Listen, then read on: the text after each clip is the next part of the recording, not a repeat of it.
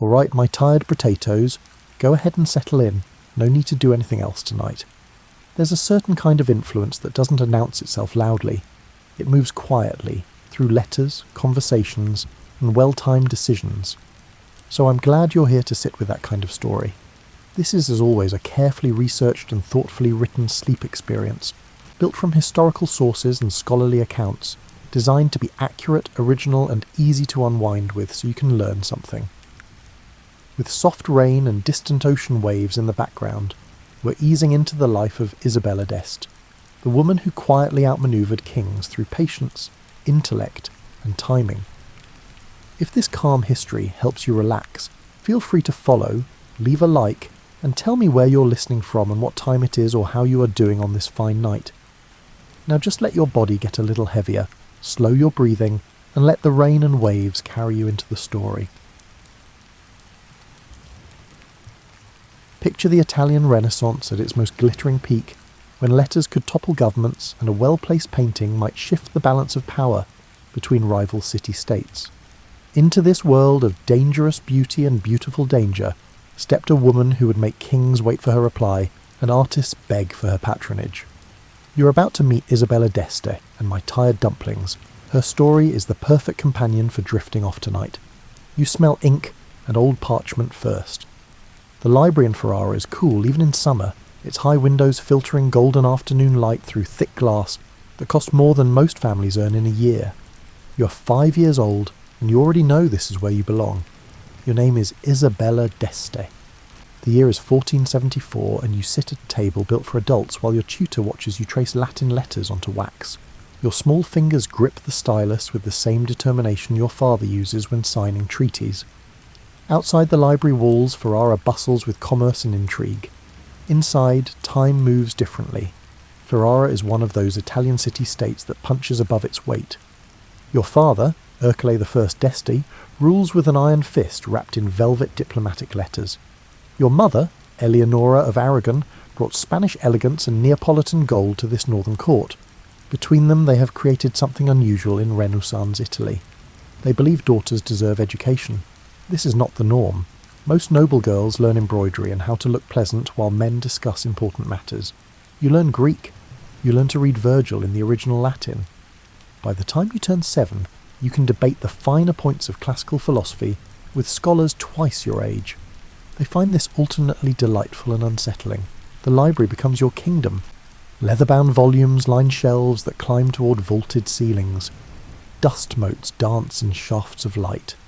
You learn the particular creak of the door, the musty smell of manuscripts from Constantinople, the satisfying scratch of quill on parchment. Your younger sister Beatrice sometimes joins you, though she prefers the stables. You prefer dead Romans. Your tutor is a man named Battista Guarino. His father founded one of the most famous schools in Italy, and Battista inherited both the position and the fierce belief that knowledge transforms people.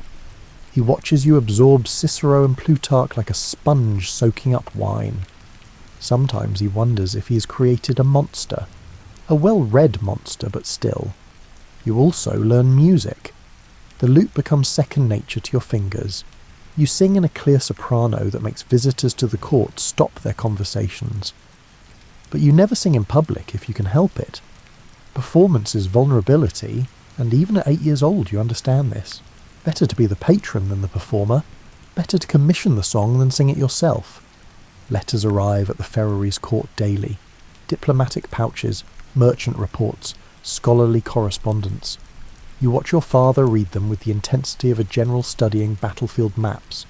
Each letter is a potential opportunity or threat. You absorb this lesson without anyone teaching it directly. Words have power. Choose them carefully.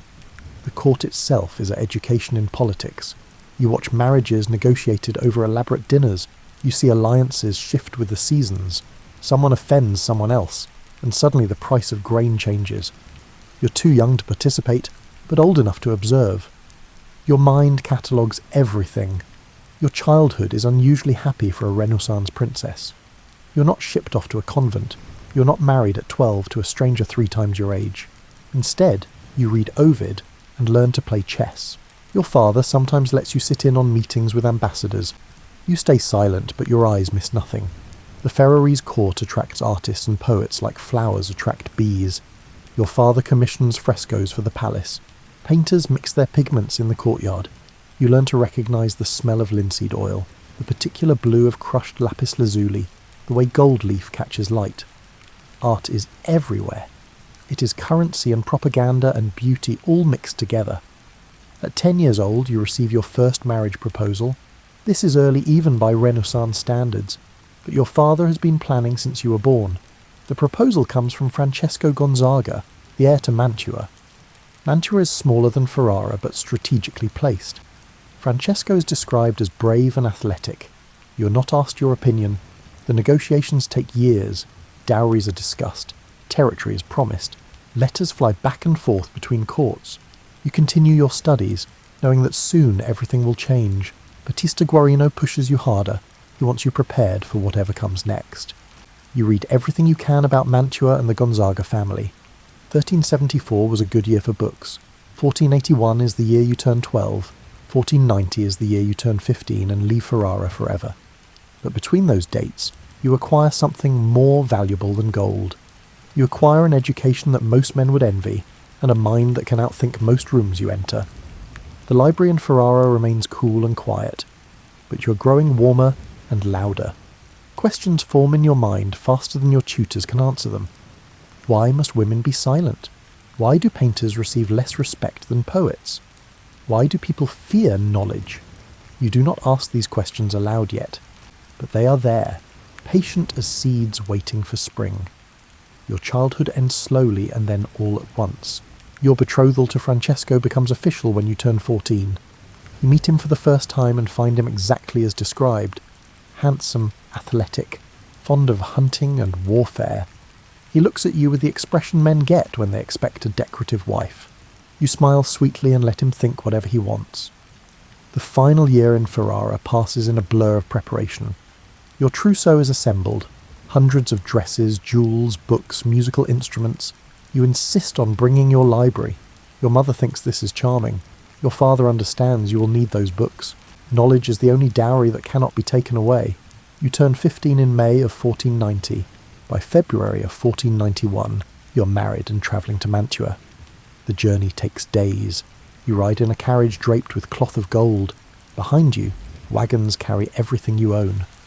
Ahead of you, Mantua waits. You have studied maps of the city. You know its history, its economy, its weaknesses. You're ready, or so you think. Mantua smells different from Ferrara. More water, less stone.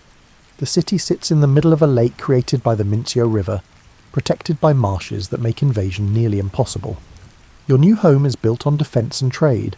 You arrive on a cold February morning and step out of your carriage onto foreign cobblestones. Your husband greets you warmly. Francesco Gonzaga is 25 to your 15. He has been ruling Mantua since his father passed away 5 years ago. He is everything a Renaissance prince should be. Strong, brave, politically shrewd when he needs to be. He's also away from home roughly 300 days a year, fighting as a condottiero. This turns out to be the best wedding gift anyone could give you. The ducal palace in Mantua sprawls across the city like a small town. It has more than 500 rooms, multiple courtyards, private chapels, and enough corridors to get lost in for days. Your apartments are beautiful, but someone else's taste. Heavy tapestries, dark furniture, religious paintings that all look the same. You immediately start planning changes. Your mother-in-law still lives in the palace. Margherita of Bavaria is a formidable woman who's been running Mantua's court for decades. She eyes you with a suspicion reserved for young women who might threaten established power. You are polite, deferential, and absolutely determined to carve out your own space. The dance begins. The first few months pass in a haze of adjustment. You learn the palace layout. You meet the staff, the courtiers, the local nobles who owe allegiance to your husband. Everyone watches you, measuring, judging, waiting to see what kind of marchesa you will be. You smile and stay quiet and observe everything. Francesco leaves for military campaigns within weeks of your wedding. He kisses you goodbye and rides off with his army. You are relieved. Running a court is easier without a husband underfoot. Your mother-in-law assumes she will continue managing everything. She assumes wrong. You start small. A letter here, a suggestion there. You attend meetings with ambassadors when Francesco's away. You ask questions that sound naive but reveal sharp intelligence. The counsellors are charmed. You're so young, so interested, so respectful of their wisdom. They start explaining things to you in detail. You absorb everything and never correct their assumptions. Letters become your weapon of choice. You write to your family in Ferrara daily at first, then weekly. You write to friends, scholars, artists, diplomats. Each letter is carefully crafted. You mix personal news with political gossip, requests for information with offers of friendship. Your network begins to grow. The palace transforms slowly under your influence. You commission new frescoes for your private chambers. You hire musicians for the court. You host poetry readings and philosophical debates. Mantua has always been a military power. You start making it a cultural one. Your first real test comes 6 months after your wedding. A diplomatic crisis erupts between Mantua and Venice. Francesco is away fighting for Milan. The Venetian ambassador arrives demanding answers. Your mother-in-law wants to stall until Francesco returns. You suggest a different approach. You meet with the ambassador yourself. You are 16 years old and facing a man who has negotiated with popes. You offer him wine and compliments and carefully worded assurances. You promise nothing concrete but leave him feeling heard. He departs thinking you are a delightful child who will grow into her role. You have just bought Mantua 3 weeks to prepare its defence. Francesco returns and hears about your diplomatic intervention. He is surprised but pleased. His young wife showed initiative. What he does not realise yet is that you have no intention of stopping. You have tasted power, and it suits you. The court begins to shift. Slowly, almost imperceptibly, people start coming to you with problems instead of waiting for Francesco or deferring to Margherita. You handle requests for positions, settle disputes between courtiers, make decisions about household expenses. You're not aggressive about it. You simply fill a vacuum. Your relationship with Francesco settles into a pattern. When he is home, you are the dutiful wife. You attend his banquets, smile at his friends, listen to his war stories. When he leaves, you rule. It works better than most Renaissance marriages. You give him heirs and political stability. He gives you freedom. Your first child arrives in 1493, a daughter named Eleonora after your mother. You're 17 and recover quickly from childbirth. A son follows in 1494, then another, then more daughters. You produce 8 children over 15 years. Each pregnancy slows you down for months but never stops you completely. You dictate letters from your birthing bed. The palace continues to transform. You claim a series of rooms in a tower and begin creating something special. Your studiolo, your study. A private space where you can think and read and build your collection. This becomes your obsession over the next decade. But that story comes later. Money is always tight in Mantua. Francesco spends vast sums on military campaigns and hunting. The state treasury groans under the weight of his expenses. You begin managing finances with the same attention you give to letters. You find ways to stretch ducats, negotiate better deals with merchants, invest in profitable ventures. Nobody thanks you for this because nobody realises how close to bankruptcy Mantua often comes. Your education in Ferrara pays dividends daily. You can read Latin contracts without a translator. You understand classical allusions that scholars drop into conversation. You can discuss philosophy with visiting humanists and hold your own. The court intellectuals initially patronise you. After a few conversations, they start seeking you out. Mantua in the 1490s is a city of contrasts. Great wealth exists alongside poverty. Magnificent palaces overlook muddy streets. Your husband employs Andrea Mantegna, one of the greatest painters in Italy, but the city sewers are medieval nightmares. You begin making improvements where you can. Better lighting in public squares, repairs to churches, small changes that add up. Your correspondence grows exponentially. You write to Isabella del Balzo in Naples, Elisabetta Gonzaga in Urbino, your sister Beatrice in Milan. These are not just friendly letters, they are intelligence networks. You trade information about political developments, artistic trends, marriage prospects, everything.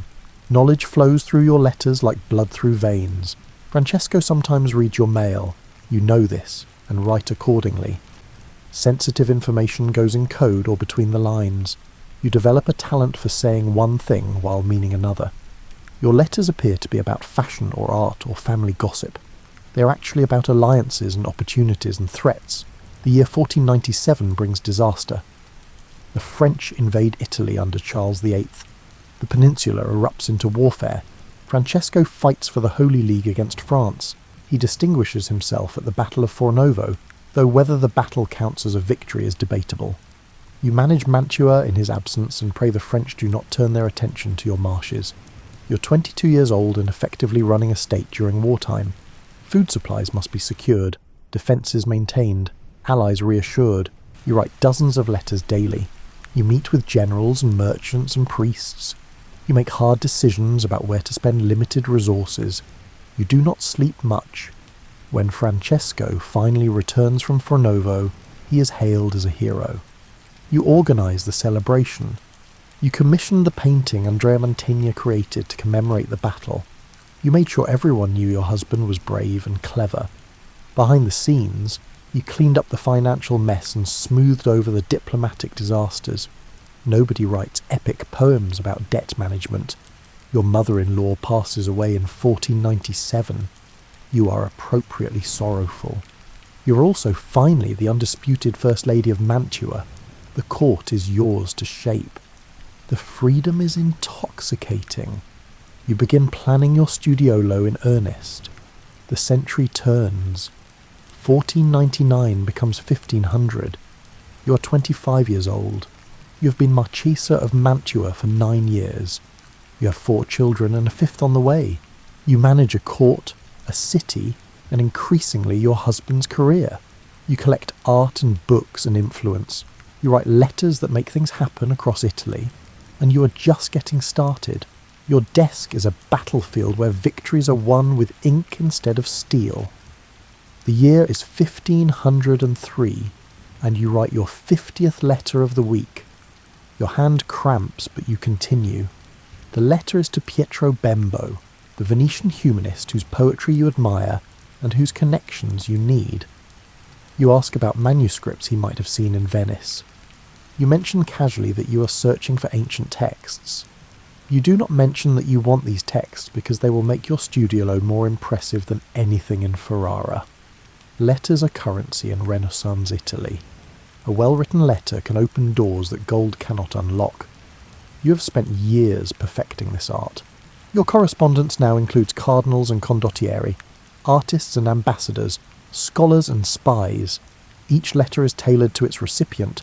Flattery for the vain, philosophy for the intellectuals, gossip for those who trade in secrets. You never sign your letters simply Isabella. You're always Isabella d'Este Gonzaga, Marchesa of Mantua. The title matters. It reminds people you write with authority. It transforms requests into commands disguised as requests. When you ask an artist to create something for you, he understands this is not really a question. Cesare Borgia is terrorizing central Italy in 1501. His armies sweep through Romagna like a plague. Your husband Francesco is captured through treachery and held prisoner in Venice. Suddenly you're not just managing Mantua, you're its only defence against the most dangerous man in Italy. The letters you write during this crisis could fill volumes. You write to every ally Mantua has ever cultivated. You beg, bargain and threaten as needed. You write to the Pope, who happens to be Cesare's father. You write to the French king. You write to Venice demanding they release your husband. You write to Cesare himself, a delicate dance of diplomacy with a man who strangles his enemies personally. Francesco spends months in Venetian custody. You spend those months holding Mantua together through sheer force of will and strategic correspondence. You negotiate his release, manage the city finances, raise your children, and commission art. You do not have time to fall apart, so you simply do not fall apart. The experience teaches you something vital. You do not need a husband to rule. You actually rule better without one. This is a dangerous realization for a Renaissance woman to have. You keep it to yourself and continue being the perfect, dutiful wife whenever Francesco is home. Your network of correspondence becomes legendary. You write to Niccolò da Correggio about poetry and politics. You exchange letters with Baldassare Castiglione, who will later immortalize the perfect courtier in his famous book. You correspond with scholars in Rome, artists in Florence, diplomats in France. Each letter strengthens a connection that might someday prove useful. Some letters are about art. You write to Leonardo da Vinci asking him to paint your portrait. You write to Giovanni Bellini requesting an allegorical painting for your studiolo. You write to Pietro Perugino, Andrea Mantegna, Lorenzo Costa. Each letter is carefully crafted to make the artist feel valued while making clear that working for you is an honour they should jump at. Leonardo never paints your portrait. He's too busy with other projects and too easily distracted. You're annoyed but philosophical. You commission someone else. This happens repeatedly. Famous artists promise you work and then get distracted by other patrons who pay more or seem more prestigious. You learn to diversify your commissions. Other letters are pure politics. You write to the Marquis of Mantua. Wait, that is your husband. You write to the Duke of Ferrara, your father, advising him on alliances. You write to powerful women like Caterina Sforza, comparing notes on how to survive in a man's world. You write to your sister Beatrice in Milan until she dies in childbirth in 1497. After that, you write letters of condolence, but also letters claiming some of her possessions. Family is family, but a good manuscript is a good manuscript. Money is always a subtext in your letters. You're constantly short of funds. Mantua's treasury cannot support both Francesco's military adventures and your artistic patronage. You become a master at negotiating prices down while making artists feel honoured to work for less. You trade favours, promise future commissions, offer introductions to other wealthy patrons. Anything to stretch your limited ducats. Your letters about fashion are legendary in their own right. You write to agents in Venice and Florence demanding they send fabric samples. You describe in minute detail the exact shade of crimson you want, the precise weight of silk that will drape correctly. You stay years ahead of fashion trends by cultivating correspondents who tell you what the French court is wearing before anyone else in Italy knows. You also use letters to manipulate your husband's career. When Francesco considers an alliance you think is stupid, you write to the potential ally making polite excuses. When you want Francesco to take a particular military contract, you ensure he receives letters from influential people suggesting exactly that. He thinks he's making his own decisions. You know better. The Vatican becomes a frequent target of your correspondence. You write to cardinals asking favours. You send gifts to papal secretaries who might prove useful. You cultivate relationships with anyone who has the ear of whoever is currently pope. The papacy changes hands with alarming regularity in these years, but your network adapts. Some of your letters are surprisingly funny. You write to friends describing court disasters with a wry humour that makes the recipient laugh. You make jokes about your husband's hunting obsession, your mother-in-law's stuffiness, the pretensions of minor nobles. These letters humanise you in ways that formal diplomatic correspondence never could. Your filing system for letters is meticulous. You keep copies of everything you send. You organise incoming letters by sender and date. You can retrieve any letter within minutes if you need to reference a promise someone made or a request you denied. This organisational obsession drives your secretaries mad but proves invaluable. 1499 brings personal tragedy. Your father dies. Your brother Alfonso inherits Ferrara. You're no longer the daughter of a duke but the sister of one. The relationship is different. Alfonso does not indulge you the way your father did. You adjust your approach in letters to him accordingly. The early 1500s see your correspondence reach truly impressive volumes. You write dozens of letters weekly. Your secretaries struggle to keep up. You dictate while pacing. You revise mercilessly. Every word must be perfect because every word might be shown to someone else. Letters are never truly private in Renaissance Italy.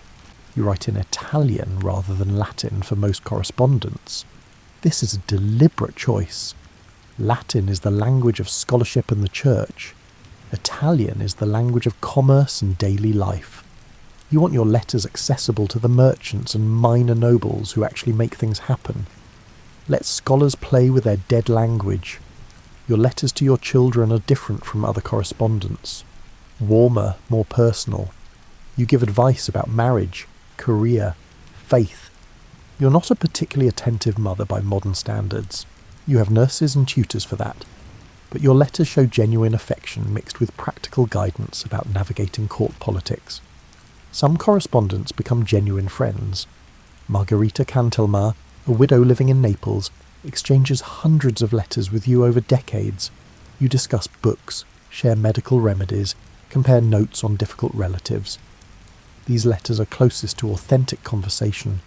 You can be yourself instead of performing the role of Marchesa. Your reputation spreads through your letters. People across Europe who have never met you feel they know you through your writing. You're charming, witty, cultured, connected. You are someone worth knowing. Ambassadors request introductions. Scholars dedicate books to you, all because you write really good letters. The irony is not lost on you. You wield more power through parchment and ink than most men achieve with armies. Your husband fights battles that shift borders temporarily. Your letters build alliances that last decades. History will remember Francesco as a capable condottiero. It will remember you as something more interesting. By 1510, you have been writing letters for 20 years. Your hand is permanently stained with ink. You can recognise different scribes by their handwriting. You know which messengers are fast, which routes are safest, which seal wax holds up best in summer heat. Letters are your life's blood, and you are nowhere near done. Your studiolo is beginning to take shape.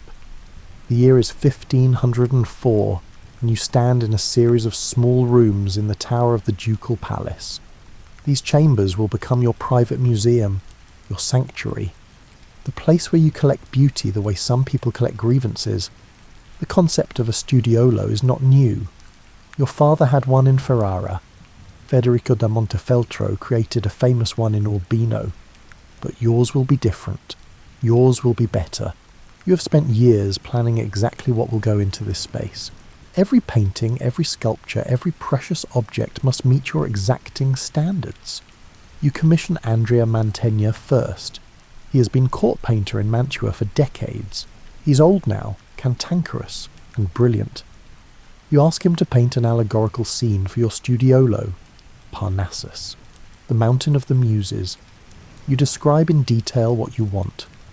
Mantegna listens, nods, and produces something that takes your breath away. The painting shows Mars and Venus together. The 9 muses dance. Apollo plays his lyre. Vulcan watches from his forge. The symbolism is complex. The execution is flawless. You pay Mantegna handsomely and immediately start planning the next commission. One perfect painting is not enough. You want the entire room to sing with harmony. Pietro Perugino receives the next commission. He's working in Florence and Rome, painting for popes and princes. You want him to paint a moral allegory, the battle between vice and virtue. You write letters describing precisely what you envision. Perugino reads your instructions and realizes you know more about iconography than most of his patrons. The negotiations take months. Perugino wants more money than you have. You offer what you can and sweeten the deal with promises of future commissions. You invoke your connections to other wealthy patrons. You make him understand that working for Isabella d'Este means joining an exclusive club. He accepts. Your collection begins with paintings, but rapidly expands. You acquire ancient Roman coins. You buy cameos carved from precious stones. You hunt for antique sculptures, fragments of classical statuary that speak of lost glory. Each piece must tell a story. Each object must justify its place in your private museum. You develop a reputation among dealers and collectors. Isabella d'Este has exquisite taste and no money. This creates challenges. You cannot outbid the Medici or the Venetian doges. You must be cleverer. You cultivate personal relationships with artists and dealers. You trade on your charm and your connections.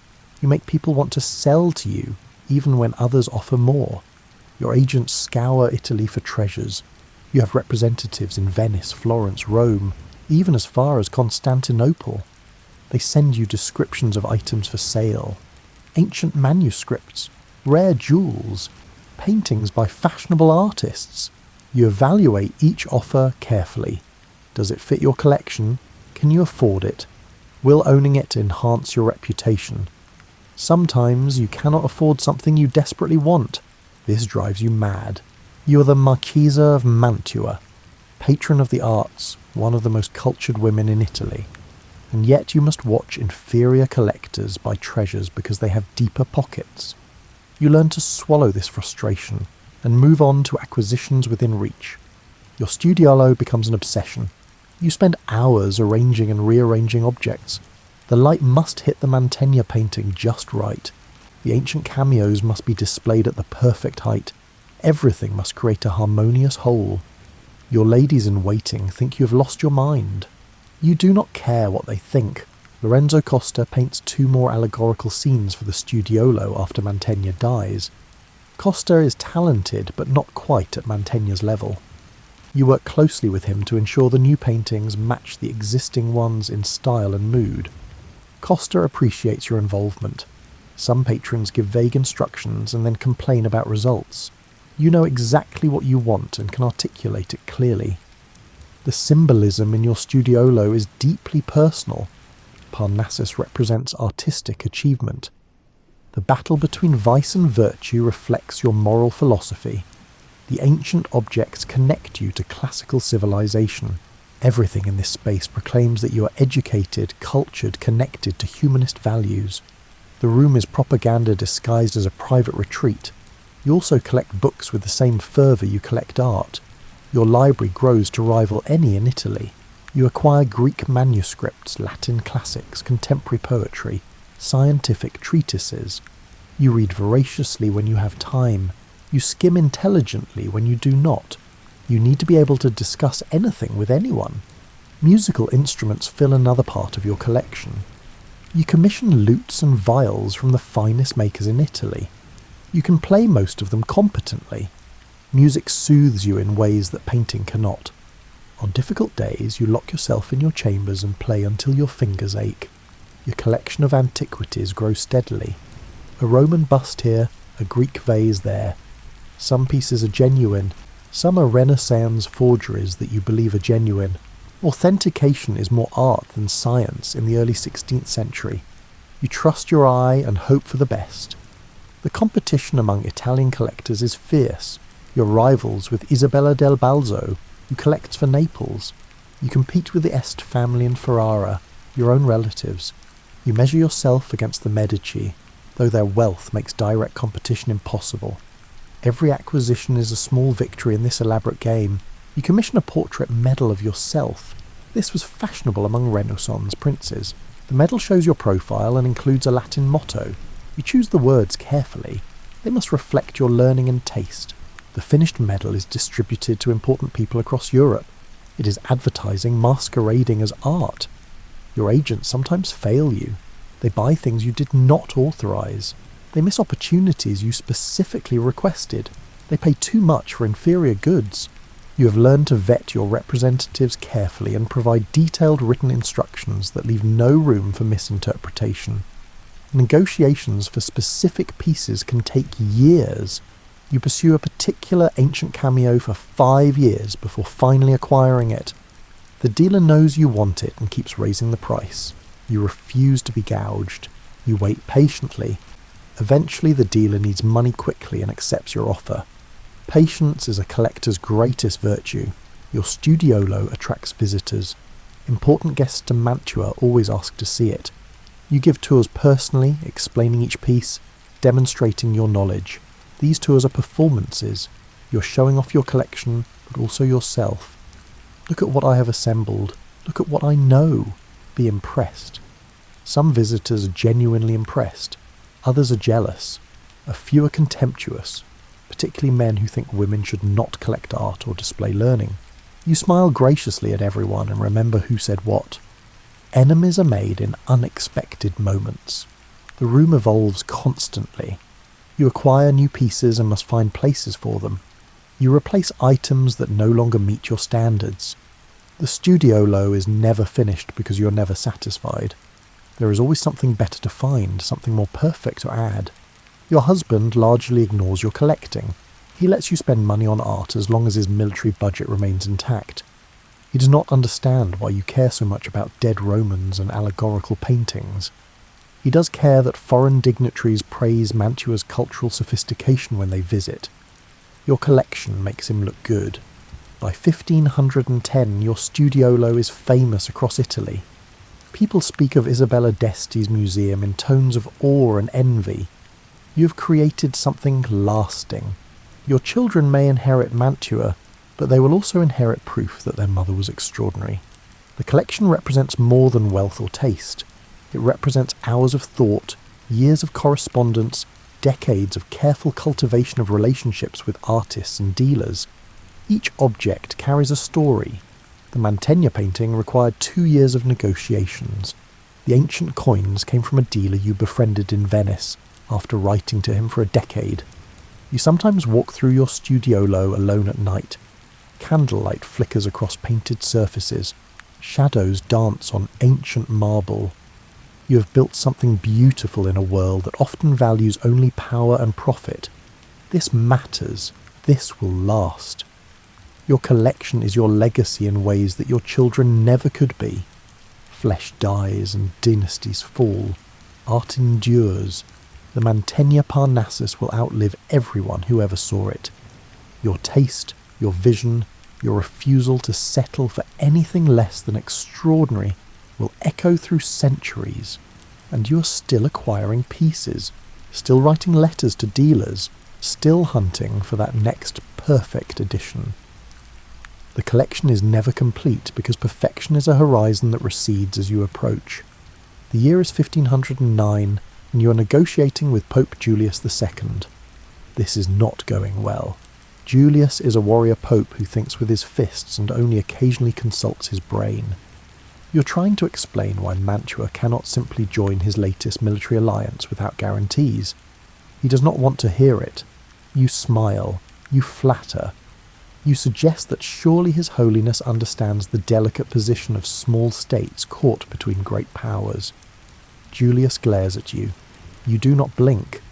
This is a staring contest with eternal consequences, and you refuse to lose. Your diplomatic career has been building for years. You started with small negotiations, local disputes, minor alliances.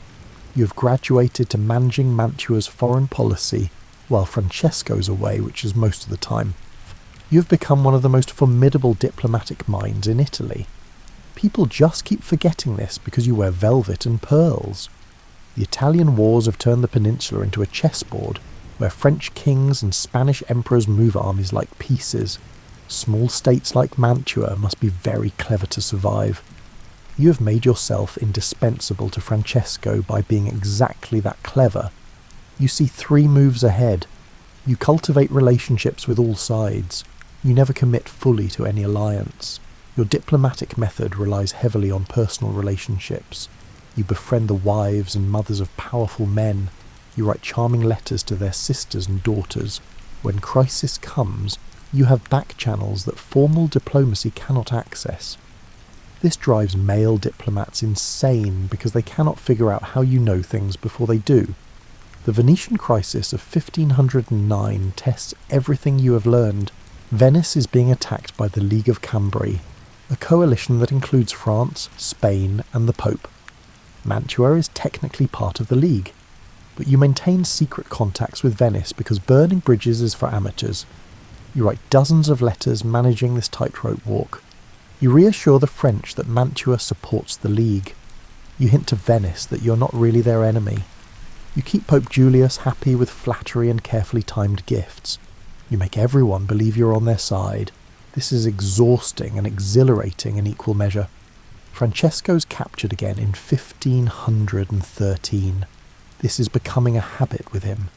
He gets caught by the Swiss while fighting for France. Once again, you must secure his release through diplomacy.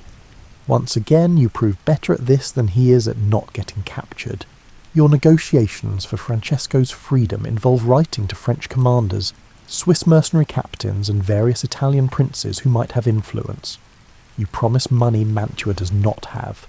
You call in favours from people who owe you nothing. You lie creatively about Mantua's strategic importance. Francesco is released after several months. He thanks you absently and rides off to his next military campaign. The diplomatic world is changing in the early 1500s. The old system of Italian city-states balancing each other has collapsed. France and Spain are turning Italy into their battlefield. Survival requires adapting quickly to new realities. You are good at adapting. You cultivate relationships with foreign ambassadors posted to Mantua. You host dinners where wine flows and conversation reveals more than official dispatches. You learn which ambassadors can be trusted, which are incompetent, which report everything back to their masters. You adjust your performance accordingly. Some of your best diplomatic work happens at weddings and funerals. These events bring together people who otherwise never meet. You use them to have quiet conversations that shift alliances. You plant seeds that bloom months later into treaties. You make enemies reconsider their positions through strategic compliments. Your gender is sometimes an advantage. Men underestimate you. They think you are just a woman playing at politics. They speak freely around you. They reveal information they would never share with a male diplomat. You smile and nod and remember everything. Other times your gender is a crushing disadvantage. You're excluded from meetings. Your advice is ignored because it comes from a female voice. Decisions are made without consulting you. You work twice as hard for half the recognition. You accept this as the cost of operating in a man's world. The French invasion of 1515 brings new challenges. Francis I defeats the Swiss at Marignano and occupies Milan. Suddenly France is Mantua's most powerful neighbour. You immediately begin writing letters to the French court. You offer congratulations on the victory. You hint at Mantua's value as an ally. You make yourself useful before anyone asks. Your diplomatic correspondence in these years reads like a masterclass in strategic ambiguity. You promise everything and nothing. You express support for multiple contradictory positions. You make people believe what they want to believe while committing to nothing concrete. This is art. Francesco dies in 1519. You are 44 years old and suddenly the regent for your young son Federico. This should be a disaster. Instead, it is your moment of triumph. You have been preparing for this your entire adult life. As regent, you finally have official authority to match your unofficial power. You negotiate directly with foreign princes. You make treaties in Mantua's name. You manage the state treasury, such as it is. You prove that everything you have been doing secretly for years, you can do openly just as well. The diplomatic challenges do not ease after Francesco's death. If anything, they intensify. Every neighbouring state wonders if Mantua will be weakened by a woman ruling for a child. You quickly demonstrate that Mantua is stronger than ever. You make smart alliances. You avoid expensive wars. You keep the vultures circling without letting them land. Your reputation grows across Europe. Ambassadors report back to their masters that the Marquisa of Mantua is someone to watch. She is intelligent, well-informed, difficult to deceive. She runs her state as well as any prince in Italy. Some rulers are impressed. Others are threatened. You do not care which as long as they respect Mantua's interests. You use cultural diplomacy as effectively as military alliances. You loan artworks to foreign rulers. You send musicians to perform at distant courts. You commission portraits as diplomatic gifts. Every painting, every sculpture, every performance reinforces Mantua's reputation as a centre of Renaissance culture. The Council of Mantua in 1512 brought church leaders from across Europe to your city. You hosted them magnificently. You made sure every delegate left impressed by Mantua's sophistication. This was diplomacy through hospitality, and you orchestrated it perfectly. Your network of female correspondents provides intelligence that male spies cannot access. The wives and daughters of powerful men tell you things about their husbands and fathers. Court gossip flows through letters perfumed with lavender water. You learn about alliances being formed, grudges being nursed, opportunities emerging. This information makes you dangerous. Some diplomatic situations cannot be solved with letters and charm. Occasionally you must be harsh. You exile courtiers who betray Mantua's interests. You cut off negotiations with princes who insult you.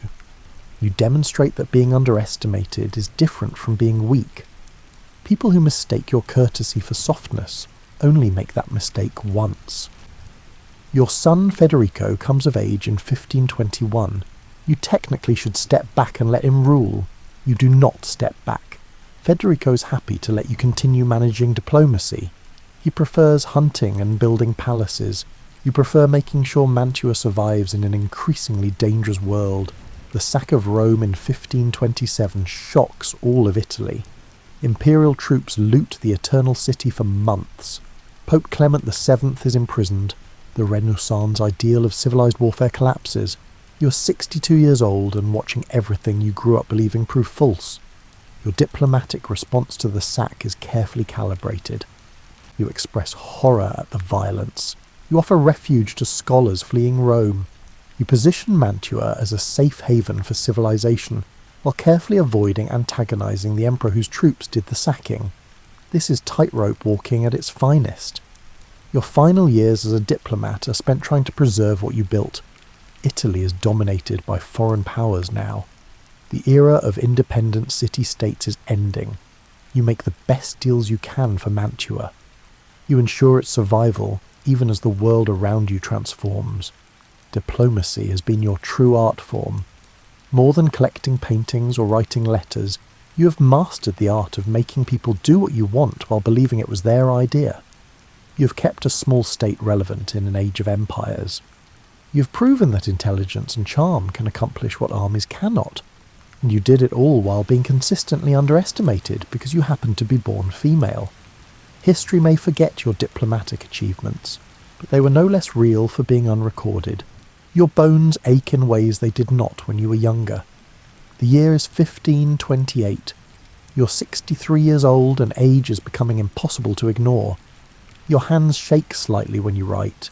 Your eyes tire after reading. Your body is sending increasingly urgent messages that you are not immortal. You ignore these messages and continue working. The sack of Rome still reverberates across Italy. Refugees from the Eternal City continue arriving in Mantua. Scholars, artists, clergymen, all fleeing the violence. You provide what hospitality you can. You commission new works from displaced artists.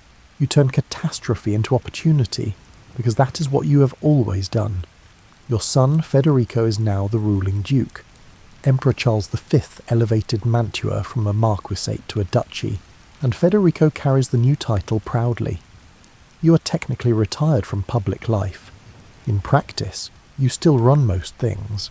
Federico consults you on every important decision. He has learned that ignoring his mother's advice leads to disaster. Your studiolo is complete at last. Every wall is covered with paintings. Every shelf holds precious objects. The room represents decades of collecting and centuries of culture. You sometimes sit there alone and marvel that you built this. A girl from Ferrara created one of the finest private museums in Italy. Money remains tight. It has always been tight, but now you feel it more acutely. Your pension is never enough. Federico gives you what he can, but the duchy's finances are strained. You continue negotiating with dealers, trying to acquire pieces you cannot afford. Some habits never die.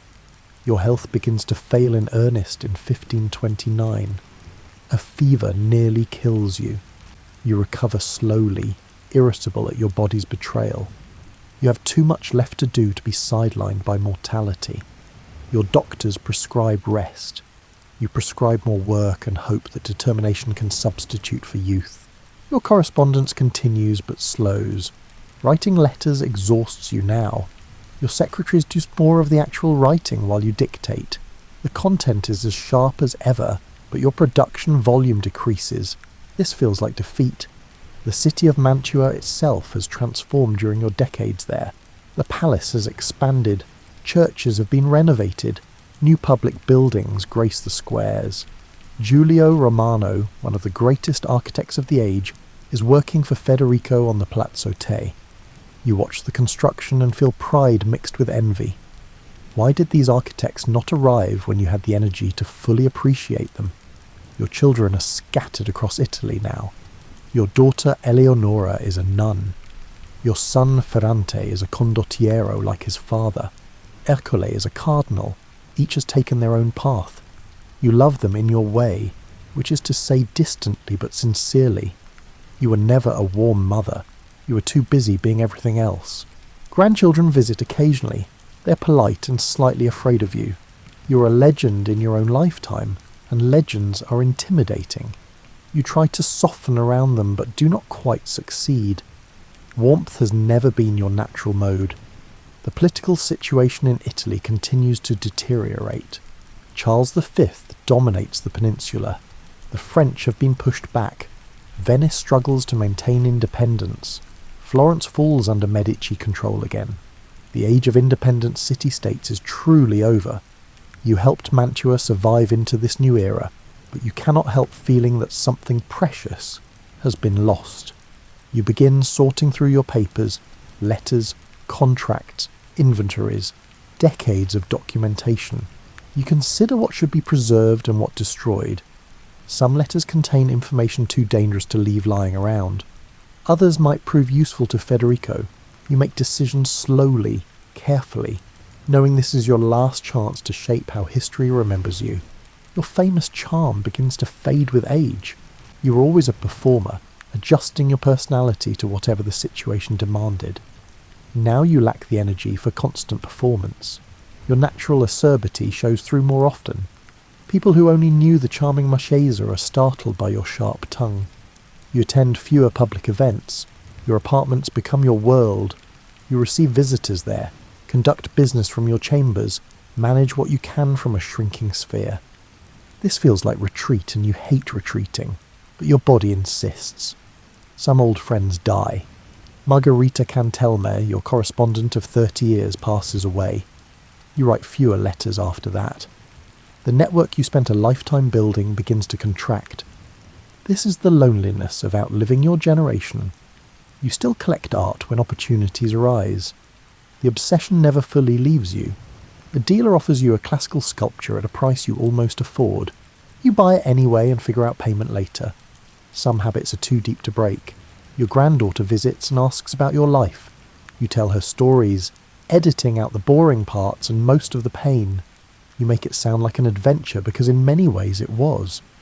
You leave out how exhausting it all was, how constant the struggle, how many times you wanted to quit. She listens wide-eyed, and you wonder if any of this will matter to her generation. 1530 brings more health crises. You are 65 and clearly fading.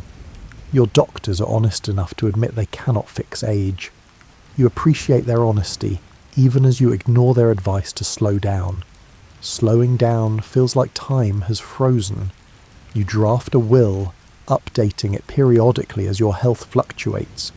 Your collection must be carefully divided. Your books will go to certain people, your jewels to others. You try to be fair while ensuring your finest pieces stay in Mantua. This is harder than negotiating treaties. Federico visits your sickbed and you discuss state business. He needs your advice on dealing with the emperor. You summon the energy to think clearly about diplomacy one more time. You outline a strategy. Federico takes notes. You feel useful, which matters more than comfort. Your mind remains sharp even as your body fails. This is both blessing and curse. You can see exactly what is happening to you and cannot stop it. You're losing a war against an undefeatable enemy.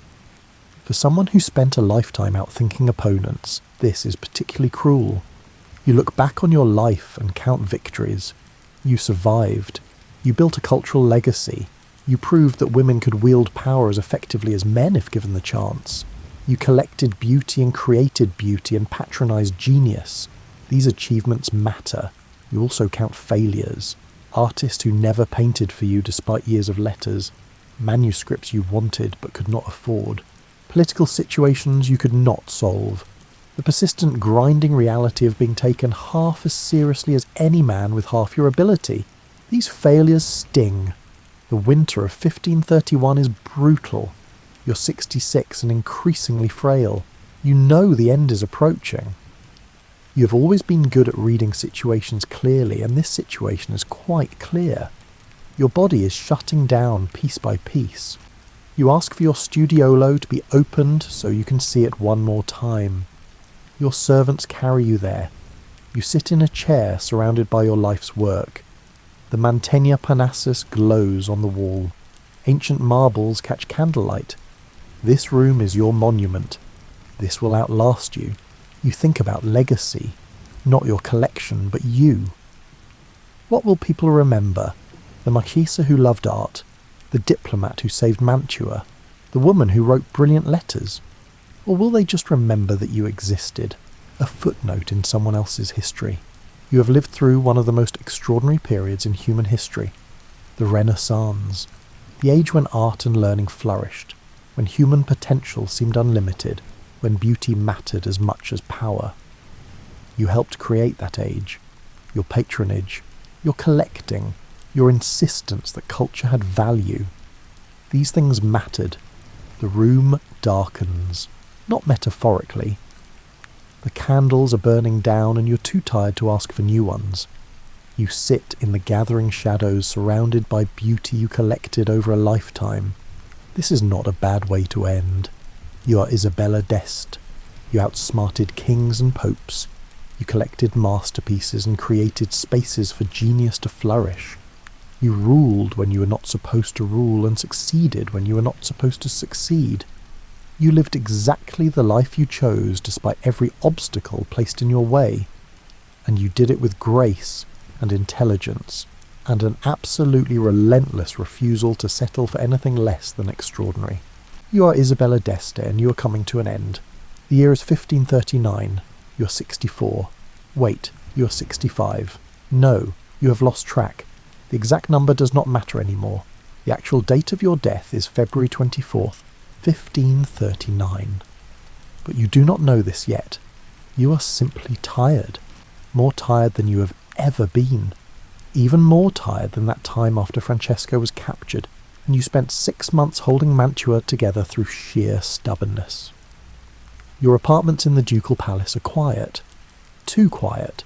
Servants move around on tiptoe. Your son Federico visits often, his face carefully composed to hide worry. Your grandchildren are brought to see you. They are quiet, too. Everyone is being very gentle, which tells you exactly how bad things are. You drift in and out of consciousness. When you are awake, you think about your collection. You worry about who will care for it properly after you're gone. You have given detailed instructions, but you know how these things work. People promise to honour your wishes and then do whatever is convenient. Your final illness is not dramatic. No battle scenes, no tragic final speeches. You simply wear out like a piece of machinery that has been running for 65 years. Your heart is tired. Your lungs are tired. Everything is tired. Your mind remains relatively clear, which is almost worse. You can see exactly what is happening. You think about your studiolo often during these final days. The room you spent decades perfecting. The paintings, the sculptures, the precious objects. Each one represents hours of negotiation, years of saving, relationships carefully cultivated. That room is your true child. Your actual children will inherit the duchy. Your studiolo is what you leave to the world. The day you die is cold and grey, not poetically stormy, not beautifully sunny. Just another February day in Mantua. The weather does not care about your passing. This seems appropriate somehow. You spent your life making things happen through quiet persistence, rather than dramatic gestures. Why should death be different? Your last thoughts are probably not grand. You probably do not have philosophical insights about the meaning of life. You're probably just uncomfortable and ready to be done with the whole business of being alive. This is fine. You lived extraordinary. You do not need to die extraordinary too. Your legacy begins the moment you die and continues for centuries. Your collection does scatter eventually, though it takes longer than you feared. The studiolo remains intact for decades after your death. Federico preserves it carefully. Later generations are less careful. Wars come. Economic crises force sales. The Gonzaga collection is gradually dispersed across European museums. The Mantegna Parnassus ends up in the Louvre. Other paintings from your studiolo go to museums in London, Vienna, Boston. They are studied by art historians who piece together your collecting programme. your taste, your vision, your incredibly specific requirements for artists. These become case studies in Renaissance patronage. Your letters survive in archives across Italy and beyond, thousands of them. Scholars spend careers reading through your correspondence, tracing your networks, analysing your diplomatic strategies. You become a primary source for understanding Renaissance politics, culture, and the lives of elite women. The sheer volume of your surviving correspondence is unusual. Most women's letters were not preserved. But you wrote to important people about important matters. Your letters were worth saving. They reveal a mind operating at the highest levels of Renaissance culture and politics. Your reputation evolves over time. Immediately after your death, you're remembered as a great patron and a capable regent. Later, historians emphasise your role in preserving Mantua during crisis. Modern scholars focus on you as an example of female agency in a patriarchal world. Some assessments are harsh. Critics point out that you were not always kind. You could be ruthless in negotiations, cold to your children, demanding of artists. You cared more about acquiring things than about the people who made or sold them. These criticisms are fair. You were complicated. Other assessments border on hagiography. You become a feminist icon, the woman who succeeded in a man's world. This makes you uncomfortable even from beyond the grave. You never thought of yourself as fighting for all women. You fought for yourself and for Mantua. The larger implications did not interest you much. Your collecting shaped what we know about Renaissance art. Because you kept detailed records of commissions, scholars can trace the creation of individual paintings. Because you corresponded with dealers, we understand the Renaissance art market. Because you had opinions about everything, we know how elite patrons thought about beauty and value. The concept of the studiolo as a private museum owes much to your example. You were not the first to create such a space, but yours became the most famous. Later collectors looked to your model when creating their own cabinets of curiosities. Your influence ripples through centuries of collecting practice. Your diplomatic achievements are harder to measure, but no less real. You kept Mantua independent and relevant during one of the most turbulent periods in Italian history. You navigated between French and Spanish empires, between popes and emperors, between Venice and Milan.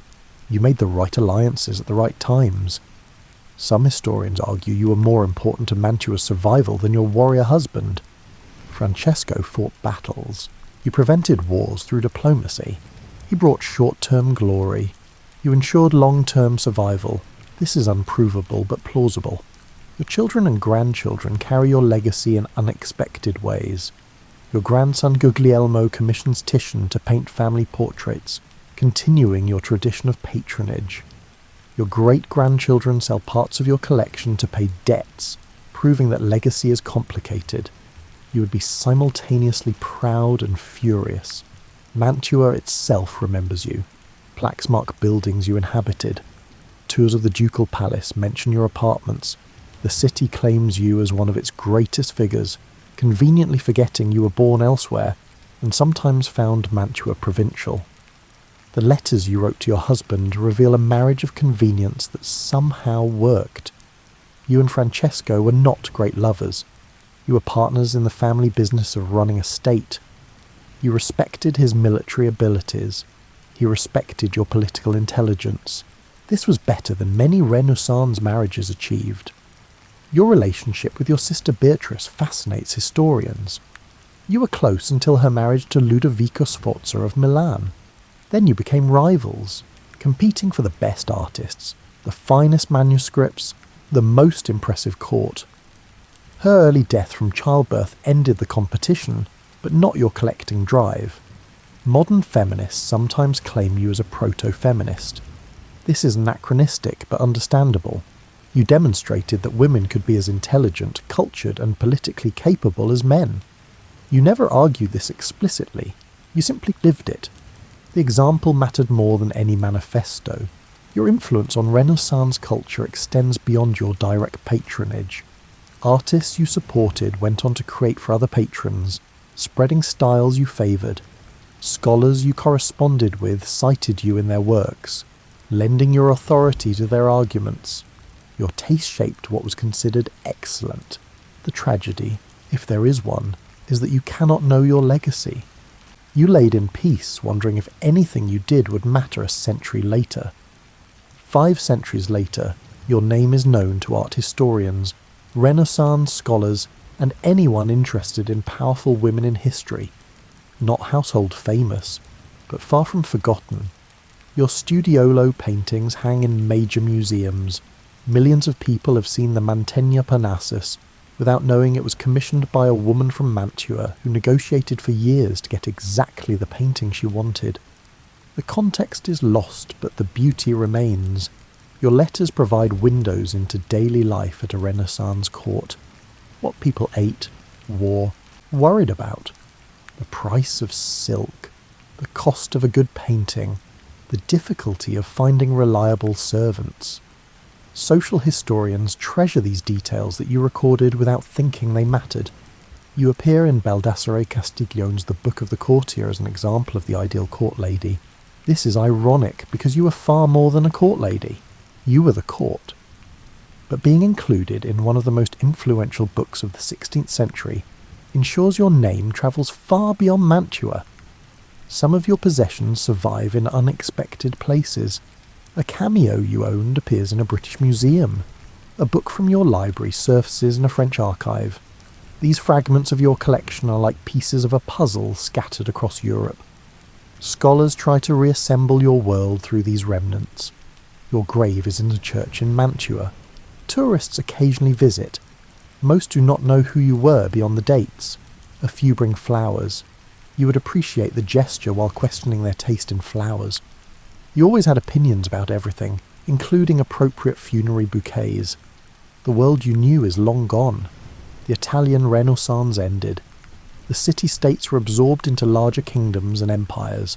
The certainties of your world collapsed under modern ideas about democracy and nationalism. But the art remains. The letters remain. The evidence of your extraordinary life remains. You outsmarted kings. This was not hyperbole. You negotiated with French kings and German emperors and Spanish monarchs. You usually got at least part of what you wanted through intelligence and charm. Kings underestimated you because you were a woman. This was their mistake. You collected beauty at a time when beauty was not considered a female concern. You were supposed to be pious and quiet and focused on your husband and children. You were pious when convenient, never quiet, and focused on building a cultural legacy. You redefined what a Renaissance woman could accomplish. Your life spanned enormous changes. You were born when Constantinople fell to the Ottomans. You passed away after the Reformation had split Christian Europe. You witnessed the height of the Renaissance and the beginning of its decline. You adapted to every change and thrived. The letters stop when you die. Thousands of conversations simply end. Your correspondents write to each other about your death. They express loss and admiration. They acknowledge that someone remarkable has left the world. Then they move on because life continues. Your actual last words are not recorded. Probably you said something practical about your collection or your will. Possibly you said nothing at all. The end is exhausting work and sometimes silence is appropriate. You are gone, but your studiolo remains, at least for a while. The paintings endure, the letters survive. The example of your life persists. You built something that outlasted you. For someone as obsessed with legacy as you were, this is victory enough. Sleep well, my tired potatoes. You have walked with Isabella d'Este through libraries and palaces, through diplomatic crises and artistic triumphs.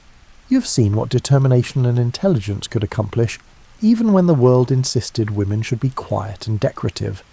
She refused to be either. She built a legacy that echoes through 500 years. If you enjoyed this journey through Renaissance Italy, and found yourself drifting peacefully as Isabella collected her treasures and outmaneuvered her rivals, consider subscribing. There are more stories waiting, more forgotten lives that deserve remembering, more history told gently enough to carry you towards sleep while respecting the complexity of the past. Until next time, rest well. Dream of studioli filled with Mantegna paintings and letters sealed with wax that once shaped the fate of nations.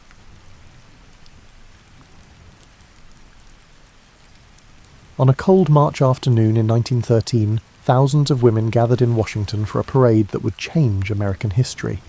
The procession they were about to begin would face unexpected chaos, violent opposition, and national scandal. Tonight, you will walk beside them through every moment of that remarkable day. You find yourself in a cramped office in Washington during the winter of 1912. The room smells of ink and paper and old wood. Stacks of letters cover every available surface. Some have spilled onto the floor, creating paper drifts in the corners. A young woman named Alice Paul sits at a desk covered with maps of the capital city. She is 28 years old. Her dark hair is pulled back severely from her face, in a style that suggests she has no time for vanity. The winter light coming through the window is weak and grey. It barely illuminates the cluttered space, but Alice does not seem to notice the dimness. She has just returned from England, where she learned protest tactics from British suffragettes. She watched women chain themselves to railings outside Parliament. She saw hunger strikes and force-feeding in prisons. She participated in window-smashing campaigns. The British movement taught her that polite requests achieve nothing. Only dramatic action forces change. Now she wants to bring that energy to America. But American suffragists tend toward genteel tactics. They hold tea parties and organise petition drives. They speak at gatherings of people who already agree with them. Alice finds this approach insufficient. The National American Woman Suffrage Association has given her a small budget and a large mandate. She must organise something spectacular for the day before Woodrow Wilson's presidential inauguration. They want visibility. They want attention. Alice intends to deliver both. The timing is no accident. When a new president arrives in Washington, the city fills with visitors and journalists. Every hotel room gets booked months in advance. Every newspaper sends reporters to cover the festivities. The inauguration dominates national conversation for weeks. Alice intends to use that attention for her cause. She wants suffragists inserted into every newspaper story about the inauguration. She wants their presence impossible to ignore. She spreads a map across her desk and traces Pennsylvania Avenue with one finger. The route runs from the Capitol to the White House. It measures exactly 1.5 miles of ceremonial importance. This avenue represents the heart of American government. Presidents travel it during inaugurations. Foreign dignitaries parade down it during state visits. Victory celebrations happen here. The idea forming in her mind is audacious. She wants to stage the largest parade for women's rights that America has ever seen. She wants it on Pennsylvania Avenue on the day before Wilson takes office. Most suffrage events happen in small halls or church basements. They attract polite audiences who already support the cause. Perhaps 200 people attend. The events receive brief mentions in local newspapers if they receive coverage at all. Alice wants something completely different. She wants spectacle that demands attention. She wants to force people who disagree with suffrage to stop and watch. She wants an event so large that newspapers cannot ignore it. Her colleague Lucy Burns arrives carrying a stack of financial documents. Lucy has red hair and a sharp mind for logistics. She also spent time with the British suffragettes. Lucy brings bad news about the budget. They have almost no money. The national organisation has given them exactly $10 to start with. $10 to organise a parade that Alice envisions, including thousands of participants. Alice just smiles. She has already begun writing letters to wealthy supporters. She knows how to ask for donations. More importantly, she knows how to make people feel that history is happening, and they must be part of it. She learned this skill from British suffragette leader Emmeline Pankhurst. Emmeline could convince wealthy women to fund radical actions by making them feel personally invested in the outcome. Alice applies the same psychology. Her fundraising letters paint vivid pictures of what the parade could accomplish. They make donors feel like heroes supporting a noble cause. The office grows dark as afternoon turns to evening. Washington winters bring early darkness. Alice lights a kerosene lamp and continues working. The lamp casts dancing shadows on the walls. She writes the word procession at the top of a fresh page. Not march, not demonstration. Procession sounds dignified and unstoppable. It suggests something ceremonial and important. Language matters in political movements. The right word can change how people perceive an event. You watch her sketch out sections for the parade. Her handwriting is precise and efficient, every letter formed with purpose. Floats will carry living tableau depicting famous women from history. Different professions will march in separate groups to show that women work in every field. This visual argument matters enormously. One common objection to women's suffrage claims that women do not participate in public life. They stay home caring for children. They have no stake in political decisions. Alice wants the parade to demolish this argument visually. Every marching section will prove that women already contribute to society in countless ways. College students will march together wearing their academic robes.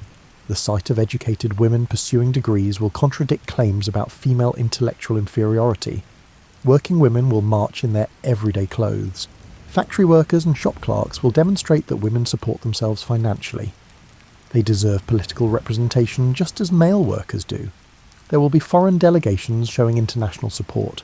There will be state delegations demonstrating the geographic breadth of the movement. Alice calculates that she needs at least 8,000 women to make the visual impact she wants. 8,000 marchers will fill Pennsylvania Avenue. They will create an image impossible to dismiss. Her friends think she's dreaming. The largest suffrage parade in American history attracted only 3,000 participants.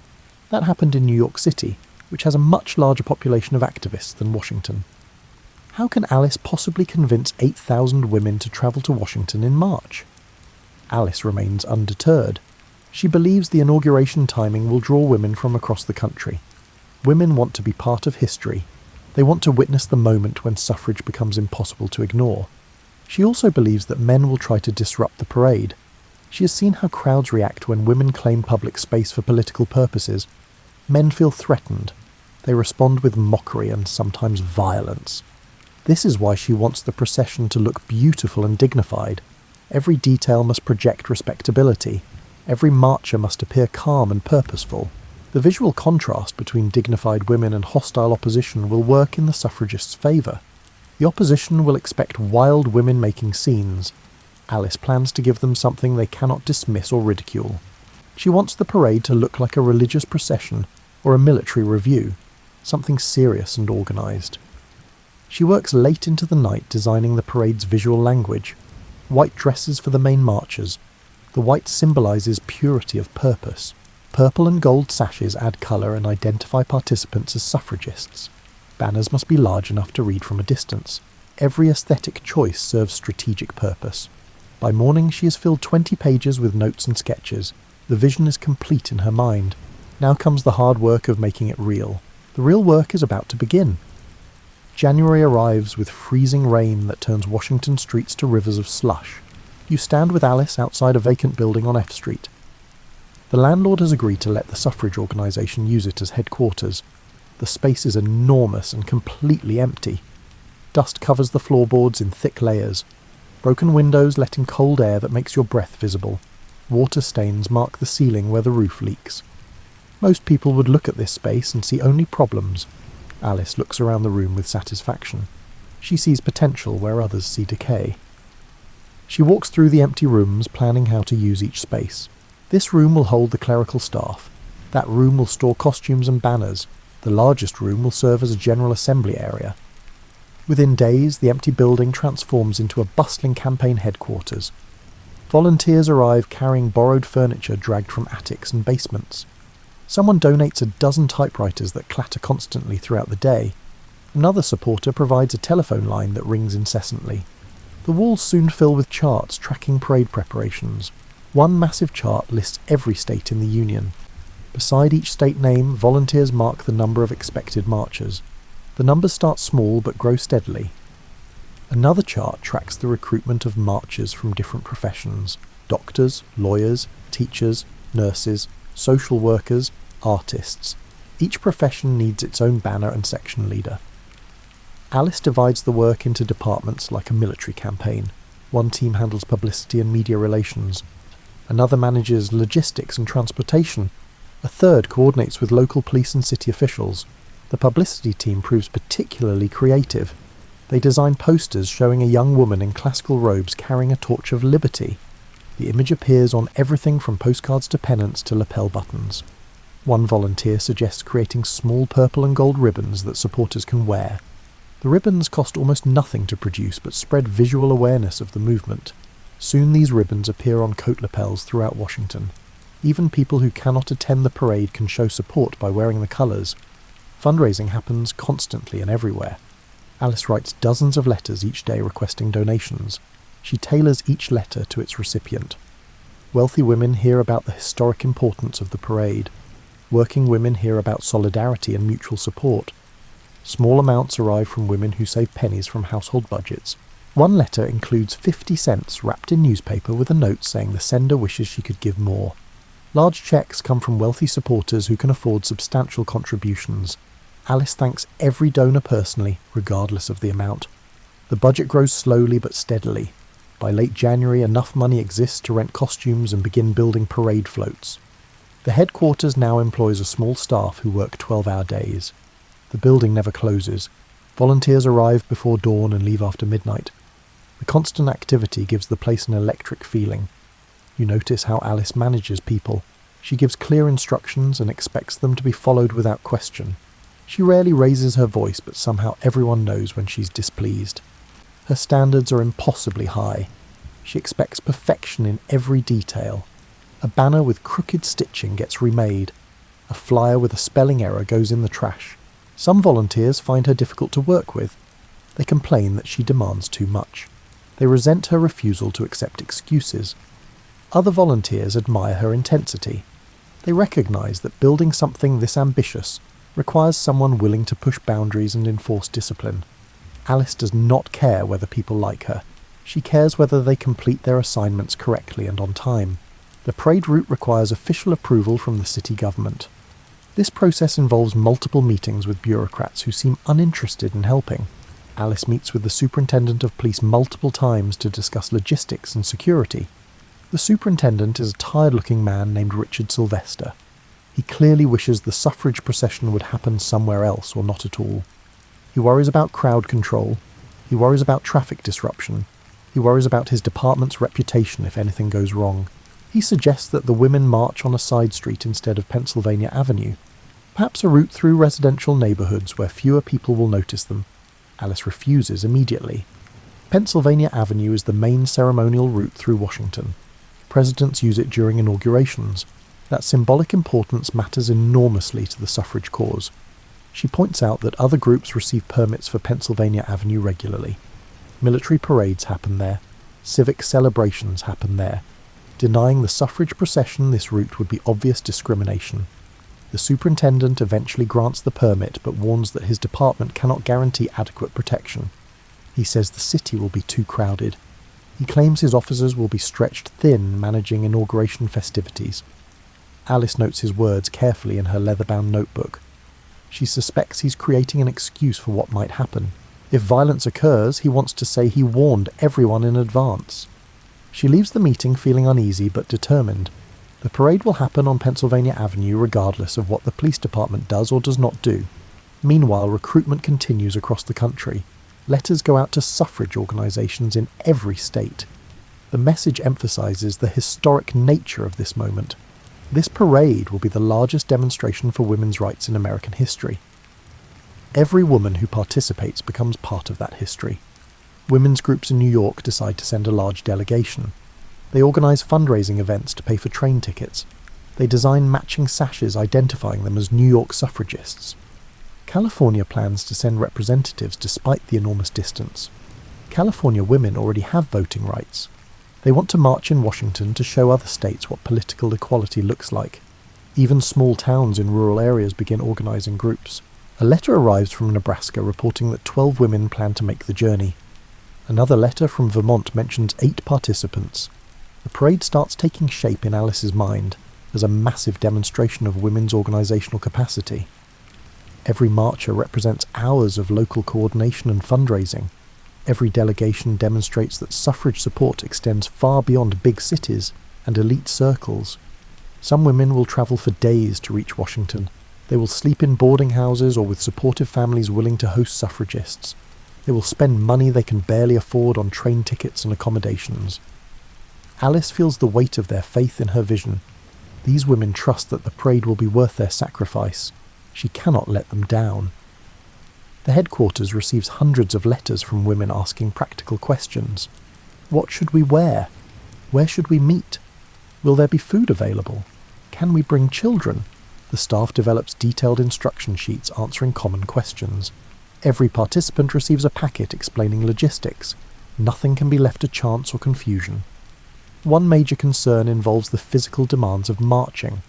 The route covers 1.5 miles. Some elderly women worry they cannot walk that far. Others have health conditions that limit their endurance. Alice arranges for automobiles to carry women who cannot march the full distance. This also adds visual variety to the procession. Not just marchers on foot, but decorated vehicles creating moving pageantry. She recruits women who own cars and asks them to decorate their vehicles with suffrage colours. The result will be a fleet of purple and gold automobiles carrying riders waving banners.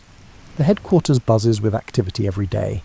Seamstresses work in one corner altering costumes to fit different body types. Artists paint banners in another area using bold letters visible from blocks away. One room becomes a costume workshop. Volunteers sew white dresses for marchers who cannot afford to provide their own. Other volunteers create elaborate allegorical costumes for the floats. Someone has the idea to include a herald on horseback at the front of the procession. Alice immediately sees the dramatic potential.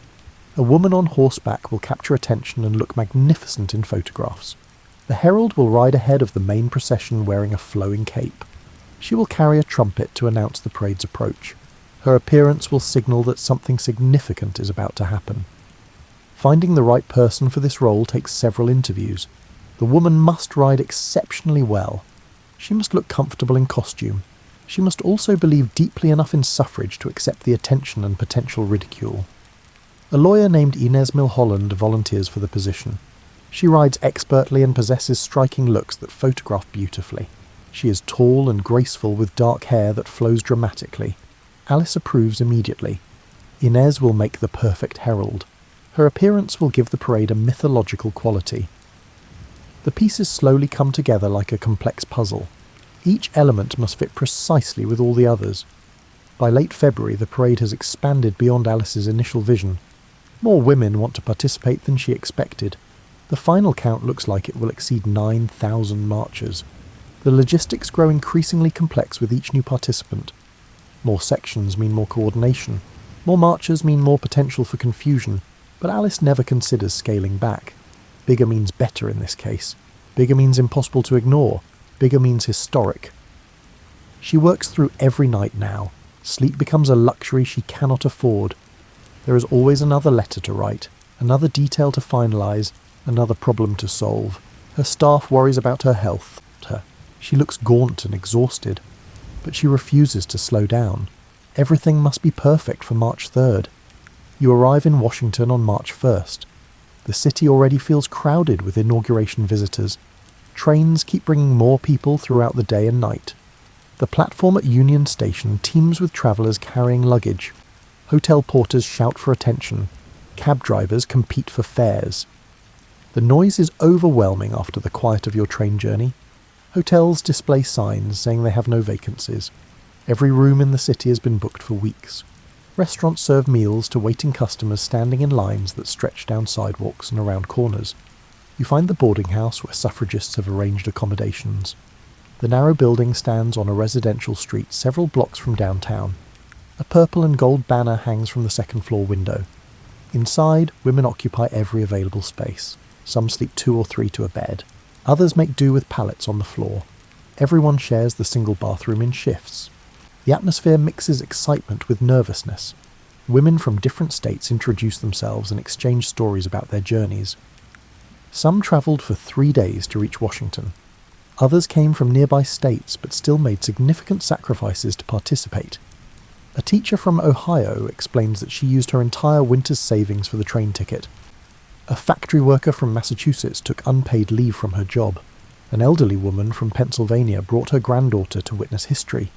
Each story reinforces the importance of what will happen tomorrow.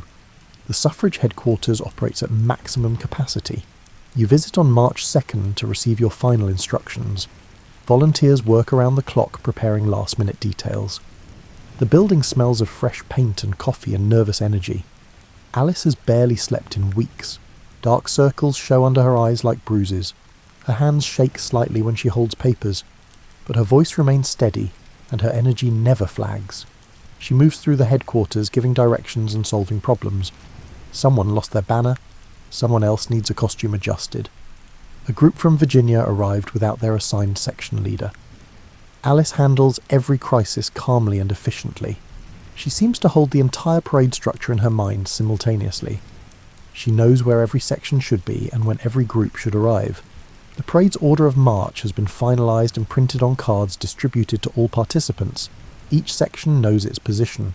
Each group knows when to arrive at the staging area and where to line up.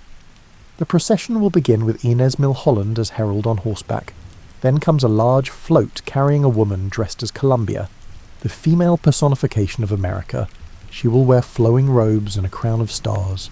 Bands will provide music throughout the parade. Alice has recruited military bands, college bands, and community bands. Music will keep marchers in step and lift spirits. After the floats come the marches organised by Procession. This arrangement serves strategic purpose. It demonstrates visually that women work in every field of American life. Doctors will march together wearing white medical coats. Their banner reads, "Women Physicians for Equal Rights." Lawyers march in another section. Teachers form one of the largest professional groups. Nurses arrive in their distinctive uniforms. Artists and writers form their own contingent. Factory workers march to represent women in manufacturing.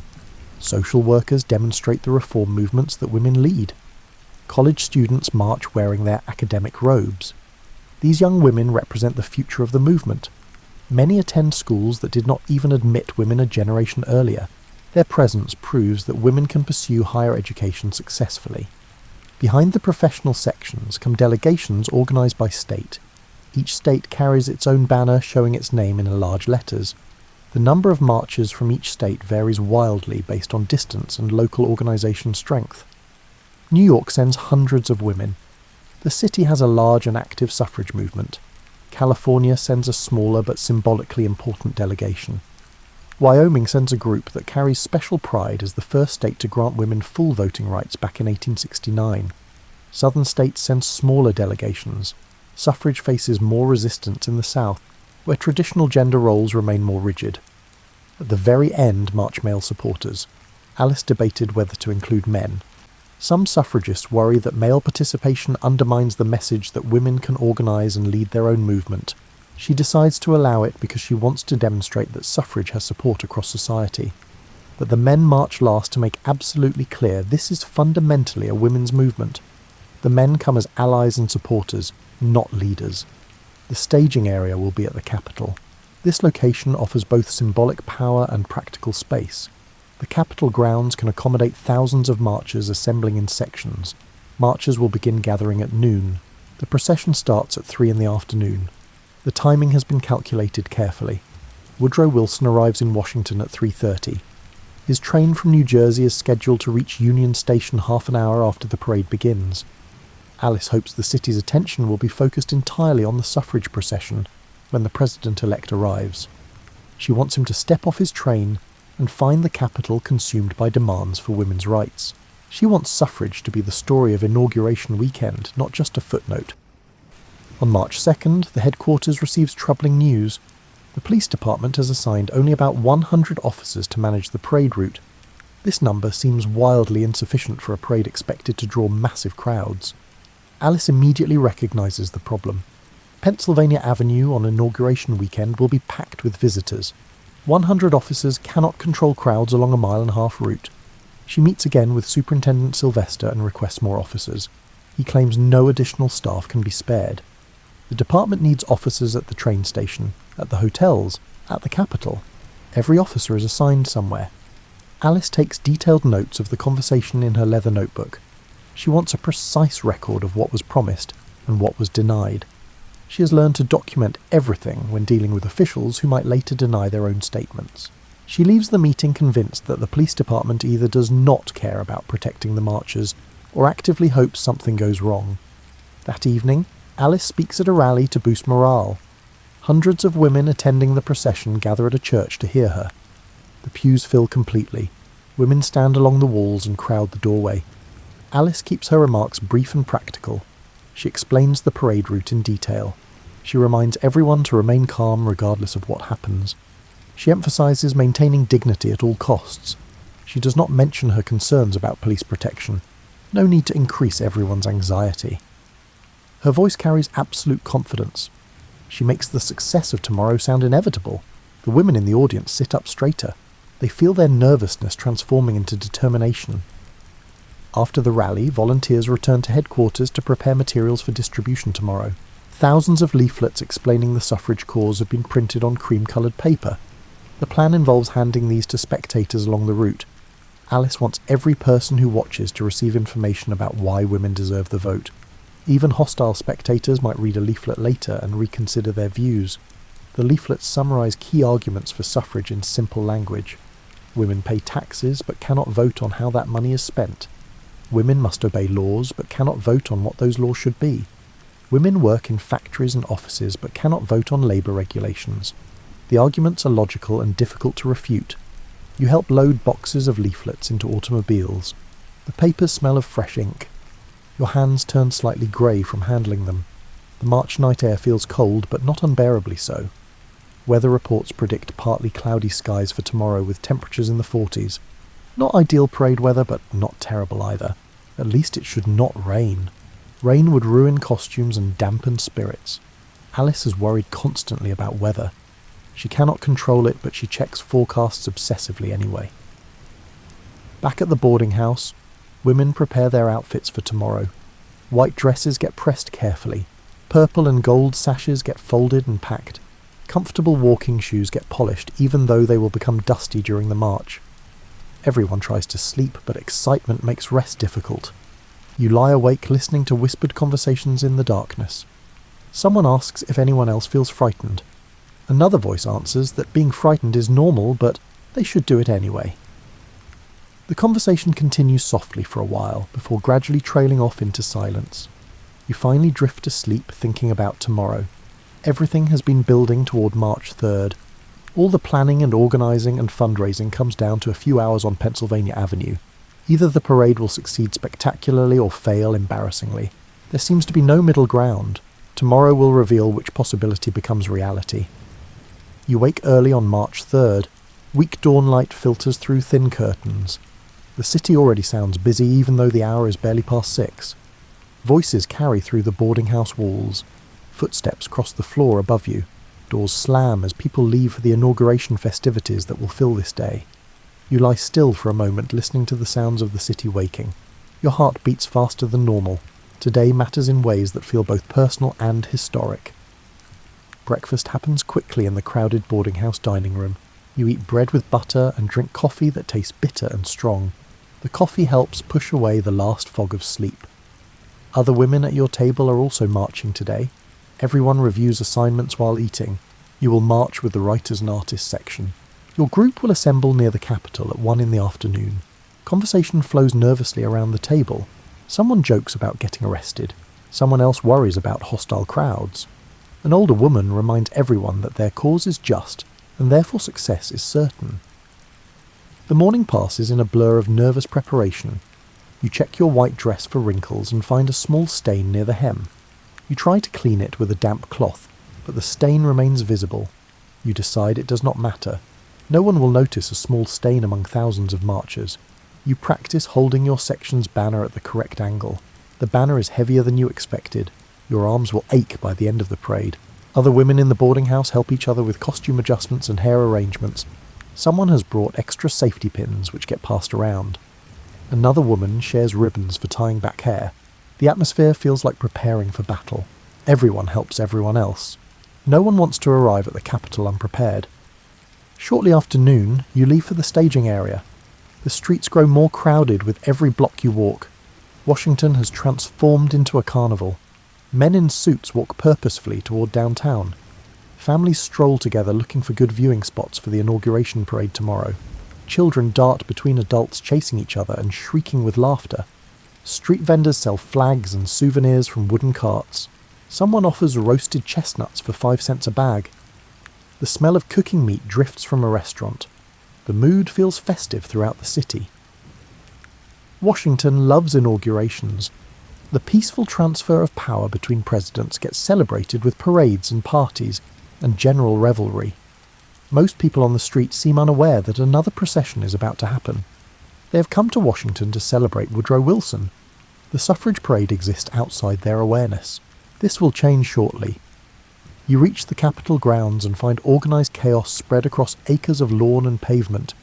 Thousands of women mill around trying to locate their assigned sections. Volunteers wearing purple armbands direct traffic. They carry clipboards and check off names on long lists. The logistics rival a military operation. Every detail has been planned, but reality always includes complications. The professional sections line up first according to the planned order of march. You watch doctors in white medical coats gather under their banner. They look dignified and serious. Several carry medical bags as props identifying their profession. Teachers form neat rows behind their banner. Many wear the simple dark dresses they wear to classrooms. Nurses arrive wearing their distinctive uniforms with white caps and aprons. Everyone looks determined and slightly nervous. This strange combination of emotions shows on every face. The college students create a splash of colour with their academic robes. The robes are black, but purple and gold sashes mark them clearly as suffragists. Their youth and energy project optimism that the older marchers sometimes lack. These young women have grown up hearing about suffrage. For them, voting rights feel inevitable rather than impossible. Their confidence is contagious. State delegations begin assembling in their designated areas. Women from states where voting is already legal carry special pride. They march to demonstrate what political equality looks like in practice. The New York delegation is enormous. They have brought their own band. Their banners are professionally painted and mounted on poles that gleam in the afternoon light. California's delegation is smaller, but no less proud. They wear yellow roses pinned to their dresses. The yellow rose has become a symbol of suffrage in California. Even states with tiny delegations assemble with dignity. Vermont sends only 6 women, but they march together under their state banner as if they represent an army. The atmosphere mixes excitement with tension. Everyone senses the importance of this moment. Years of organising and hoping and arguing come down to this afternoon. Near 2 o'clock, Inez Mulholland arrives on her horse. The horse is a magnificent grey animal with a long flowing mane. Inez wears a white cape that drapes dramatically over the saddle and trails almost to the ground. A golden crown sits on her dark hair, catching the sunlight. She looks like a figure from mythology, ready to lead an army into a legendary battle. The crowd of marchers cheers when they see her. The sound of thousands of voices raised together sends shivers down your spine. Inez smiles and waves. She controls the horse expertly with one hand while holding a long trumpet in the other. She has practiced riding with the trumpet for weeks to ensure she looks natural. Alice moves through the sections giving final instructions. She reminds everyone to maintain dignity regardless of what happens. She emphasises walking steadily and ignoring hecklers. She tells marchers to help each other if anyone stumbles or falls behind. Her composure helps calm nervous marchers. If Alice believes they will succeed, they can believe it too. The bands tune their instruments, creating a cacophony of random notes. Floats wait in position, with their elaborate decorations catching attention. Everything is ready. Photographers from newspapers position themselves to capture images. They have set up tripods and large cameras with black cloth hoods. Alice speaks briefly with the photographers. She wants to ensure they understand the importance of capturing good images. Photographs will determine how people remember this day. The minutes tick past slowly. Waiting feels harder than marching will be. Finally, at precisely 3 o'clock, Inez kicks her horse forward. The parade begins moving toward Pennsylvania Avenue. Music swells from the first band. Thousands of feet start stepping in unison. You feel your section beginning to move. The parade has begun. You step onto Pennsylvania Avenue with thousands of other women. The feeling defies easy description. Pride and fear mix together in your chest, making it difficult to breathe normally. The avenue stretches ahead wider than any street you have walked before. Buildings rise on both sides, creating a corridor that channels attention toward the marchers. The first blocks pass peacefully enough. Spectators line both sides of the street, but leave adequate room for the parade to proceed. The crowd is several people deep but orderly. Some people cheer when the marchers pass. Their clapping sounds thin in the open air, but encouraging nonetheless.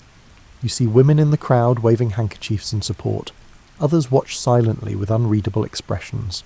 These silent watchers might be neutral, or they might be hostile. Their silence reveals nothing about their thoughts. A few men make dismissive comments that carry to your ears. Look at them trying to be important. They should be home where they belong. You try to ignore these voices, but they sting anyway. The bands play stirring marches.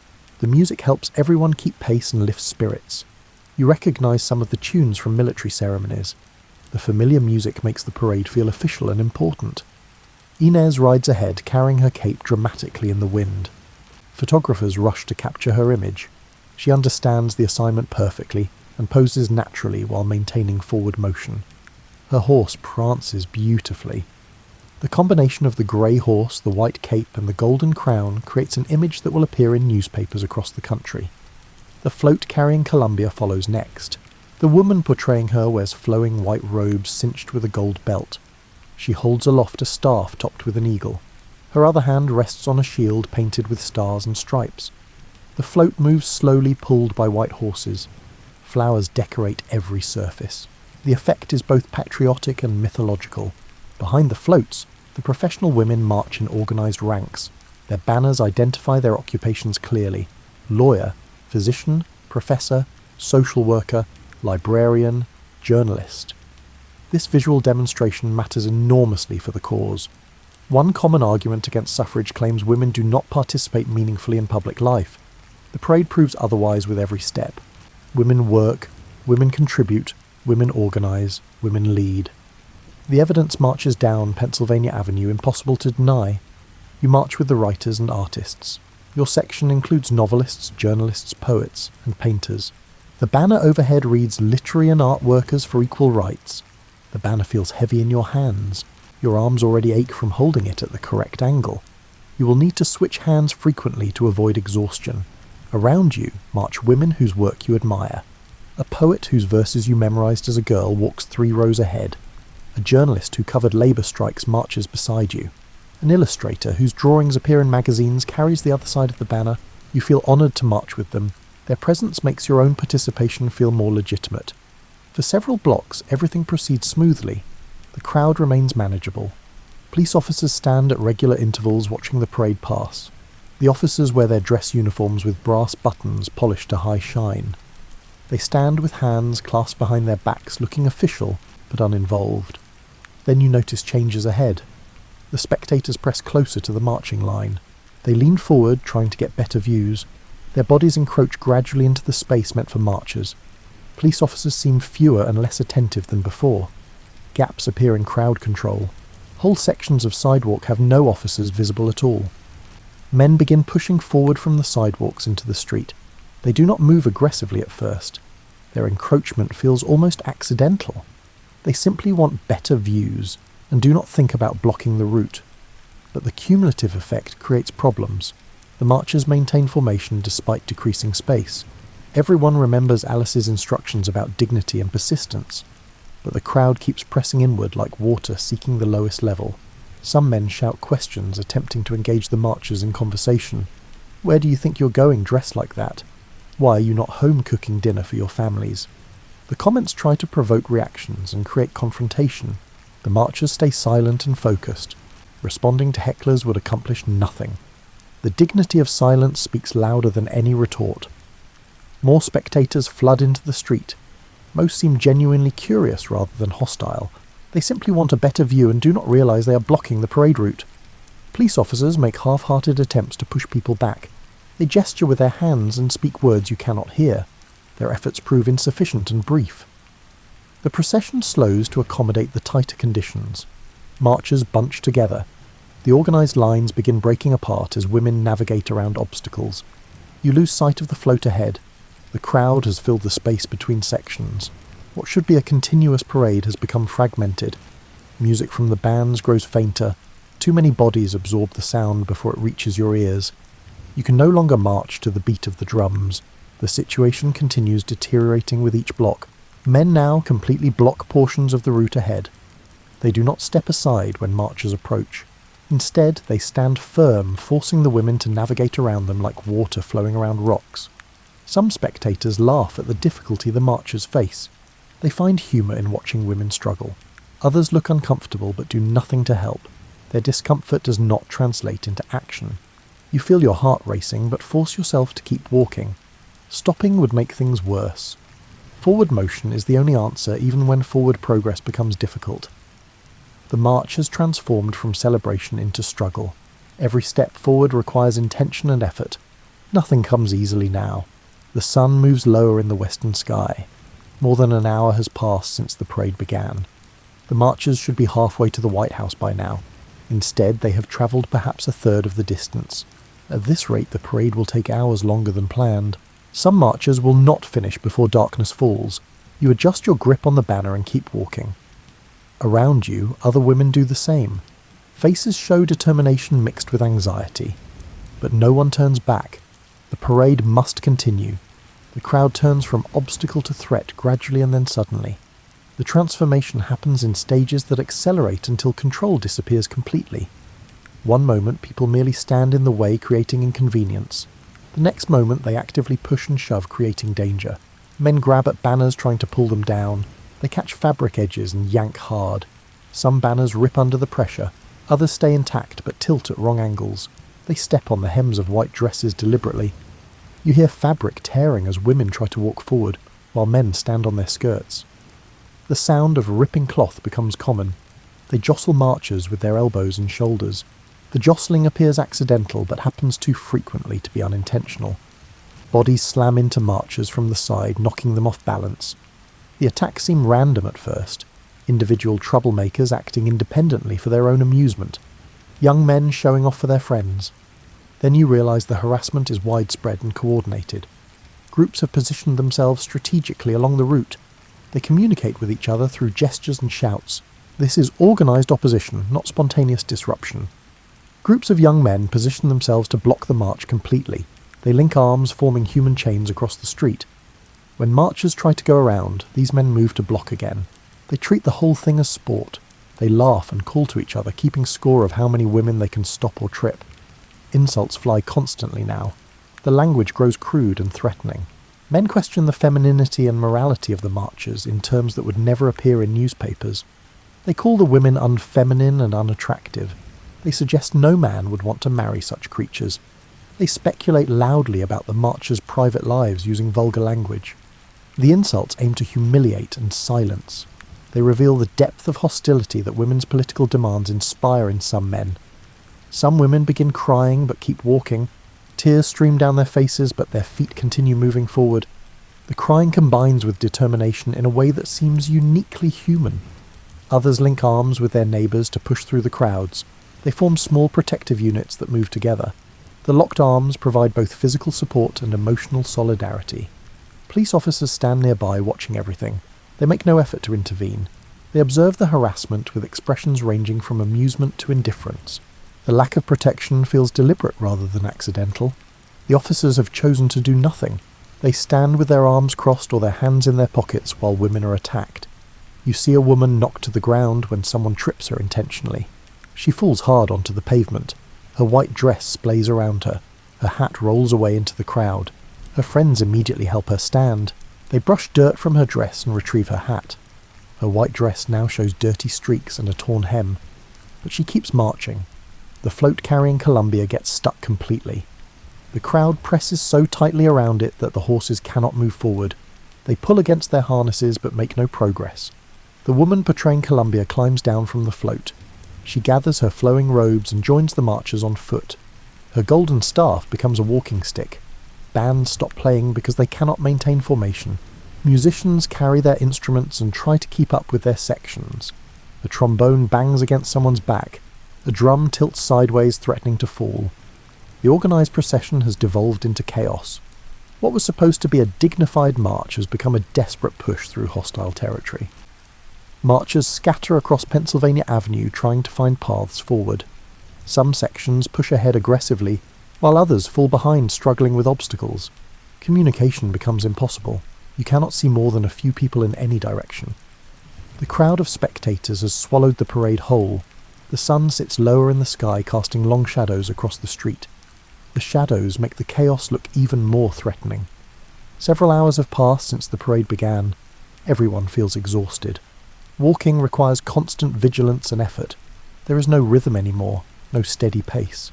Only irregular progress measured in difficult yards, yet the marchers refuse to quit. Despite everything working against them, the women keep moving toward the White House. They help each other navigate obstacles. They share water from canteens. They offer words of encouragement. You witness extraordinary bravery in small moments that no one will record in newspapers. An elderly woman trips and nearly falls. 3 strangers immediately support her with their arms and help her continue without stopping. They become her temporary escort through the worst section of crowd. A young mother carrying a baby somehow maintains her place in line. The baby cries from all the noise. The mother rocks and walks simultaneously. Her face shows determination that borders on fierce. College students form protective circles around older marchers. The young women link arms, creating barriers that hostile men find harder to penetrate. They use their youth and strength to shield others. The violence escalates with each passing block. What began as harassment has progressed to assault. Men begin spitting at the marchers. They spit deliberately, aiming for faces and white dresses. The spitting is degrading in ways that physical blows are not. They throw lit cigarettes at the marchers. The cigarettes bounce off clothing, leaving burn marks. Someone's hat catches fire and must be quickly extinguished. Some men grab women's arms hard enough to leave bruises. They squeeze wrists and upper arms with deliberate force. The grabbing sometimes pulls marchers out of line completely. A few marchers fight back physically. They slap away hands that grab them. They push back when men block their path. Most maintain the dignity Alice demanded, but some have reached their limits. You see one suffragist slapped across the face by a stranger. The sound of the slap carries clearly. Her head snaps to the side from the impact. She touches her reddening cheek, but does not stop walking. The crowd's hostility reveals something ugly about American society that usually stays hidden beneath polite surfaces. These men cannot tolerate women claiming public space for political purposes. Their reaction goes beyond disagreement with suffrage. It expresses rage at women stepping outside prescribed roles. Women should be decorative or domestic. They should not march and demand and organise.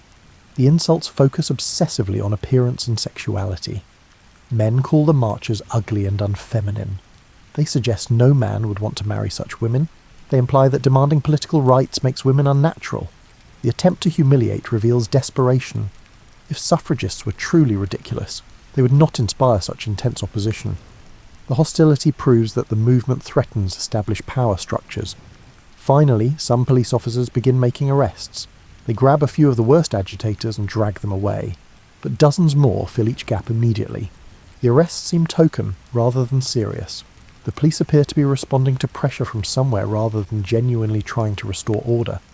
The situation feels increasingly dangerous. Several women have been injured badly enough to need medical attention. One woman's nose bleeds from being hit in the face. Another limps badly after someone stomped on her foot. An ambulance arrives but cannot reach the victims because of crowd density. The ambulance sits blocks away, visible but useless. Boy Scouts appear from somewhere and form human chains trying to clear paths. The Scouts wear their distinctive uniforms which give them unofficial authority. People respond to the young boys in ways they do not respond to police. The Scouts successfully create narrow corridors allowing some marchers to pass. They stand shoulder to shoulder holding back the crowd with their linked arms. Their presence helps immensely, but cannot solve the fundamental problem. There are simply too many hostile spectators and too few protectors. The crowd outnumbers everyone trying to maintain order. You push forward whenever possible and wait when necessary. Your arms ache from holding the banner. Your feet hurt from walking on hard pavement. Your throat feels dry from breathing through your mouth. None of that matters compared to completing the route. You will finish this march if it takes all night. Hours pass this way, step by difficult step, block by chaotic block. The parade that should have taken 90 minutes has already consumed 4 hours with no end in sight. Eventually you glimpse the Treasury building ahead through gaps in the crowd. The finish line finally comes into view. The sight gives you new energy. The last few blocks feel both endless and too short. You want the ordeal to end, but you also want to remember every moment. This day will define something important. You reach the Treasury building exhausted and transformed. Nothing will ever be quite the same after March 3rd, 1913. The Treasury building sits near the end of the parade route next to the White House. Women who have already finished the march gather there in a planned assembly area. You stumble toward this sanctuary, exhausted and relieved beyond measure. The final blocks pass in a haze of fatigue and determination. Your body moves automatically now, one foot in front of the other. When you finally step off Pennsylvania Avenue onto the Treasury building grounds, volunteers rush forward with water and chairs. They have been waiting for hours helping marchers as they arrive. Medical staff treat injuries in a makeshift aid station. They clean cuts and bandage scrapes. They examine twisted ankles and provide cold compresses for bruises. The medical work continues without pause. Women collapse onto benches comparing experiences. Everyone has stories of harassment and narrow escapes. The stories pour out in exhausted voices that shake with emotion.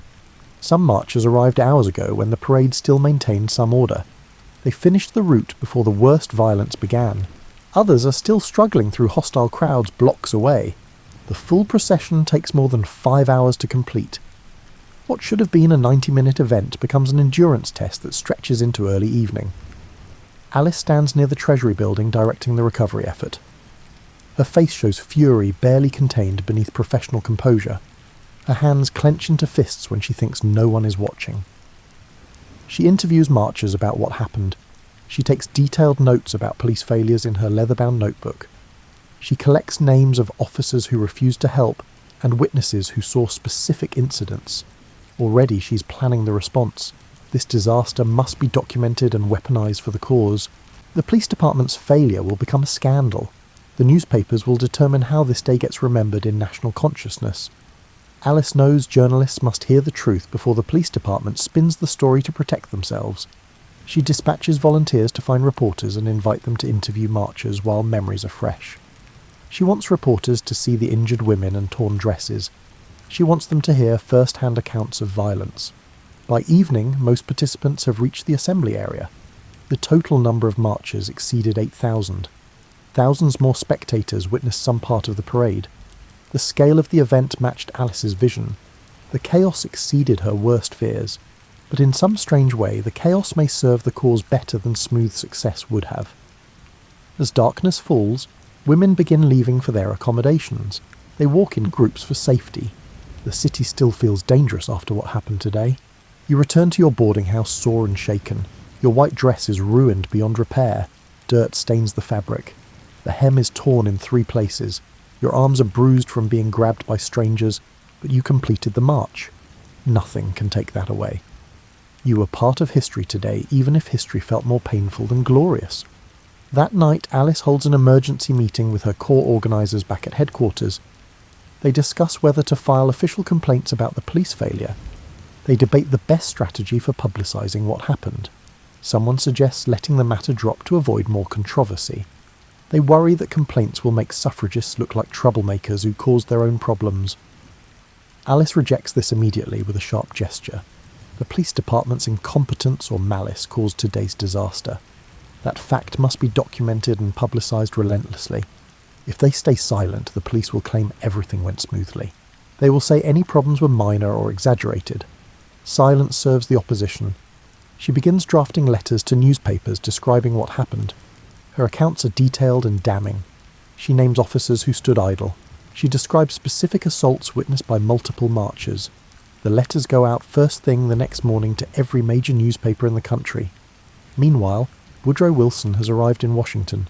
His train reached Union Station while the suffrage procession was still trapped in chaos on Pennsylvania Avenue. Reportedly, Wilson asked where all the people were when he arrived. He expected crowds lining the route from the train station to his hotel.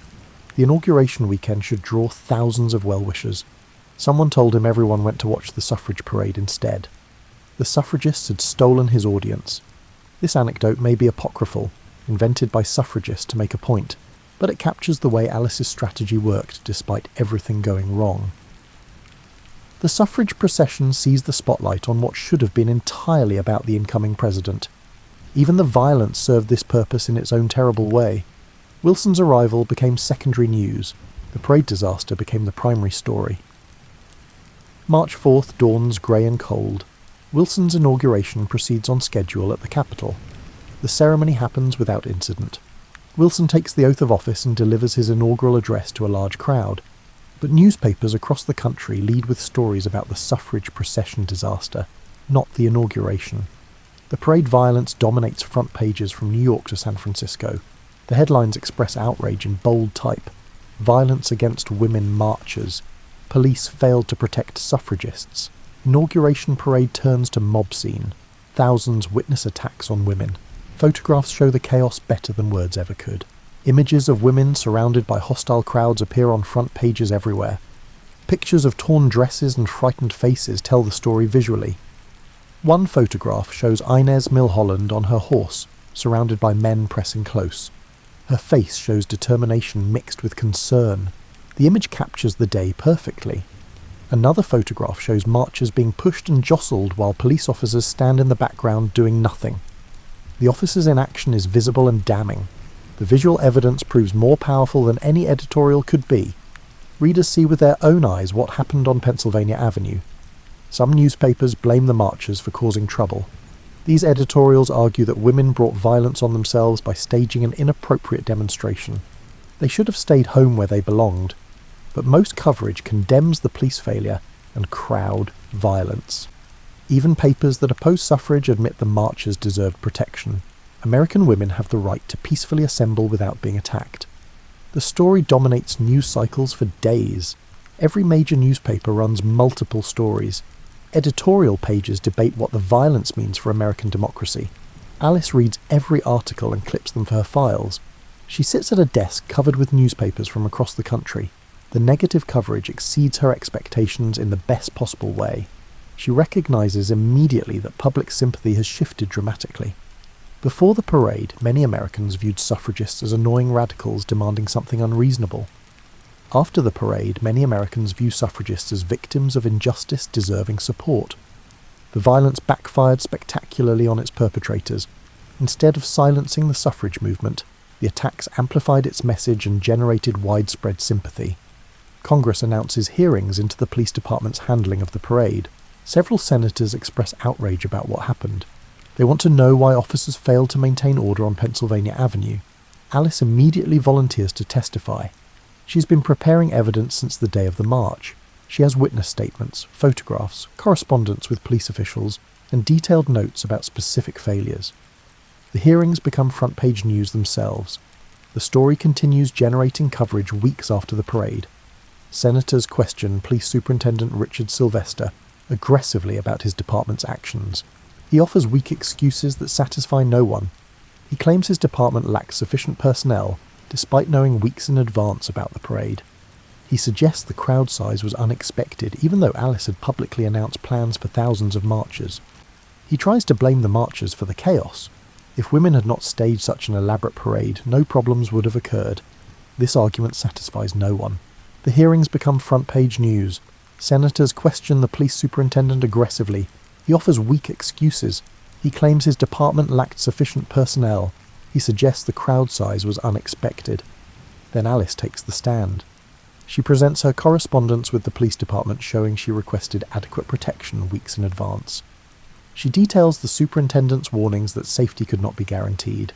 She describes walking the parade route and seeing officers standing idle while marchers were attacked. Her testimony is precise and devastating. Other marchers testify about specific incidents. They describe being spat on, tripped, grabbed, and insulted.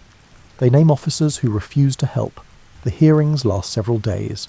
By the end, the police department's reputation lies in ruins. The superintendent eventually loses his job. Several officers face disciplinary action. More importantly, the hearings keep the suffrage cause in newspapers for weeks. Donations pour into the National Suffrage Organization. Membership applications arrive daily. Women across the country want to join the movement. The parade was supposed to launch a new phase of suffrage activism. It succeeded beyond Alice's planning. She immediately begins organising the next demonstration. You meet with Alice several weeks after the parade. She has agreed to discuss her thinking about the event. Her office remains cluttered with newspapers and correspondence. She works constantly despite obvious exhaustion.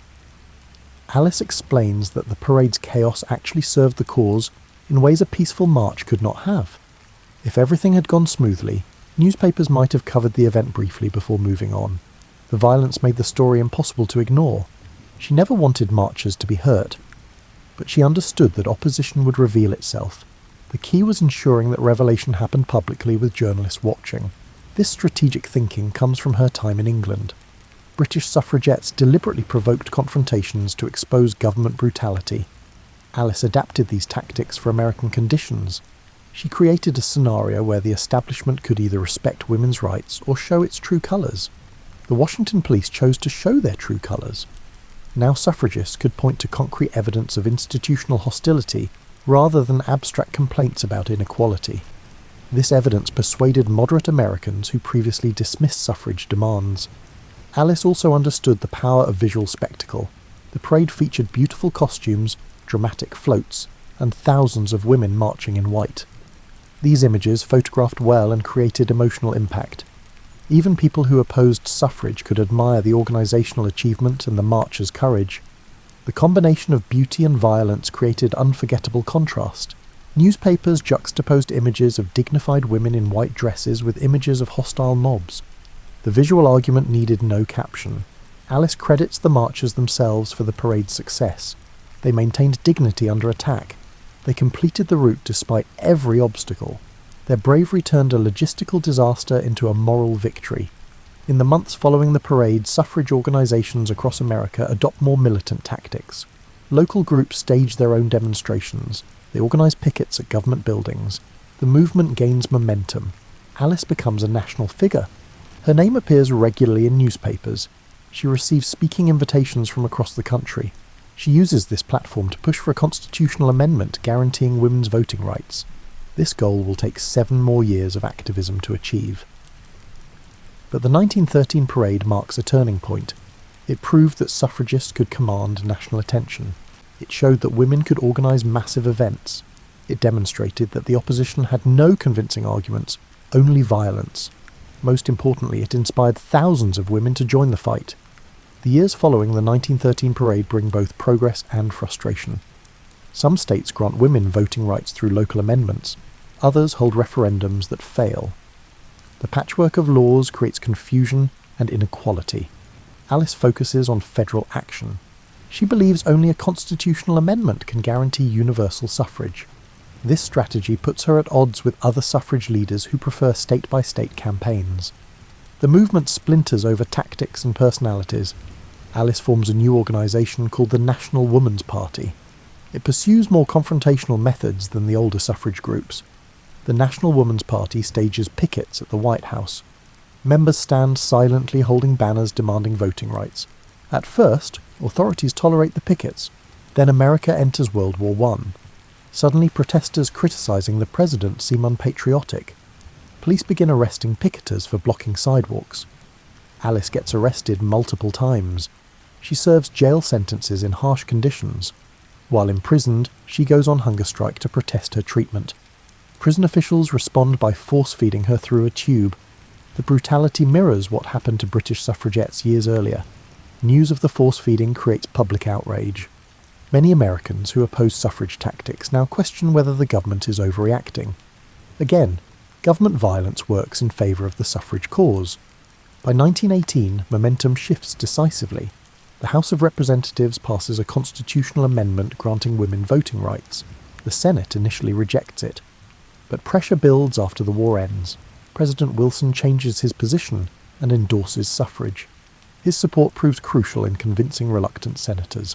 In June 1919, Congress finally approves the 19th Amendment. It goes to state legislatures for ratification.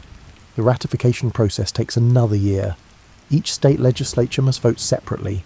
Suffrage organisations mount intensive lobbying campaigns in every state. They host rallies, write editorials, and meet with legislators. One by one, states ratify the amendment. Tennessee becomes the 36th state to ratify in August 1920. That vote provides the necessary 3/4 majority. The 19th Amendment becomes part of the Constitution. After more than 70 years of activism, American women finally gain voting rights nationwide. Alice is 35 years old when the amendment passes. She has spent nearly a decade focused entirely on this goal. The victory feels both triumphant and incomplete. Many women still face barriers to voting because of race or literacy requirements. Native American women in some states cannot vote until the 1940s. The struggle for true universal suffrage will continue for decades. But the 19th Amendment represents enormous progress. 26 million women gain political rights they lacked before. Elections immediately begin looking different. Candidates must appeal to women voters. New issues gain attention. The transformation happens gradually but unmistakably. The 1913 Suffrage Procession, becomes one of the most famous protests in American history. Photographs from that day appear in textbooks and documentaries. The image of women in white dresses facing hostile crowds represents the broader struggle for equality. Alice Paul's role as organiser establishes her reputation as a brilliant strategist. She understood how to use spectacle, media and confrontation to advance political goals. Her tactics influenced later activists fighting for civil rights, labour rights and peace. The parade also revealed dynamics that remain relevant today. It showed how public space becomes contested territory when marginalised groups claim it for political purposes. It demonstrated that respectability politics only go so far. The marchers dressed beautifully and behaved impeccably, yet still faced violence. It proved that documentation matters. Without photographs and congressional testimony, the police failure might have been forgotten or disputed. These lessons echo through subsequent movements. Modern Americans sometimes forget how recently women gained voting rights. The 19th Amendment passed only a century ago. Many women alive today had grandmothers who could not vote. The brevity of that timeline matters. Political rights that feel fundamental are actually quite new. The 1913 parade helps anchor that history. It provides a specific moment when abstract demands became visible action. You can still walk the parade route today. Pennsylvania Avenue looks different now with new buildings and changed traffic patterns, but the essential geography remains. The Capitol at one end, the White House at the other, that symbolic mile and a half between the legislative and executive branches. Alice Paul chose that route deliberately. She wanted to march directly through the centre of American power. She wanted to force the country to watch women claiming political equality. On March 3rd, 1913, she succeeded. The parade was chaotic and dangerous. It was also transformative. Those hours of struggle on Pennsylvania Avenue changed the trajectory of American democracy. You lie in bed now thinking about those women in white dresses. They woke up on March 3rd, 1913, nervous and excited. They put on their costumes and travelled to the Capitol. They had no idea what would happen. Some thought the day would be triumphant. Others worried about disruptions. None of them could have predicted the exact chaos they would face. But they marched anyway. That courage seems both distant and immediate. Distant, because the world of 1913 differs so completely from today. Immediate, because courage always feels current. You imagine standing in that crowd of marchers. You feel the cold March air. You hear the bands playing. You see the banners waving overhead. Then the crowd presses closer. The insults start. The police stand back and watch. You have to decide whether to keep walking. Every woman in that parade made that decision dozens of times. They chose forward motion despite fear and discomfort. Their persistence created political change that endures. American women vote now because of March 3rd, 1913, and 1,000 other days of activism. The parade was a single spectacular moment in a much longer campaign. But spectacular moments matter. They crystallise meaning and inspire action. Alice Paul understood this instinctively. She created theatre that forced attention and revealed truth. The hostile crowd thought they were defending tradition. They were actually exposing injustice. The marchers thought they were demanding voting rights. They were actually demonstrating courage that would inspire generations. History happens in layers. The surface events lead to consequences no one fully predicts. You drift towards sleep thinking about Pennsylvania Avenue on that March afternoon. The sun slanting between buildings, the banners snapping in the wind, the sound of thousands of footsteps on pavement. Somewhere in that crowd, someone just like you kept walking despite everything. She reached the Treasury building exhausted and transformed. The parade changed her as much as it changed the country. That transformation continues rippling forward through time. You carry it with you now as your breathing slows and your thoughts soften. March 3rd, 1913 recedes into comfortable distance. The date becomes part of history where it belongs, but the courage remains always present, always available when needed, always worth remembering as you fall asleep.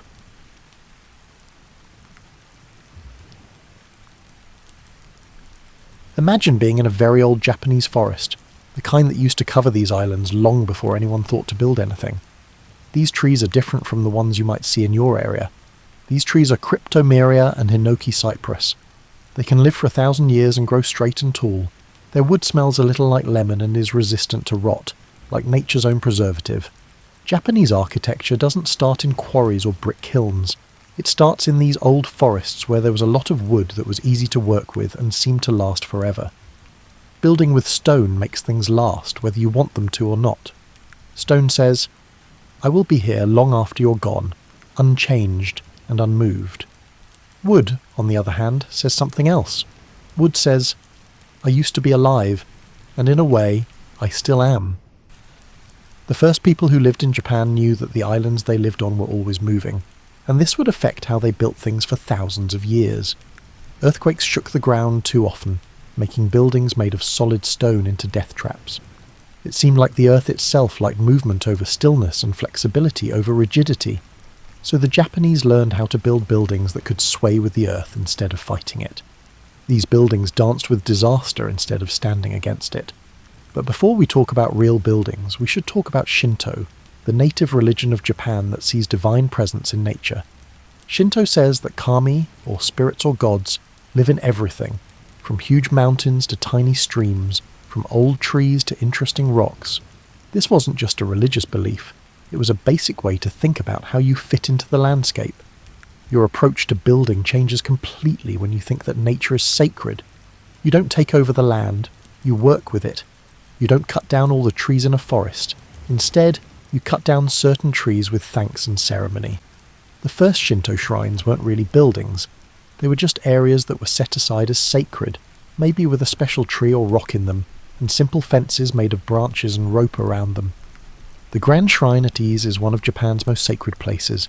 It shows how people in Japan interact with nature in a way that might seem strange to people from the West. Every 20 years, the whole shrine complex is rebuilt from the ground up with new cypress wood and traditional methods. The old buildings are carefully taken apart and new ones that look just like the old ones go up in their place. This has been going on for more than 1,000 years, which makes Ise both old and always new. Consider this for a second. A building that is both 1,300 years old and only 20 years old. It's like the ship of Theseus paradox in architecture. This is a philosophical question about whether something stays the same after all of its parts have been replaced. The Japanese knew right away that the shrine's essence wasn't in the materials it was made of, but in its shape, its traditions, and its spiritual continuity. Because of this tradition of rebuilding, people had to learn about architecture by teaching each other, instead of just looking at old buildings. For decades, master carpenters taught apprentices everything they needed to know about how buildings worked, how they breathed, and how they stood up to wind and earthquakes. They didn't just teach them how to cut joints or choose wood. Japanese people used to treat wood with a lot of respect. Carpenters learned to read the grain of wood like you would read someone's face, getting to know its personality, strengths, and oddities.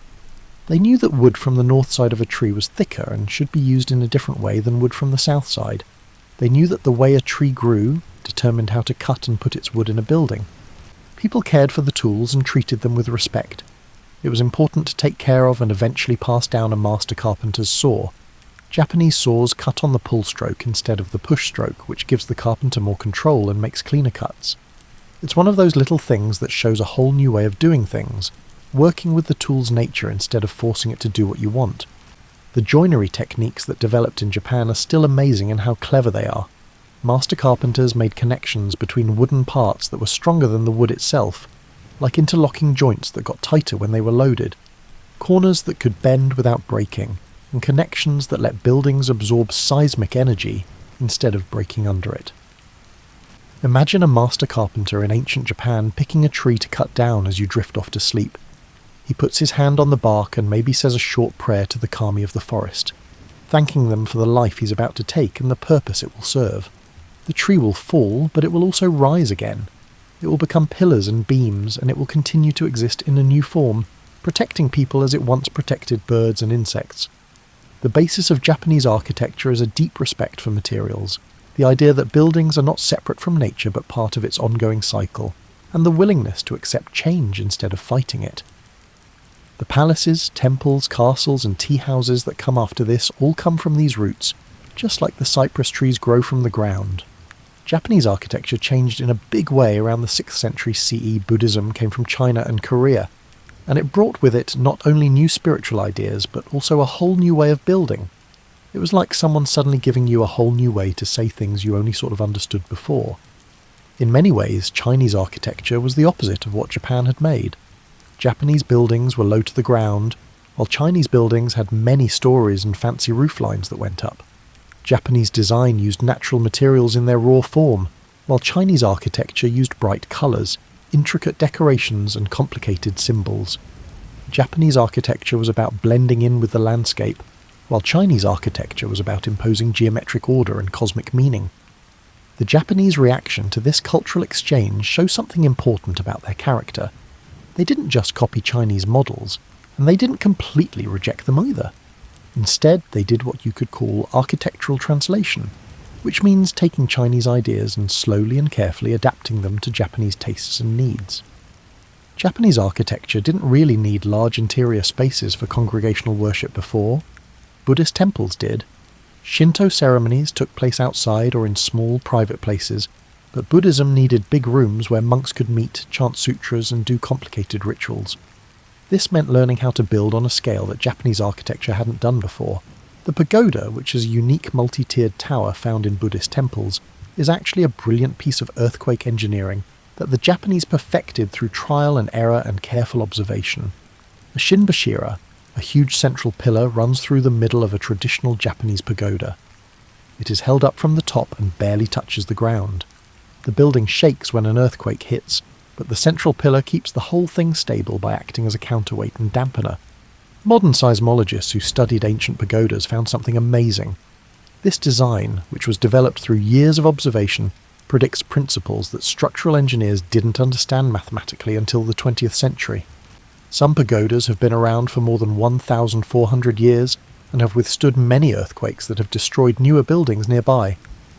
Old-time carpenters didn't need computer models. They had patience, careful observation, and years of experience. The Horyuji Temple, which was built in the early 7th century, has the oldest wooden buildings in the world that are still standing. It's like stepping into a time machine when you walk around its grounds, but you're not really there. You're in bed, imagining what it would be like. The wood has darkened over time to a deep brown that looks like it absorbs light. The pillars have a slight curve called entasis that comes from Greek architecture through Chinese middlemen.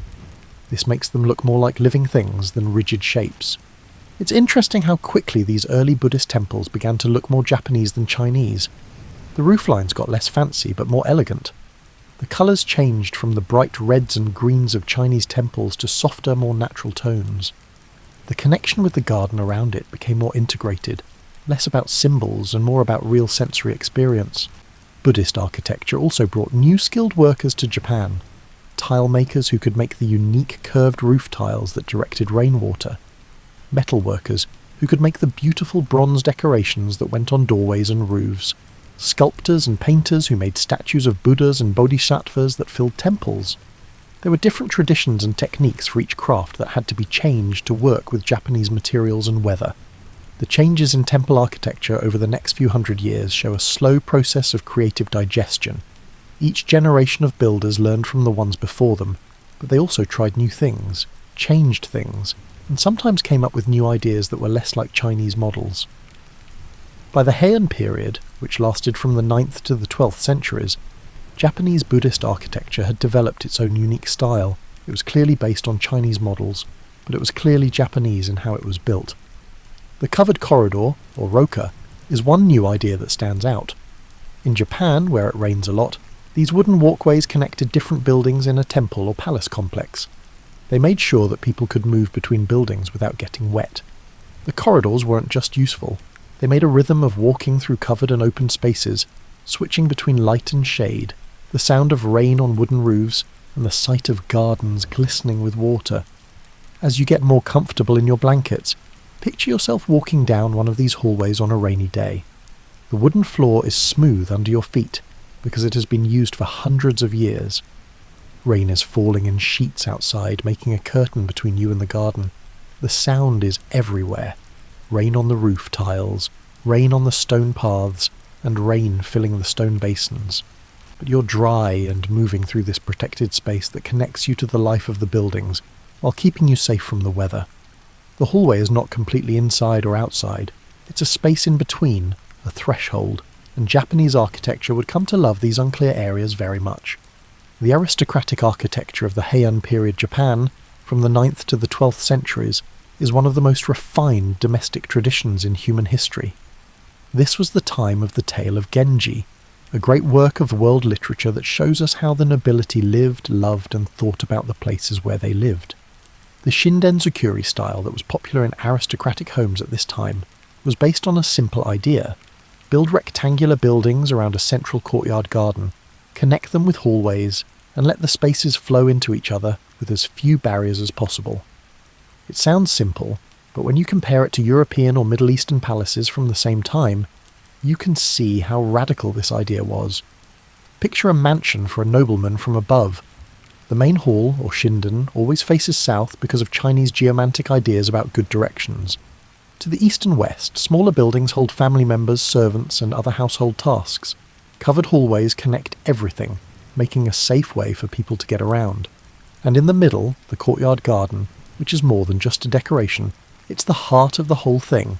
There are almost no walls inside, which is what makes this so different from, say, a medieval European manor. The buildings are basically roofed platforms with screens and curtains that can be moved around. Not solid walls, but how you arrange your furniture and fabric gives you privacy. You don't define space by closing it off. Instead, you do it by carefully placing screens, blinds, and hanging textiles to suggest boundaries. This meant that homes of the rich were very adaptable. During the day, the rooms could be open and bright. Screens and curtains made private rooms at night. When you had guests over, rooms could easily become bigger spaces. The house could change completely with the seasons. In the summer, it was very open to let in breezes, and in the winter, it had screens placed just right to keep warmth from braziers. The floors of these buildings were made of famous hinoki cypress wood platforms that were about 2 feet off the ground. It wasn't just about height. It was also about making a separate space from the ground below. You took off your shoes before stepping up onto these platforms. This was a sign that you were moving from the outside world to the more refined space of the home. The space under the floor also let airflow, which is important in Japan's humid climate, and kept moisture from the ground from rotting wooden buildings. During the Heian period, tatami mats, which are rectangular floor mats covered in rushes, were not yet common. They were expensive things that were only put where people sat.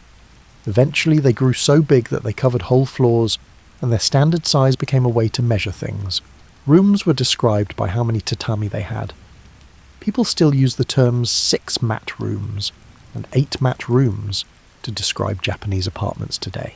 This is a tradition that goes back hundreds of years. If you're used to walls being walls and doors staying closed, the way the inside and outside of these palaces work together might make you feel uneasy. On nice days, the wooden shutters that surrounded the buildings could be lifted and stored, which meant that an entire wall could be taken down and the rooms could be opened directly to the garden. The aristocrats didn't just look at their gardens, they were always able to see and hear them. You might not expect this openness to mean a different way of thinking about privacy. Because anyone could see into rooms, privacy was kept by using layers of semi-transparent fabrics, cultural rules about where you could look, and the careful placement of screens and furniture. The privacy of the architecture was not physical but social, and it was enforced by manners instead of locks. You should meditate on the gardens you can see from these palaces. They weren't botanical collections or vegetable gardens. They were carefully planned landscapes that brought nature close to people. You could change the course of a stream so that it flows through the garden, with carefully chosen stones lining the way. People picked trees based on how they looked in different seasons, like cherry blossoms in the spring and maples in the fall. Islands in fake ponds stood for cosmic ideas or famous places from Chinese poetry. Walking through these gardens meant reading between the lines and finding hidden meanings. That arrangement of rocks could be a reference to a famous Chinese landscape. That tree might remind people of a poem they all knew. The gardens were like 3-dimensional books that only educated people could fully enjoy. You could enjoy them sensually, which you could do, but you were also supposed to understand their cultural and philosophical meanings. The idea of ma, which is often translated as negative space, or interval, was very important to how these buildings and gardens worked. Ma isn't just empty space, it's space that gets meaning from the things around it. The empty space between the buildings wasn't wasted space, it was the organising principle that made the buildings work together.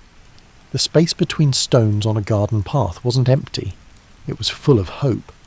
As you drift off to sleep, imagine yourself as a Heian nobleman or woman, relaxing on the raised wooden floor of your home. The wooden shutters are gone now that it's spring, and your room is completely open to the garden. The cherry blossoms are falling like snow in the light breeze. Like Heian nobles did all the time, you're writing poetry to try to capture the bittersweet beauty of these flowers that bloom and die in just a few days. The architecture around you isn't separate from the natural world. It's a carefully framed stage for seeing how nature changes all the time. Japanese history took a violent turn after hundreds of years of living in elegant palaces. Feudal lords fought all the time in the Middle Ages, and suddenly architecture had to deal with a problem it had never had to deal with before: how to build beautiful buildings that could also survive a military attack. The Japanese castle is an interesting mix of useful military engineering and artistic ambition. These weren't just rough fortifications meant to keep people out. They were also signs of power, displays of wealth, and architectural feats that just happened to be good places to defend. Let's begin with the most important rule: height. Japanese castles made good use of the land by building them on hills or mountains whenever they could. The main tower, or tenshu, would rise from the highest point, making a layered defence that attackers would have to fight through multiple fortified zones, going up before they could reach the keep. It's like playing chess in 3 dimensions, but the board is tilted to the defender's advantage. The stone bases of these castles are examples of engineering that still impress people today.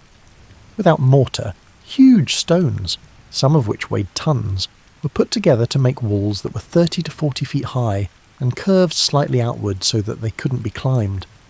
These walls were not only strong, but they were also beautiful. The different colours and textures of the stone made abstract patterns that changed with the weather and light. When using rough natural stones, the method for making these stone bases is called Nozurazumi. When using more processed stones, it is called Uchikomi Hagi. The best castles used a method in which each stone was carefully chosen and shaped to fit perfectly with the ones next to it. The walls were so well fitted that you couldn't slip a knife blade between the stones. It was like high-level craftsmanship in architecture, where practical needs turned into chances for virtuoso display. The wooden castle buildings themselves, like towers, gates, living quarters and storehouses, rose above these stone foundations. This is where the unique style of Japanese castle architecture really shone through. Japanese castles were mostly wooden buildings with stone pedestals underneath, while European castles were made of solid stone throughout. The towers could be 4, 5, or even 7 stories tall, with each story being a little smaller than the one below it. This made the towers look like wedding cakes with a tapered profile. But here's where it gets interesting. The floors inside don't match the stories you see from the outside.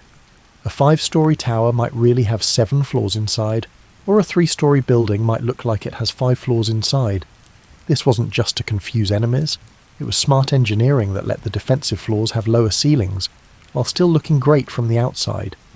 The beautiful white plastered walls of Himeji Castle, also known as the White Heron Castle, make it the best example of Japanese castle architecture. It feels like you're in a 3-dimensional maze with defensive passages that were made by someone who really didn't want you to get to the centre. Paths make turns at strange angles. Doorways are set up so that attackers have to put themselves in dangerous situations. There are traps on the floors. Every choice made in architecture has 2 purposes: to look good and to kill. The defensive features of castles are very clever.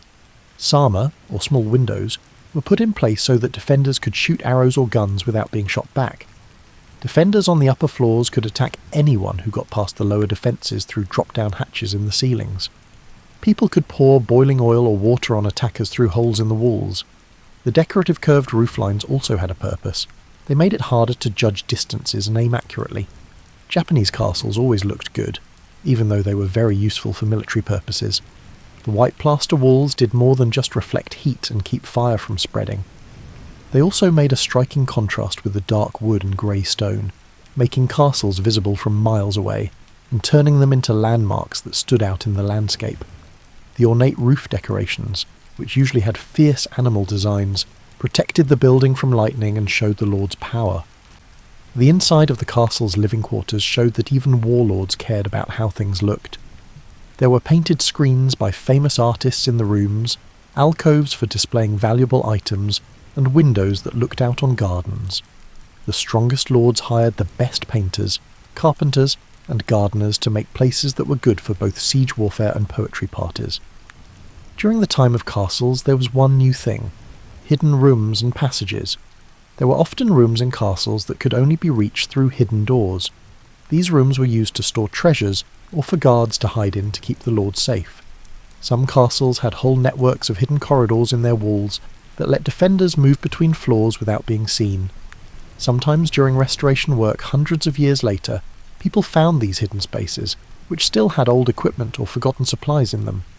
During the Edo period, the shift from war to peace turned castles from military bases into government buildings and symbols of power. Lords still owned them, but they were more like government buildings than fortresses. They added more detailed gardens. The reception rooms got bigger. The martial parts stayed, but they became more decorative than useful.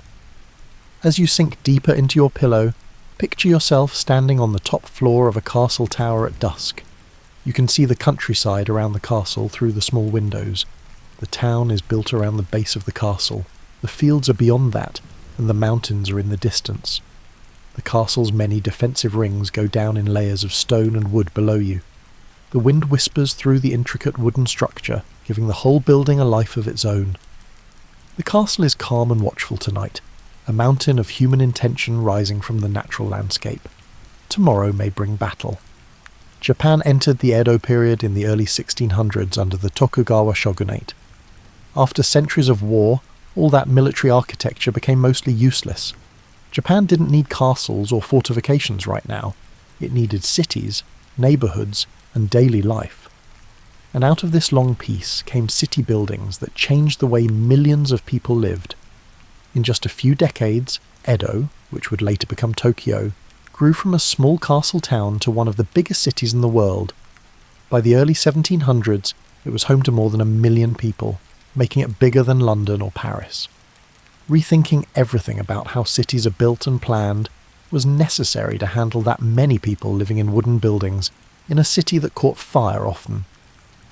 The typical townhouse or machiya from the Edo period had ideas about how to live in a city that still affect Japanese architecture today.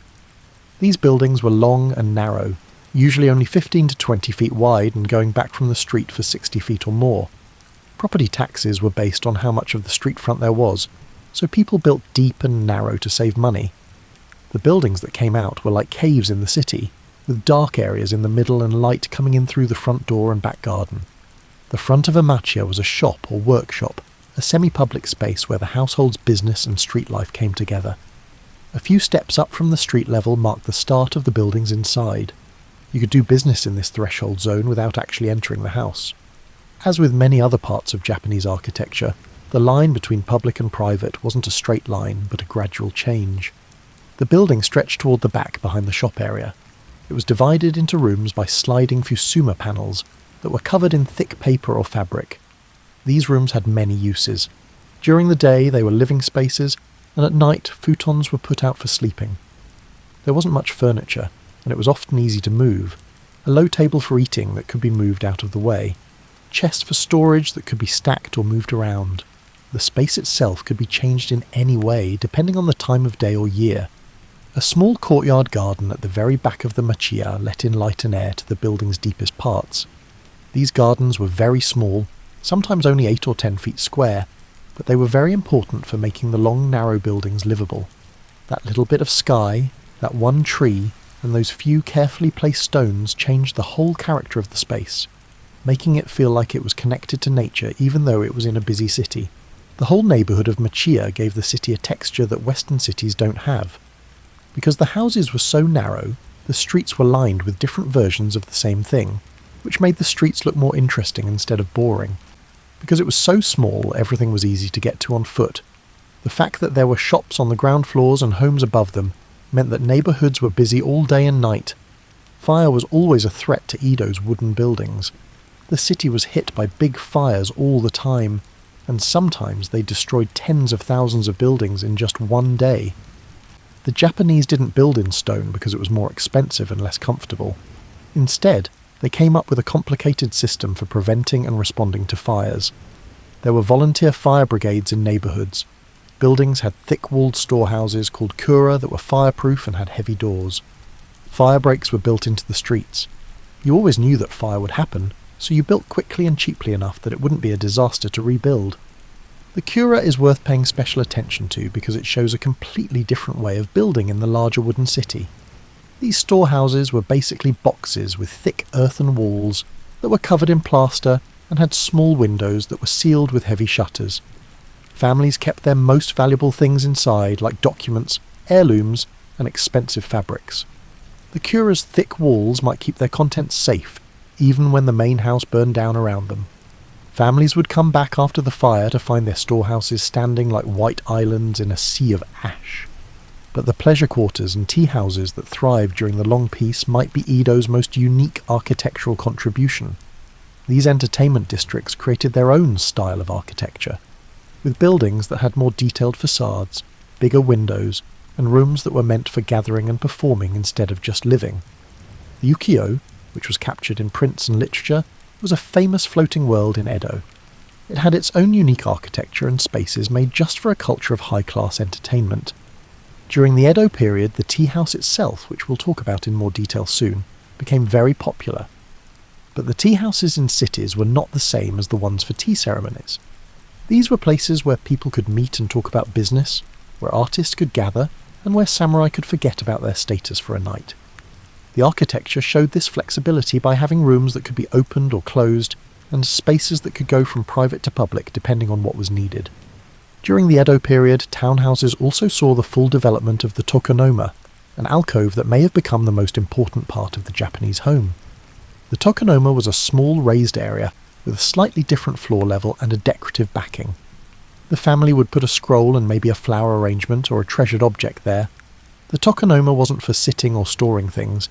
It was just for showing off, a sign of the family's taste and refinement. What you put in your tokonoma said a lot about who you were and what you cared about. During this time, tatami changed in a way that made floor plans the same all over Japan. Tatami mats came in standard sizes, which made it easy to guess how big a room would be. A room with 6 mats was a room with 6 mats, whether it was in Edo or Kyoto. The sizes of the mats did differ slightly by region, of course. Because of this standardization, it was possible to make a lot of architectural parts like screens, doors and alcove pieces that could fit in any building that followed the rules. As you move around in bed to find the perfect spot, picture yourself in a townhouse from the Edo period on a summer night. The shutters in the front are open to let in any breeze from the street. People who live nearby walk by and talk to each other. The small garden at the back of the house is in the shade, and the single maple tree is a dark shape against the deep blue sky. You're sitting close to the tokonoma, where a scroll shows a mountain landscape and a simple flower arrangement that together make a small world of meaning. The city with 1 million people is outside. Inside is this carefully planned space that isn't too big, but has everything you need to live a civilized life. To really get to know Japanese architecture, you have to go into a tea room, or chashitsu. These small buildings, which usually have only 4.5 tatami mats of floor space, are the best example of how Japanese design ideas can be turned into buildings. Before we talk about the building's architecture, we should learn about the tea ceremony, which is what these buildings are for. You do drink tea, but that's not really the point. It's about making a temporary world of refined interaction, where the usual rules and worries of daily life don't matter anymore. Instead, there is only the pure present moment that the host and guests share. The architecture's job is to set the stage for this experience and make it easier to have. Sen no Rikyu, a tea master from the 16th century who wrote down many of the rules for tea ceremonies, changed tea architecture by moving it away from fancy buildings that were influenced by Chinese styles and toward buildings that were almost radically simple and focused on natural materials and rough textures. Rikyu's ideas about Japanese taste go far beyond tea. Almost every modern idea of Japanese taste can be traced back to what he said. Before you even walk in, a tea room starts to work. You walk through a garden path called a roji, which is meant to help you switch your mind from the outside world to the tea room. You might walk through a garden gate, over stepping stones, past a bench where someone is waiting, and then to a stone basin where you can wash your hands and mouth. Each part has both practical and psychological uses. You're not just walking to a building, you're slowly breaking your ties to the outside world. The entrance to the tea room is meant to make you feel small. The Nijiriguchi, or crawling in entrance, is only about 2 feet square, so even the most important guests have to bow low and crawl through. The samurai had to leave their swords outside because the opening was too small for them to go in with them. This forced humility set the mood for the rest of the events. There were no social hierarchies in the tea room that were outside of it. There were only the host and the guests drinking tea. At first glance, the inside of a tea room looks almost like a cave. The walls of rough clay mixed with straw show their texture well. Wooden posts keep their bark or have irregularities that are meant to be there.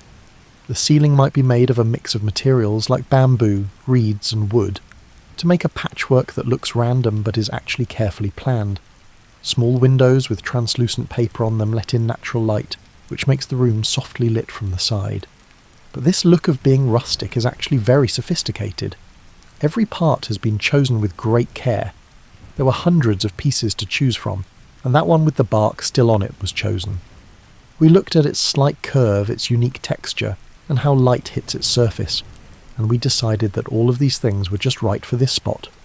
The rough texture of the walls may look random, but it creates a specific visual effect that master plasterers spend years learning to make. The tokonoma is the main organising principle of the tea room, and it is even more important here than in residential architecture.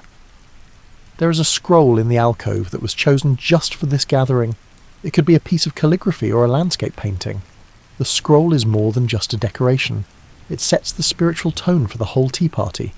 When guests come in, they look at the tokonoma right away and read the scroll to find out what this gathering's all about. Everything in a tea room is there to help with tea.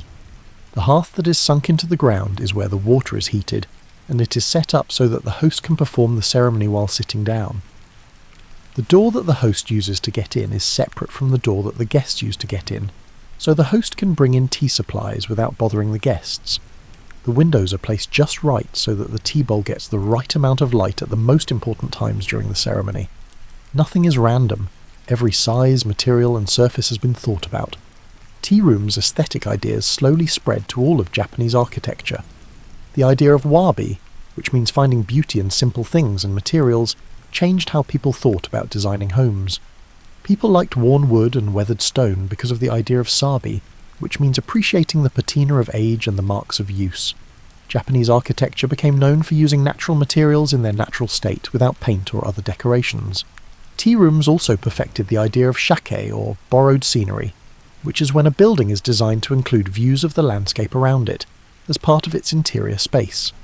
A window that is carefully placed might frame a certain tree in the garden, making that tree a part of the room's design. The room's character changes when the tree blooms or changes colour with the seasons. The line between architecture and landscape becomes less clear and more temporary. The famous Taian tea room, which was designed by Rikyu himself and is still standing, is only 9 feet by 9 feet. In this small space, all of Japanese aesthetic philosophy is shown. The rough clay walls, the carefully uneven posts, the small window that looks out onto a perfectly framed garden view, and the tokonoma with its subtle proportions all work together to make a space that feels both humble and deep, rustic and refined, and temporary and eternal. Later tea masters built on Rikyu's work and made different styles of tea rooms that looked at different parts of tea room design. Some added more windows to let in more light. Some people tried out different materials or proportions, but they all stuck to the main idea. A tea room should be its own world, a place where beauty becomes a way to connect with the divine. The way tea rooms were designed had an effect on the way other types of buildings were built. The Sukiya style that came from tea architecture used its ideas in house design, such as using natural materials, making rooms that are the right size for people instead of grand displays, and paying close attention to texture and light. Exposed wooden ceilings, alcoves for display, and sliding paper screens are all things that are now thought of as typically Japanese. They all come from tea room architecture. As you get ready to sleep, picture yourself in a tea room at dusk. The rain is falling outside, making a soft sound on the roof. You can barely see the garden through the small window. The stones and moss are getting darker because of the moisture. The host just made tea with careful, practiced movements. The tea bowl is in front of you, and its rough surface feels warm in your hands. In this small space, the whole universe has shrunk to this moment. The taste of tea, the sound of rain, and the way the light is fading. The room has everything it needs, and nothing it doesn't. In its own quiet way, it's perfect. Japan had been closed off from the rest of the world for over 200 years, but in the middle of the 19th century it opened up. The meeting changed Japanese architecture in ways that were both exciting and confusing. Suddenly, a building style that had developed over hundreds of years to reflect certain cultural values and deal with certain problems had to learn how to use completely different architectural languages from Europe and America. People who were used to wooden buildings with paper screens and sliding doors must have thought that the first Western-style buildings in Japan were very strange.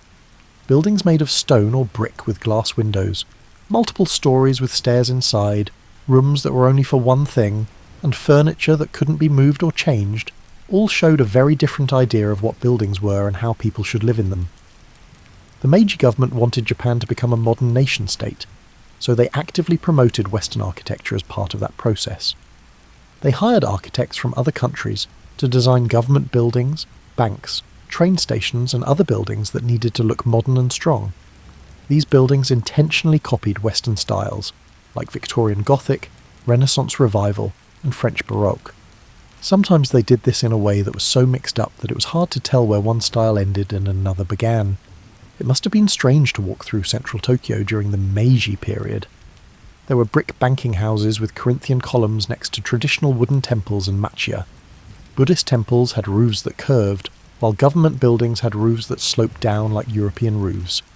There was an architectural clash without synthesis, with different building styles living in the same city, but not yet learning how to talk to each other.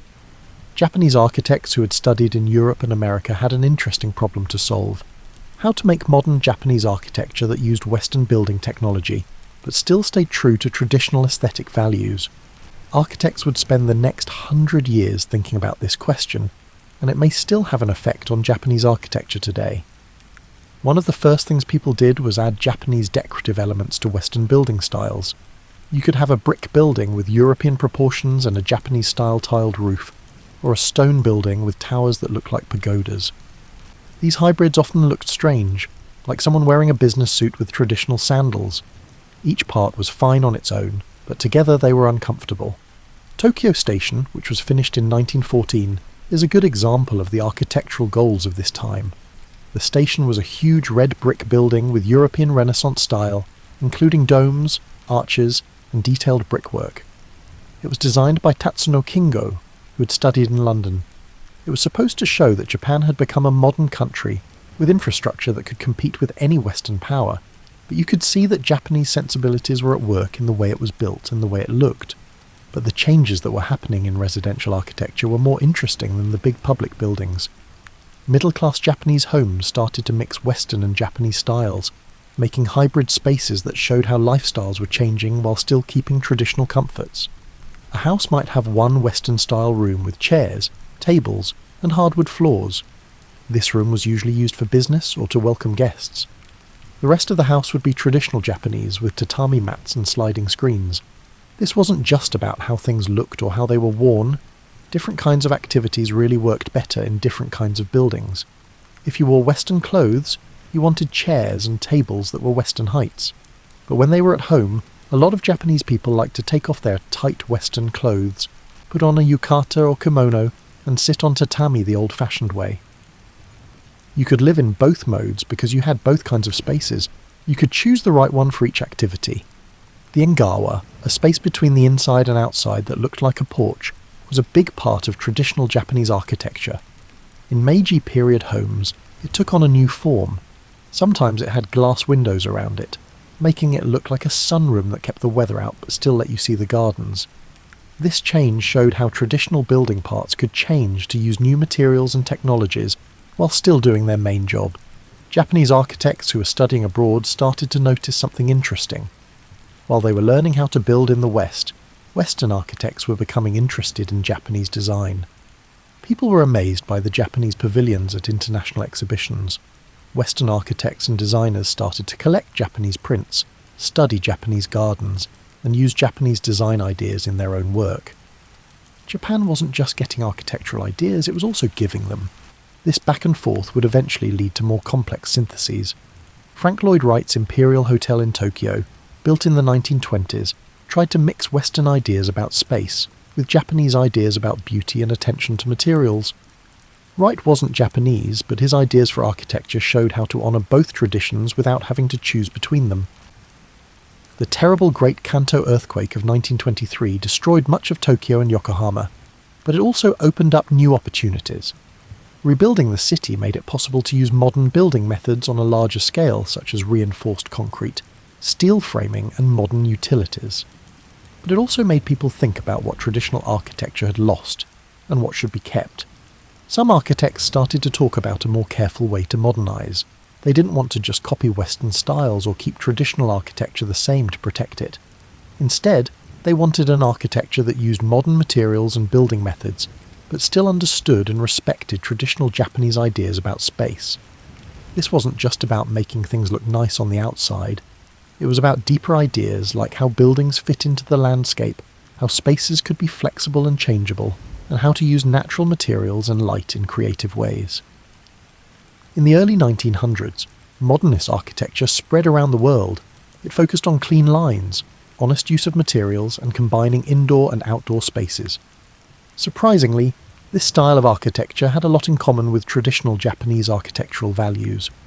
Both traditions valued simplicity over decoration, honest materials over surface decoration, and fluid connections between buildings and their surroundings. Japanese architects started to see that some of the ideas behind modernism weren't completely new to them. In some ways, they were similar to ideas that their own tradition had been working with for hundreds of years. A steel and glass building with clean lines and little decoration wasn't that different from a traditional tea room, which used natural materials and didn't add extra decoration. Both were examples of aesthetic philosophies that put value on essence over decoration and clarity over confusion. This understanding would ultimately result in some of the most groundbreaking architecture of the 20th century, as Japanese architects employed contemporary materials and methods to convey traditional spatial ideas in novel manners. But that's a story for the next chapter, when we get to the present. As you settle deeper into sleep, picture Tokyo in the 1920s. It was a city that was rebuilding itself and full of contradictions and possibilities. This is a traditional wooden house with one room that looks like it belongs in the West. A concrete office building is trying to look like a French palace. You can still see the roofs of the temples in the distance, but they are now surrounded by buildings that would have been unthinkable just a few decades ago. It's a mess, but it's also exciting, uncomfortable, and full of promise. A civilization is going through a huge change and trying to figure out how to stay the same while becoming something else. Japan's cities were ruined by World War II. Bombing had mostly destroyed Tokyo, Osaka, and Nagoya. In the immediate aftermath of the war, all that was needed was to put roofs over people's heads with whatever materials were on hand. When people were living in temporary shacks and old military buildings, architectural philosophy seemed like a luxury. But even in this dire situation, some architectural elements remained the same. People still took off their shoes before going into homes. They still liked to sit on the floor when they could. The basic ideas about space in Japanese architecture, flexibility, connection to nature, and the importance of threshold spaces stayed the same, even though the buildings themselves were rough and temporary. As Japan's economy got better and then exploded in the 1950s and 1960s, a group of amazing architects came along who would change how people thought about modern architecture. These architects had grown up with traditional Japanese buildings and learned about Western architectural principles. Now, they had to make buildings that were right for modern Japan. Their ideas would change architecture all over the world. Kenzo Tang could be the most well-known person from this generation. His buildings were a mix of the brutal honesty of modernist concrete construction and ideas about space that came from traditional Japanese architecture. The Hiroshima Peace Memorial Museum, finished in 1955, raised its main structure on pillars, which made a covered space underneath that was like the open ground floors of traditional storehouses and let light and air flow through the building. Tang's work showed that modern materials like reinforced concrete could show traditional Japanese ideas about space, like the mixing of inside and outside, the use of modular structural grids, and the focus on horizontal rather than vertical lines. His buildings looked very modern, but their layout and relationship to the site and landscape made them feel Japanese in some way. The metabolist movement, which started in the 1960s, had an even more radical idea. These architects saw cities as living things that could grow and change, with residential units that could be added to permanent infrastructure. Most of their biggest dreams never came true, but their ideas about flexibility and adaptability took traditional Japanese ideas about reconfigurable space and applied them to cities and technology. The Nakagin Capsule Tower by Kisho Kurokawa, which was finished in 1972, was an example of metabolist ideas in architecture. The building was made up of prefabricated modules, which were basically small apartments that were attached to concrete cores. This was done so that capsules could be moved around or replaced as needed. It looked like science fiction, but it was based on the traditional Japanese idea that buildings are made up of parts that can be rearranged instead of being permanent monuments. At the same time, residential architecture was changing in less obvious ways. After the war, Japanese homes started to have more Western features, like real kitchens with running water, bathrooms with tubs and showers, and central heating. But the way things were arranged in space often stayed very Japanese. A lot of homes still had at least one traditional tatami room with sliding fusuma panels, a tokonoma alcove, and a door that led to a small garden. This wasn't just nostalgia or conservatism, it was a real preference for being able to move around and connect with traditional styles. At night, a tatami room could be a bedroom. During the day, it could be a living room. For special meals, it could be a dining room, and for guests, it could be a space. The Western-style rooms with furniture that couldn't be moved around couldn't do this. Some architects started to look into how they could use modern materials and building methods to express traditional ideas. Tadao Ando, who became famous in the 1970s, built buildings out of smooth concrete, glass and steel that still had a traditional Japanese feel to them. His buildings have enclosed courtyards, carefully framed natural light, and a peaceful quality that reminds one of temple and tea-room architecture. Ando's Church of the Light, which was finished in 1989, is a great example of this combination. It's a small concrete chapel with a cross that shines. The cross was made by taking away things, not adding them. The wall has a cross-shaped opening that lets light in. The room is very simple and serious, but it also has a lot of spiritual energy. It looks modern, but it also feels like it comes from the same design tradition that made tea rooms hundreds of years ago. The idea of Ma, which we talked about earlier as charged empty space, was used in a new way in modern Japanese architecture. Architects designed buildings with holes and gaps that weren't just empty space. They were important parts of the design. These empty spaces made the rhythm of the buildings, let light and air in, and gave people a place to rest their eyes and think. The connection between architecture and nature, which is so important to Japanese culture, continued in new ways.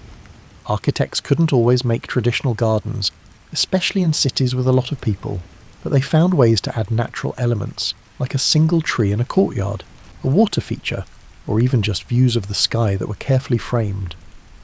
These gestures recognized the human necessity for a connection with nature, even within entirely urban environments. Small urban homes became a very interesting type of architecture. Because land was so expensive in Japanese cities, many residential lots were very small, less than 50 square meters in some cases. Architects who had to work with these limits came up with new ways to make spaces more livable, by adding light, air, and sometimes surprising spatial experiences. These small homes often had courtyards inside, skylights, spaces on more than one level, and smart ways to store things. These small houses kept the traditional Japanese way of building homes, which was to make rich spatial experiences within small physical limits. A traditional tea room showed that you don't need a lot of room to make a whole world. Modern tiny houses took this idea further by showing that careful design could make even the smallest spaces feel full and welcoming. Modern engineering's earthquake-resistant building methods were added to Japan's traditional knowledge of how to make structures that can bend.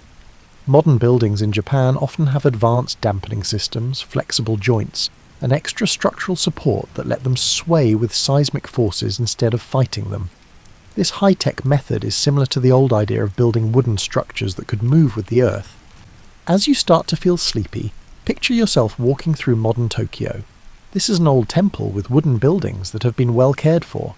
Next to it is a modern building made of glass and steel. Its ground floor opens completely to the street, making the line between inside and outside less clear.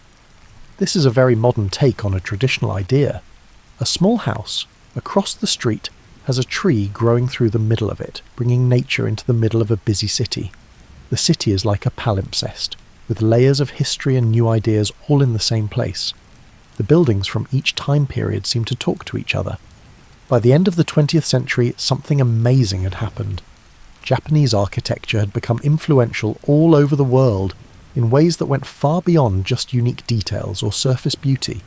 Architects all over the world were looking at Japanese buildings, spatial ideas and design philosophies to find ways to solve modern architectural problems that Western traditions hadn't fully dealt with. Japanese aesthetics had a big impact on the minimalism that became so popular in architecture around the world starting in the 1990s. The Japanese had been refining the ideas behind clean lines, limited colour palettes, carefully chosen materials, and empty space as a positive design element for hundreds of years. Japan had been doing what the West thought was a radical new style since the 16th century, when tea masters started doing it. The open floor plans that are now popular in Western homes are similar to the ideas that Japanese homes have had for hundreds of years. Japanese architecture had these ideas long before they became popular in other parts of the world, that spaces could be flexible and serve more than one purpose, that rooms could flow into each other instead of being separated by walls, and that a home should adapt to the needs of its occupants instead of forcing them to adapt to fixed rooms. The focus on natural materials that are honestly displayed, rather than painted over or hidden behind decorations, became a defining feature of modern high-end architecture around the world. Architects started leaving concrete unpainted so that the wood structure showed through, and they used stone in ways that showed off its natural beauty. This method wasn't taken directly from Japan, but the Japanese architectural tradition of honest material expression did have an effect on how architects around the world thought about materials and surfaces. The relationship between the inside and outside that Japanese architecture had always stressed became more and more important in modern architecture around the world. In modern design, people wanted buildings with walls that could open all the way, rooms that led into gardens, and threshold spaces that were neither fully inside nor outside. The traditional Ingawa had changed into modern terraces, balconies, and transitional spaces that made buildings more interesting for people to experience. Japanese architects had an impact on the world as well. In 1995, Tadao Ando won the Pritzker Prize, the first of many Japanese architects to win the most prestigious award in the field. Kazuyo Sejima and Ryue Nishizawa's company, SANAA, built buildings that were incredibly delicate and spatially complex, and their work had an impact on architects all over the world. Shigeru Ban was the first to use paper tubes and other unusual materials in buildings that were both structurally innovative and socially responsible. It wasn't obvious that these architects built buildings that looked like traditional Japanese ones. Their work didn't have pagoda roofs or torii gates, but their buildings had spatial ideas, material sensibilities, and connections to sight and light that were more connected to traditional Japanese architecture. They showed that tradition isn't just about copying old styles, it's also about understanding and building on basic ideas. The idea of wabi-sabi, which means finding beauty in things that aren't perfect, don't last, or aren't finished, became part of the global design vocabulary. It may have been overused in Western design circles, where it was sometimes seen as just a style instead of a complicated philosophical stance. But at its best, the world's love of wabi-sabi showed a real appreciation for Japanese aesthetic values that were different from the Western focus on permanence, perfection, and completion. The design of Japanese gardens had a bigger and bigger effect on gardens around the world. From California to England, modern gardens showed how to use natural materials, how to make spaces for thinking, and how to make small versions of larger landscapes. The notion that landscape design could be an art form as sophisticated as architecture, a belief rooted in Japanese tradition, garnered broader acceptance. The best Japanese architecture was very aware of the environment. It paid attention to natural ventilation, used local materials, and was carefully oriented to the sun and wind. These were all things that became important in architecture around the world. Japanese architecture has always been sustainable because it had to be. Contemporary architects learned from these traditions how to build buildings that are better for the environment. The Japanese idea that architecture is not a permanent monument, but something that can be changed and rebuilt, challenged Western ideas about architecture in interesting ways. The 20-year rebuilding cycle of the Is Shrine, which we talked about a long time ago, was a whole new way of thinking about preserving architecture. Instead of trying to keep buildings the same, it meant keeping tradition alive through constant renewal. This idea changed how people thought about cultural continuity and architectural sustainability. Japanese culture had a big impact on the way people saw small-scale, carefully detailed architecture. Not every building had to be a big deal or a big statement. In small urban houses or tea rooms, where every detail had been carefully thought out, the most beautiful architecture could happen. This recognition of small-scale excellence changed how architects around the world thought about residential and small-scale projects. Japanese architects combined traditional building techniques with modern materials and methods. This gave other countries ideas for how to keep traditional building crafts alive, while also making modern buildings. Japanese architectural craft was known for its careful joinery, attention to surface qualities, and respect for materials. These things still affect how buildings are detailed and built. As we near the end of our journey through Japanese architectural history, we come to the present. What we see is not a complete preservation of tradition, or a complete break from the past, but rather a creative conversation between historical principles and modern needs that is still going on. There is a fascinating tension in modern Japanese architecture. Japan is still one of the most architecturally innovative countries in the world. Architects there build buildings that are very creative and technically advanced. On the other hand, traditional building types like temples, shrines, tea rooms, and even some types of homes are still used today, not just as museum pieces. In Kyoto, you'll see master carpenters still teaching apprentices how to do traditional joinery that doesn't use any nails. These craftsmen aren't putting on historical reenactments. They're keeping temples and shrines that are still used for religious purposes up to date using the same methods that their ancestors used hundreds of years ago. The knowledge is passed down from master to apprentice in an unbroken chain. Each generation learns not from books but by working with tools and materials. There are definitely problems with these old crafts. Fewer young people want to spend years learning how to do temple carpentry or thatched roofing. The economic problems are real, but the tradition lives on, thanks in part to cultural pride, religious necessity, and a growing understanding that these skills are irreplaceable knowledge about materials and construction. At the same time, modern Japanese architects are still pushing the limits. They build buildings that are incredibly delicate, with walls that seem to dissolve and spaces that flow into each other like water. They try out new materials and technologies while still keeping in touch with old ideas about space. Su Fujimoto is one of the younger architects. He makes buildings that blur the lines between architecture and nature, inside and outside, and building and landscape. Sometimes his buildings look more like abstract sculptures or natural formations than regular buildings, but they are perfectly livable spaces. They're a modern evolution of traditional Japanese ideas about how buildings and nature interact. Kengo Kuma's work is very modern, but it also clearly draws on traditional Japanese architecture. He wants to know how modern methods can be used with traditional materials like wood, stone, and paper to make buildings that feel like they come from the past without copying old styles. His buildings often have fancy wooden screening systems that are modern versions of traditional features that control light, give people privacy, and make rich visual textures. There is an endless stream of new houses being built in Japan because people there are still interested in small, well-designed homes. Tokyo is full of tiny lots where architects have to work within very strict limits to make amazing spatial experiences. These houses are in line with the Japanese tradition of making a lot out of a little, by carefully designing them instead of just making them big. These small modern homes often have features that are similar to traditional homes, like an internal courtyard that lets light and air into the middle of the building, a threshold space that separates the street from the home, and a special room or alcove for thinking and showing off. But they use modern materials and building methods, which makes the buildings feel both new and traditional. Japan has a unique way of keeping its old buildings in good shape. Preservation doesn't mean trying to keep buildings the same over time. Instead, it usually means rebuilding them every so often using traditional methods and materials. This keeps not only the buildings themselves, but also the knowledge and skills needed to build them. It's preservation through practice, not through museums. The Japanese people as a whole stay connected to traditional architectural spaces by practicing tea ceremonies, going to temples and shrines, and sometimes even in their own homes. A lot of modern Japanese homes and apartments still have at least one tatami room. This is a place where people can connect with traditional aesthetics and practices even when they are in a modern setting. More and more, Japanese architecture is being shaped by environmental concerns. Building practices that are strong and long-lasting are important because the country is prone to earthquakes, typhoons, and other natural disasters. Modern Japanese architecture often uses both high-tech and traditional methods.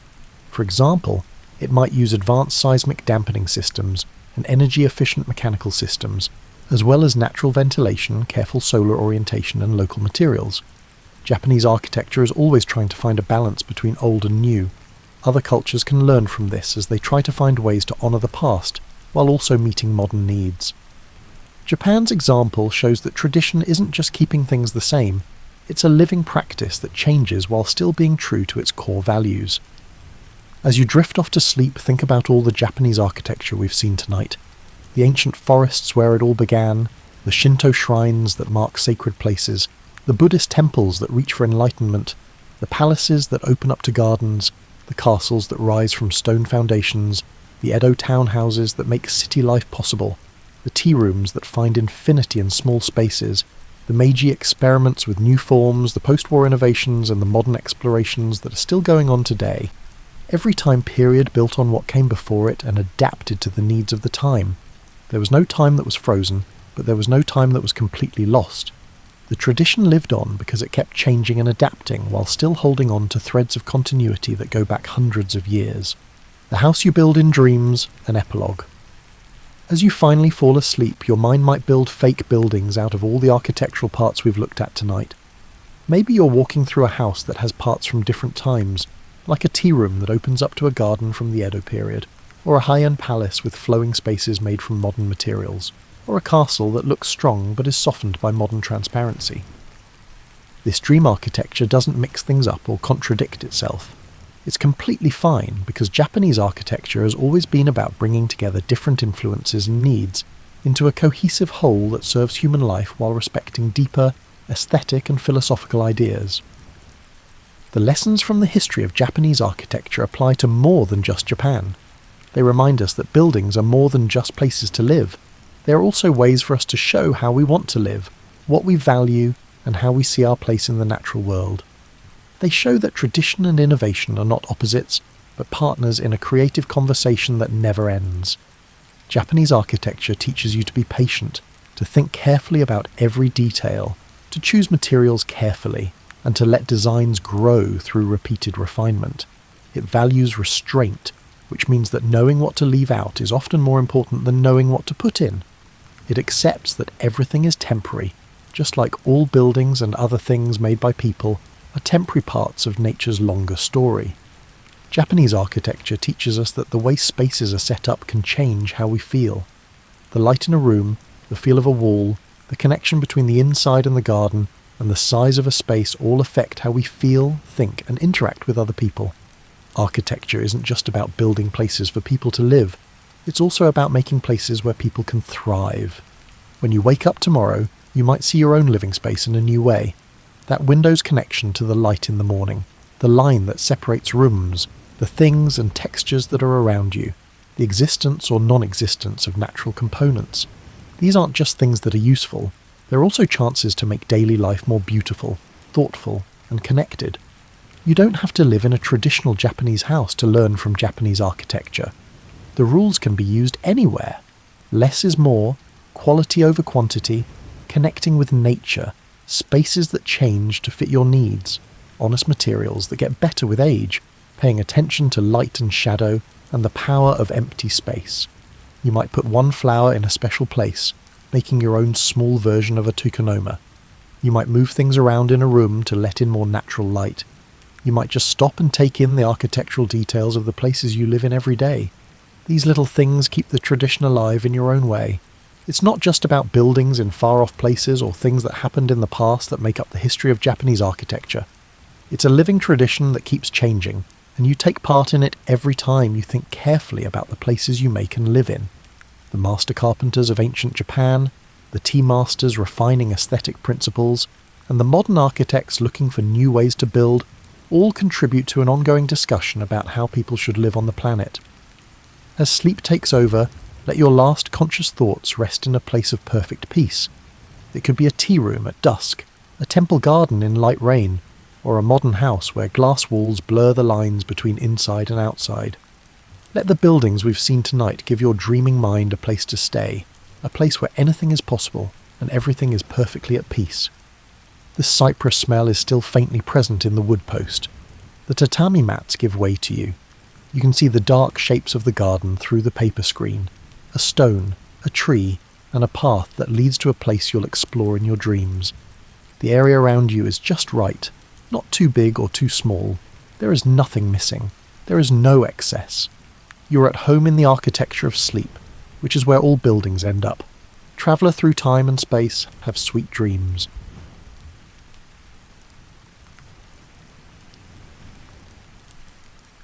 Okay, check this out.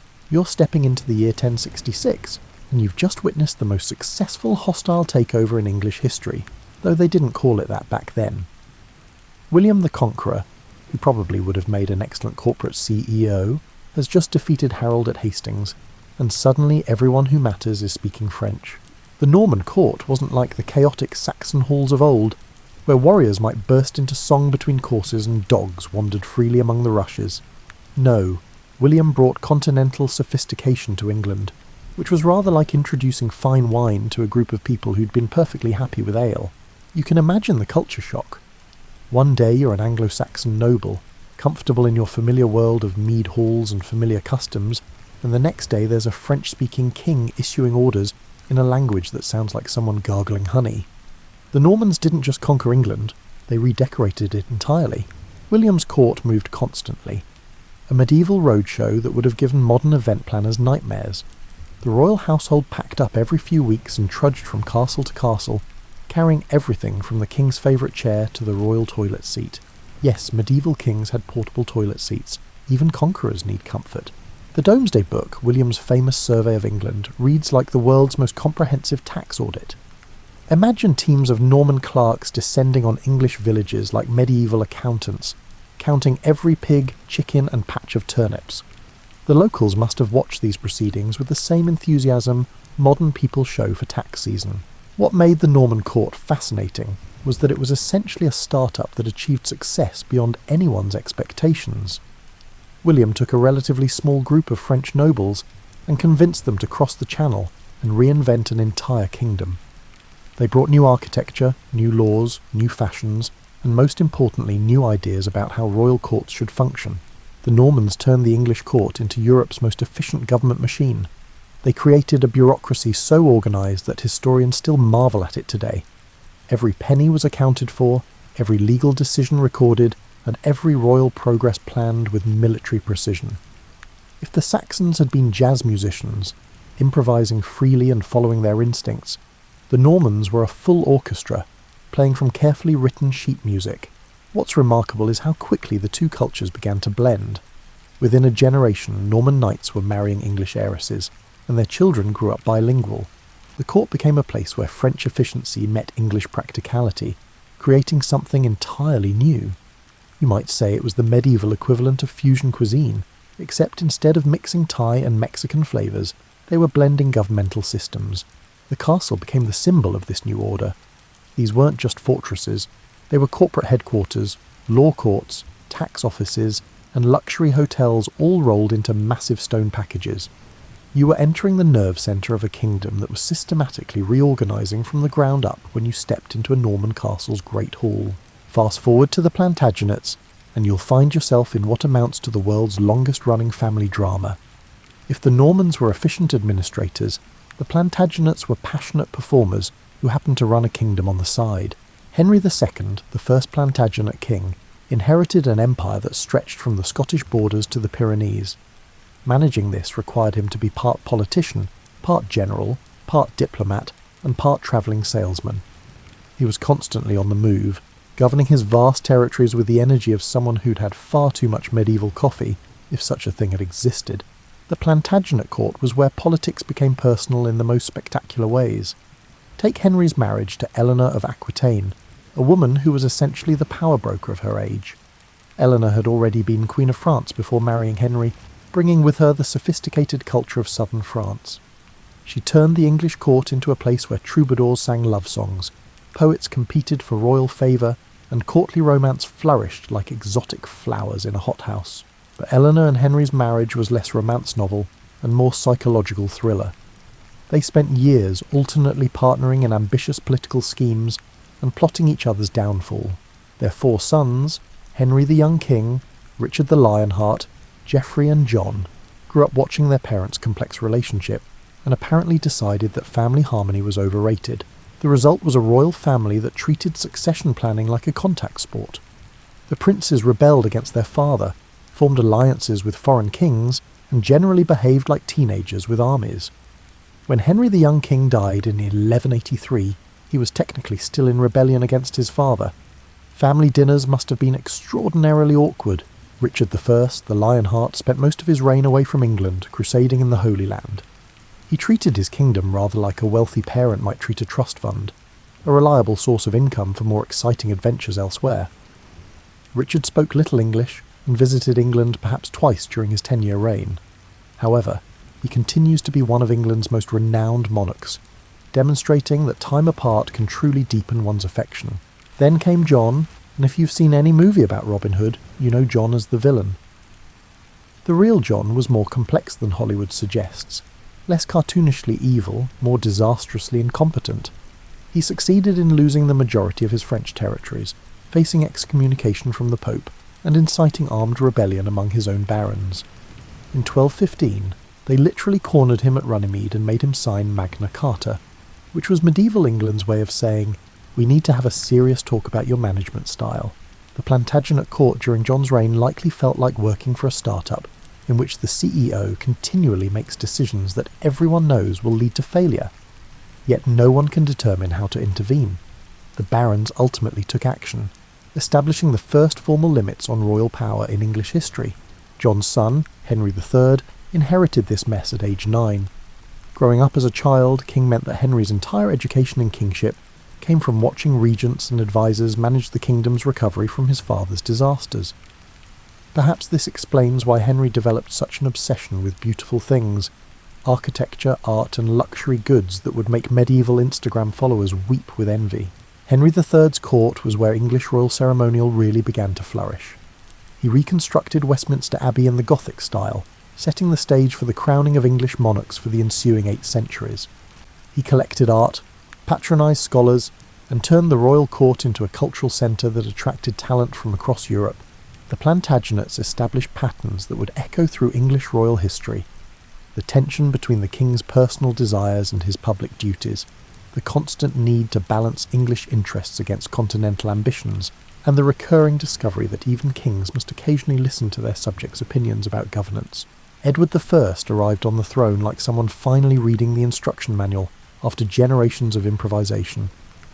Where his predecessors had stumbled through the complexities of medieval kingship, Edward approached the job with the systematic thoroughness of a master craftsman. You can picture Edward's court as a place where everything finally ran on time. This was a king who conquered Wales not through dramatic cavalry charges, but through methodical strategic planning and superior logistics. He built a ring of castles that looked like they'd been designed by someone who'd studied every military engineering textbook ever written, which, in a sense, Edward had. The court of Edward I buzzed with legal innovations that would have impressed modern constitutional lawyers. Edward didn't just rule, he legislated.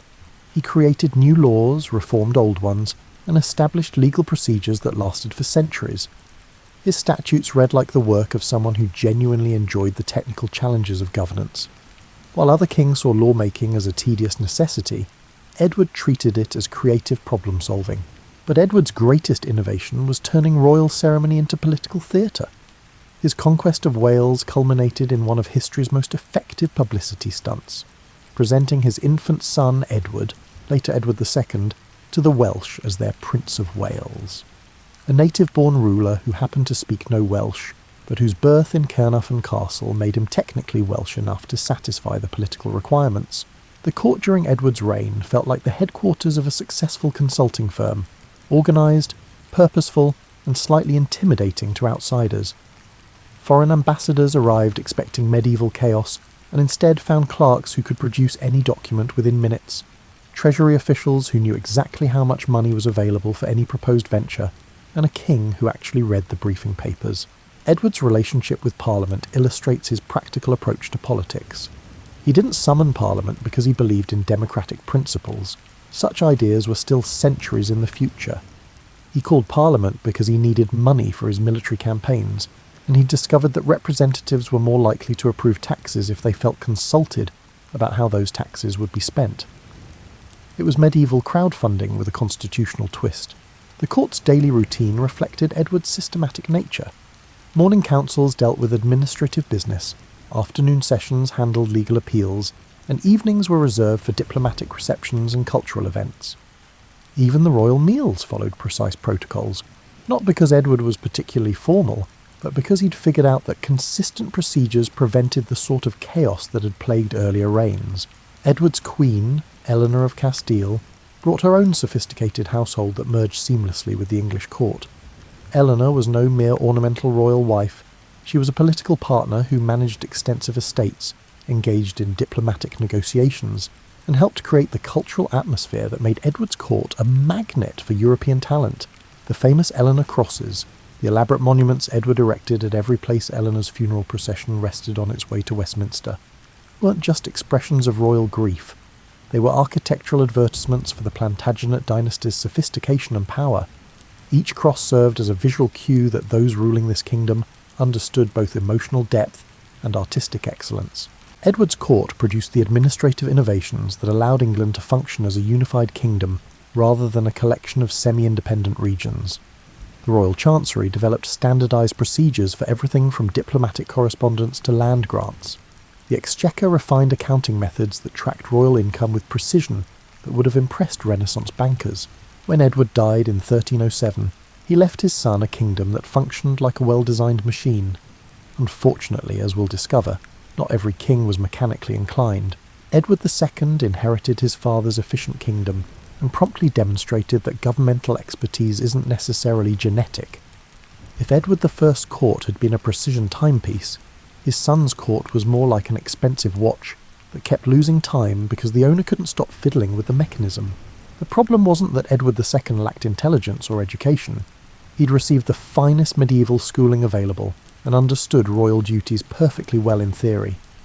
The problem was that Edward II found the actual work of kingship monumentally boring. He preferred spending time with his close friends, engaging in manual crafts and generally behaving like someone who'd inherited a successful family business, but would rather be pursuing artistic interests. This created the medieval equivalent of an office where the CEO spends most of his time in the employee break room, while important decisions pile up on his desk. Edward's court became a place where ambitious nobles competed not for the king's attention regarding policy matters, but for positions in his inner social circle. The situation became complicated when Edward developed an intensely close relationship with Piers Gaveston, a young nobleman who possessed the medieval equivalent of magnetic charisma. Gaveston was witty, stylish, and completely uninterested in the sort of respectful deference that other nobles expected to receive from royal favourites. He nicknamed the powerful earls with insulting pet names, and generally behaved like someone who'd never read the handbook on medieval court politics. The established nobility watched this relationship with the mounting horror of senior executives discovering that the boss's college roommate has been appointed as their new supervisor. Gaveston wasn't just inappropriate, he was effective at making the traditional power brokers feel excluded from important decisions. The court split into factions, those who found the situation tolerable and those who decidedly did not. The result was a series of political crises that read like medieval office politics taken to their logical extreme. The barons repeatedly forced Edward to send Gaveston into exile. Edward repeatedly found ways to bring him back, and Gaveston repeatedly managed to offend everyone who mattered. The cycle continued until 1312, when a group of earls decided to solve the problem permanently by murdering Gaveston. Edward's reaction to his favourite's death transformed him from an ineffective but harmless king into a genuinely dangerous enemy. The gentle artistic soul who'd preferred crafts to conquest suddenly developed a talent for sustained vengeance that would have impressed his warrior father. The court became a place where courtiers calculated not just political advantage, but personal survival.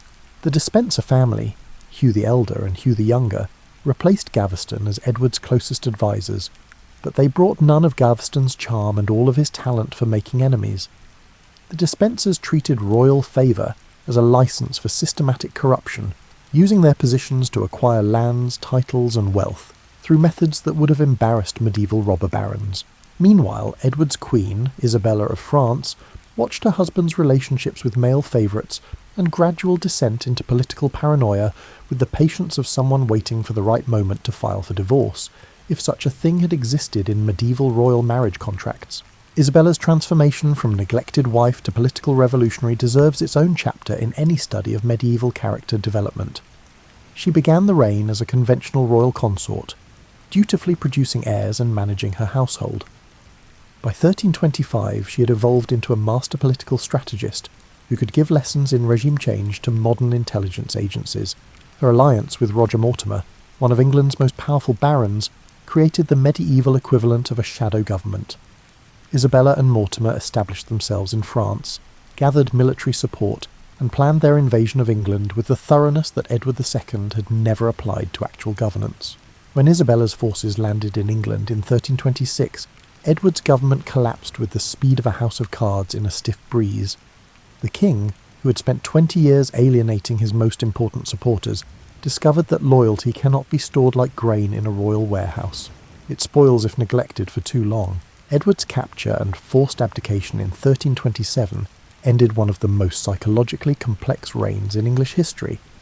His court had become a cautionary tale about what happens when personal relationships override political judgment, and when kings forget that their private preferences cannot be separated from their public responsibilities. Edward III inherited a kingdom that desperately needed someone who actually wanted to be king. Fortunately, that's exactly what they got. Where his father had approached kingship like a reluctant employee showing up for a job he'd never wanted, Edward III embraced royal power with the enthusiasm of someone who'd been waiting his entire life for the opportunity. The court of Edward III felt like a medieval version of mission control during an exciting space program. Everything was focused on the great project of proving that England could compete with France as a major European power. This required transforming English military capabilities, diplomatic relationships, and cultural prestige simultaneously. Edward's solution was to turn warfare into a combination of professional efficiency and chivalrous spectacle.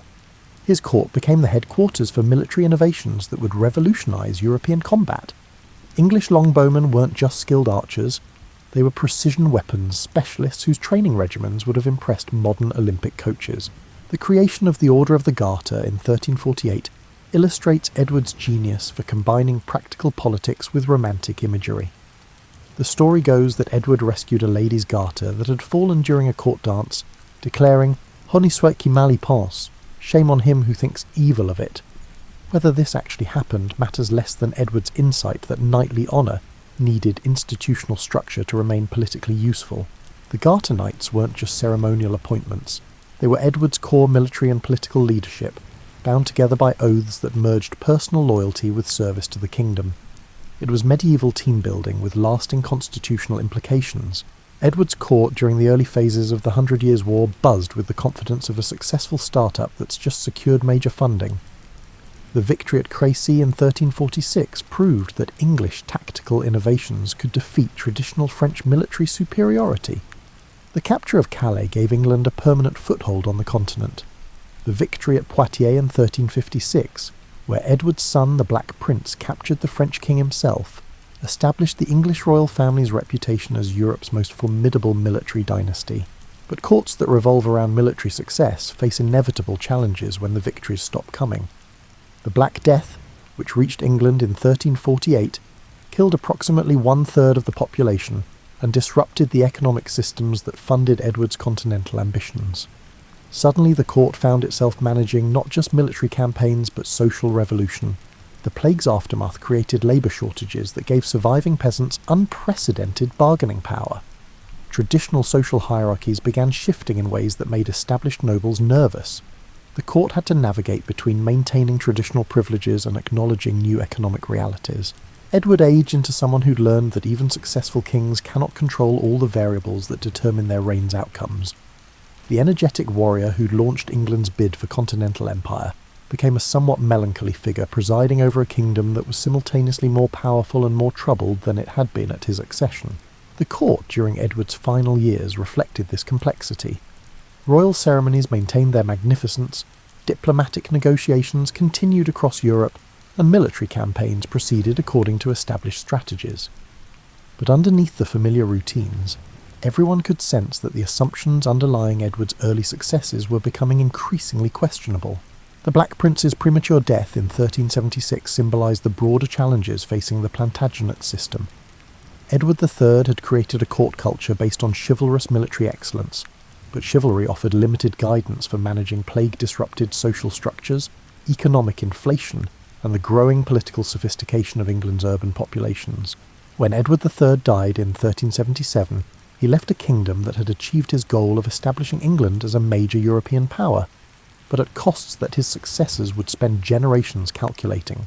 10-year-old Richard II inherited a kingdom expecting another warrior king, and instead got an artist who happened to wear a crown.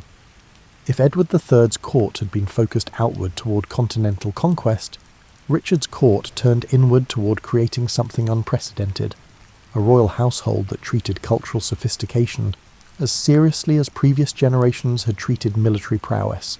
You can imagine the confusion this caused among nobles who'd spent their entire careers preparing for careers as knights and military commanders. Suddenly they found themselves in a court where success meant understanding poetry, appreciating architectural innovations, and navigating social protocols that resembled elaborate performances more than traditional feudal relationships. Richard's court developed its own aesthetic that modern art historians still study with fascination.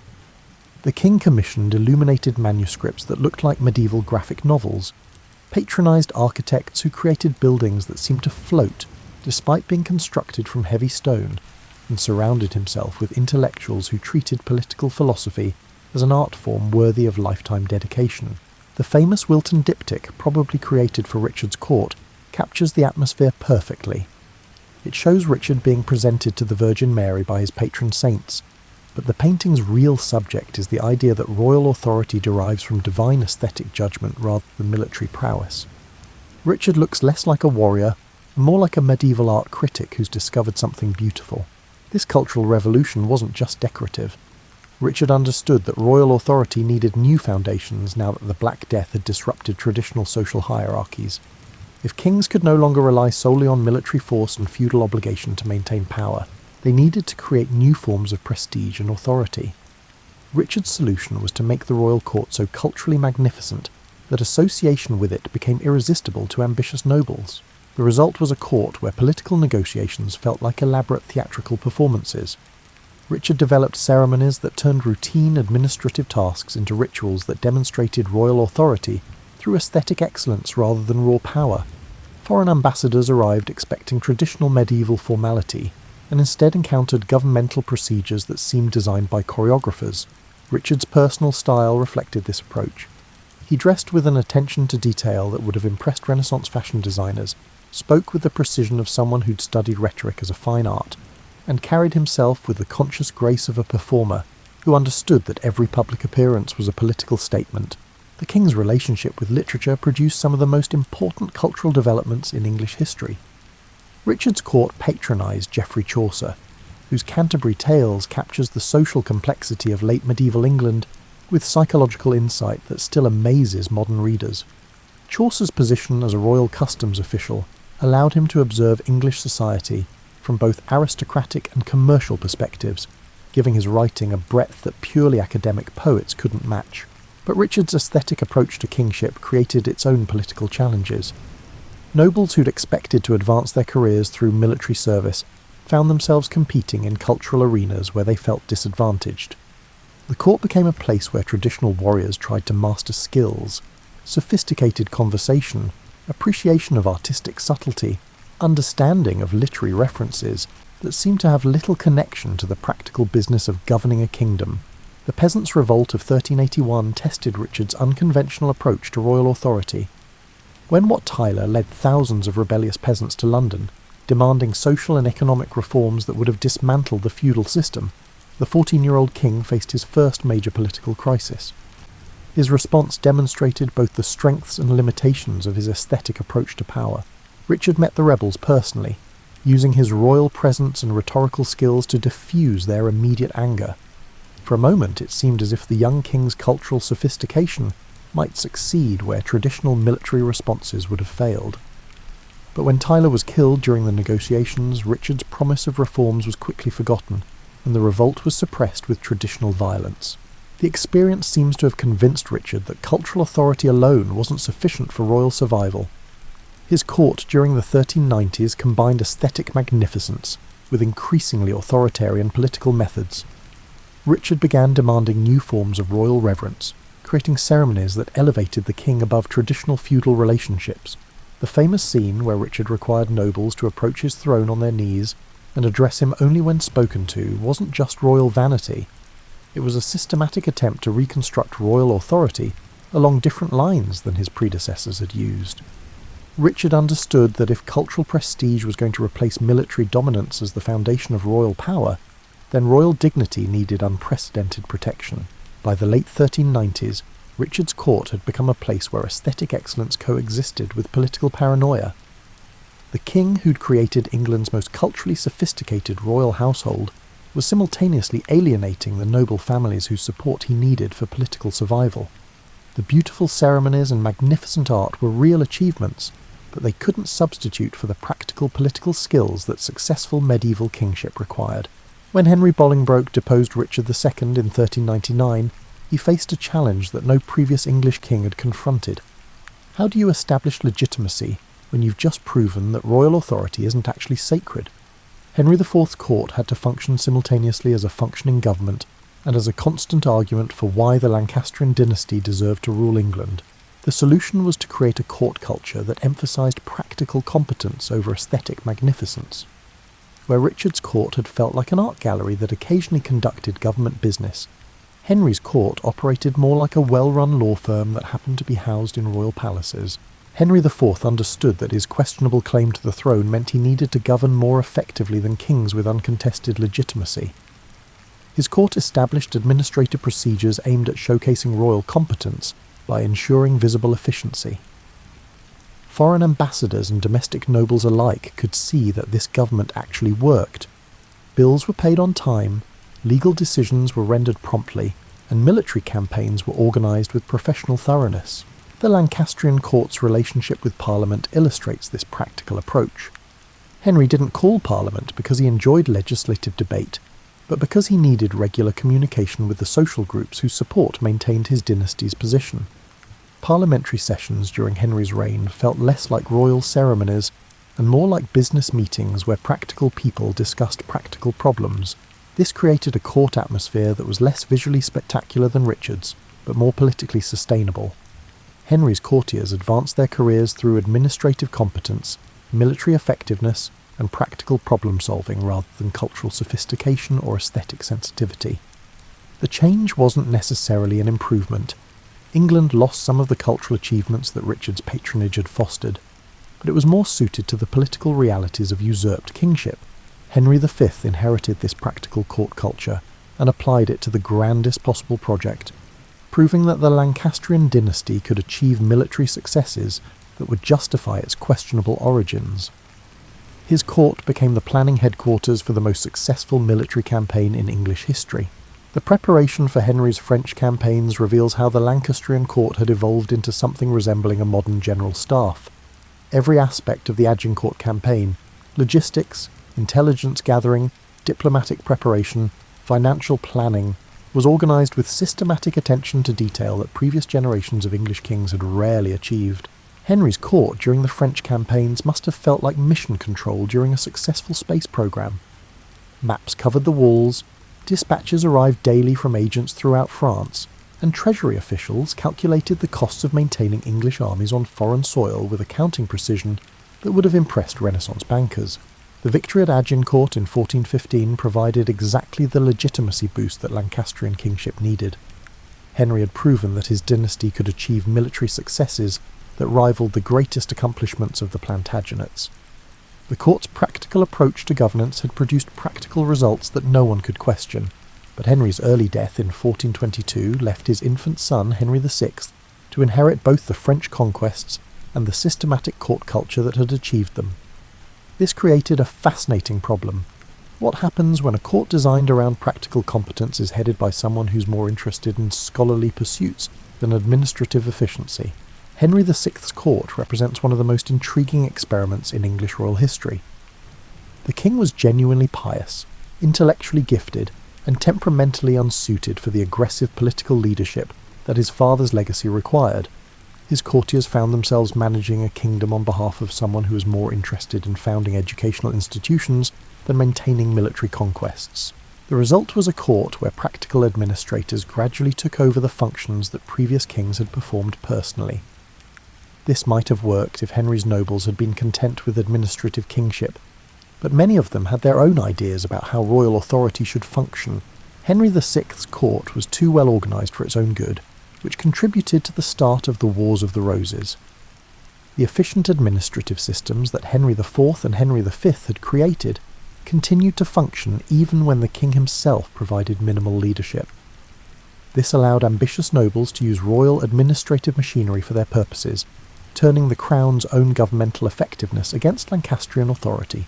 By the 1450s, the Lancastrian court had become a place where formal governmental procedures continued, while actual political power shifted toward noble factions that were preparing for civil war. The courtiers who'd created England's most efficient medieval government found themselves managing the systematic destruction of the dynasty they'd served so effectively. Edward IV's court after 1461 faced the peculiar challenge of governing a kingdom where everyone had just learned that kings could be overthrown by subjects with sufficient military support and political determination. The Yorkist solution was to create a royal. The court was so magnificently impressive that people would forget how recently the dynasty had come to power. Edward understood that successful usurpers need to establish legitimacy through demonstration rather than argument. His court became a showcase designed to prove that Yorkist kingship represented not just political change but cultural advancement. Every ceremony, every architectural project and every diplomatic reception was planned to demonstrate that this dynasty governed with a sophistication that justified its hold on power. The Yorkist court's daily routine reflected this strategy. Morning administrative sessions handled governmental business with efficiency that maintained continuity from Lancastrian practices, but afternoon and evening events showcased royal magnificence that surpassed anything England had seen since Richard II's aesthetic experiments. Edward's personal style contributed significantly to this atmosphere. The king was exceptionally tall, strikingly handsome, and possessed the sort of natural charisma that made people want to be associated with his court. Foreign visitors consistently reported that Edward looked like what they expected a king to look like, which provided exactly the sort of visual legitimacy that usurped dynasties particularly needed. But the Yorkist court's real innovation was its approach to economic policy. Edward IV was the first English king to understand that royal authority in the late 15th century needed to be financially self-sustaining. His court developed trading relationships, investment strategies, and revenue-generating systems that made the crown less dependent on parliamentary grants than any previous medieval dynasty. This economic independence allowed Edward to create a court culture that combined political effectiveness with cultural sophistication. Royal patronage during his reign supported architectural projects, manuscript illumination, and musical innovations that demonstrated England's growing cultural confidence. The court became a place where practical governance and aesthetic achievement reinforced each other rather than competing for royal attention. Edward's marriage to Elizabeth Woodville in 1464 illustrates both the strengths and the complications of this approach. Elizabeth wasn't a foreign princess whose marriage would cement diplomatic alliances. She was an English widow whose family connections could strengthen domestic political networks. The decision was politically practical but socially controversial, creating court factions that would influence English politics for decades. The Woodville family's rapid advancement through royal favour created the medieval equivalent of nepotism concerns, but their actual administrative competence was generally impressive. Elizabeth's relatives brought new energy and fresh perspectives to court positions that had sometimes become routine under previous dynasties. Edward's court during the 1470s represented the high point of Yorkist achievement. The king had successfully combined military effectiveness, administrative competence, and cultural sophistication in ways that seemed to justify the Wars of the Roses as necessary modernisation rather than destructive civil conflict. The brief restoration of Henry VI in 1470 to 1471 provided an inadvertent demonstration of how much English royal court culture had evolved under Edward's leadership. Henry's restored court felt archaic and ineffective compared to the Yorkist innovations that courtiers had recently experienced. When Edward returned from exile to reclaim his throne, he found that many previously neutral nobles had decided that Yorkist kingship was simply more impressive than Lancastrian alternatives. Edward's sudden death in 1483 at age 40 ended this experiment in systematic royal magnificence before its long-term effectiveness could be fully evaluated. His brother Richard III inherited a kingdom where court culture had become central to political legitimacy, but where the specific elements of that culture were closely associated with Edward's personal charisma and leadership style. Richard III's court represents one of history's most fascinating studies in the relationship between political effectiveness and public perception. By most objective measures, Richard was a competent administrator who governed England efficiently during his brief reign. His court maintained the organisational systems that Edward had established, continued the cultural patronage that had made Yorkist kingship impressive, and handled domestic and foreign policy with reasonable skill. But Richard's court could never escape the circumstances of his accession to power. The disappearance of his nephews, Edward V and Richard, Duke of York, created suspicions that no amount of governmental competence could overcome. Richard found himself managing a court where formal procedures continued normally, while underlying political support steadily eroded. The irony of Richard's reign was that he'd inherited the most sophisticated royal court in English history, at precisely the moment when court sophistication ceased to matter. The Yorkist innovations in governmental efficiency, cultural patronage, and economic independence were genuine achievements, but they couldn't compensate for fundamental questions about dynastic legitimacy. When Henry Tudor landed at Milford Haven in 1485, he represented not just another dynastic claimant, but a return to the principle that royal courts should be judged primarily on their political effectiveness, rather than their cultural achievements. The Battle of Bosworth Field ended the Yorkist experiment and began a new phase in English royal court development. Henry VII's court, after 1485, functioned like a start-up company, whose founder understood that survival required completely different strategies than those needed for initial success. Having won the crown through military victory, Henry faced the challenge of establishing a dynasty that could maintain power through means other than continued warfare. The early Tudor court was deliberately modest compared to Yorkist magnificence. Henry understood that impressive ceremonies and cultural patronage were luxuries that usurped dynasties could afford only after establishing unquestioned legitimacy. His court focused on administrative competence, financial responsibility, and the systematic elimination of potential rivals. You can picture Henry's court as a place where accountants held higher status than poets, where treasury records received more attention than architectural projects, and where every expenditure was evaluated for its contribution to dynastic security. This wasn't because Henry lacked appreciation for culture or ceremony, but because he understood the priorities that newly established dynasties must observe. The court's daily routine reflected these priorities. Morning sessions dealt with financial planning that would have impressed modern budget analysts. Afternoon meetings handled diplomatic correspondence that gradually established England's credibility with European powers who were still uncertain about Tudor legitimacy. Evening events were modest affairs that demonstrated royal dignity without the extravagance that might suggest governmental irresponsibility. Henry's marriage to Elizabeth of York was perhaps the most successful political alliance in English history. By uniting the Yorkist and Lancastrian claims, Henry created a dynasty whose legitimacy was based on national reconciliation rather than factional victory. The court became a place where former enemies worked together on shared governmental projects, demonstrating that the Wars of the Roses had truly ended. The Tudor court's approach to noble management was particularly innovative.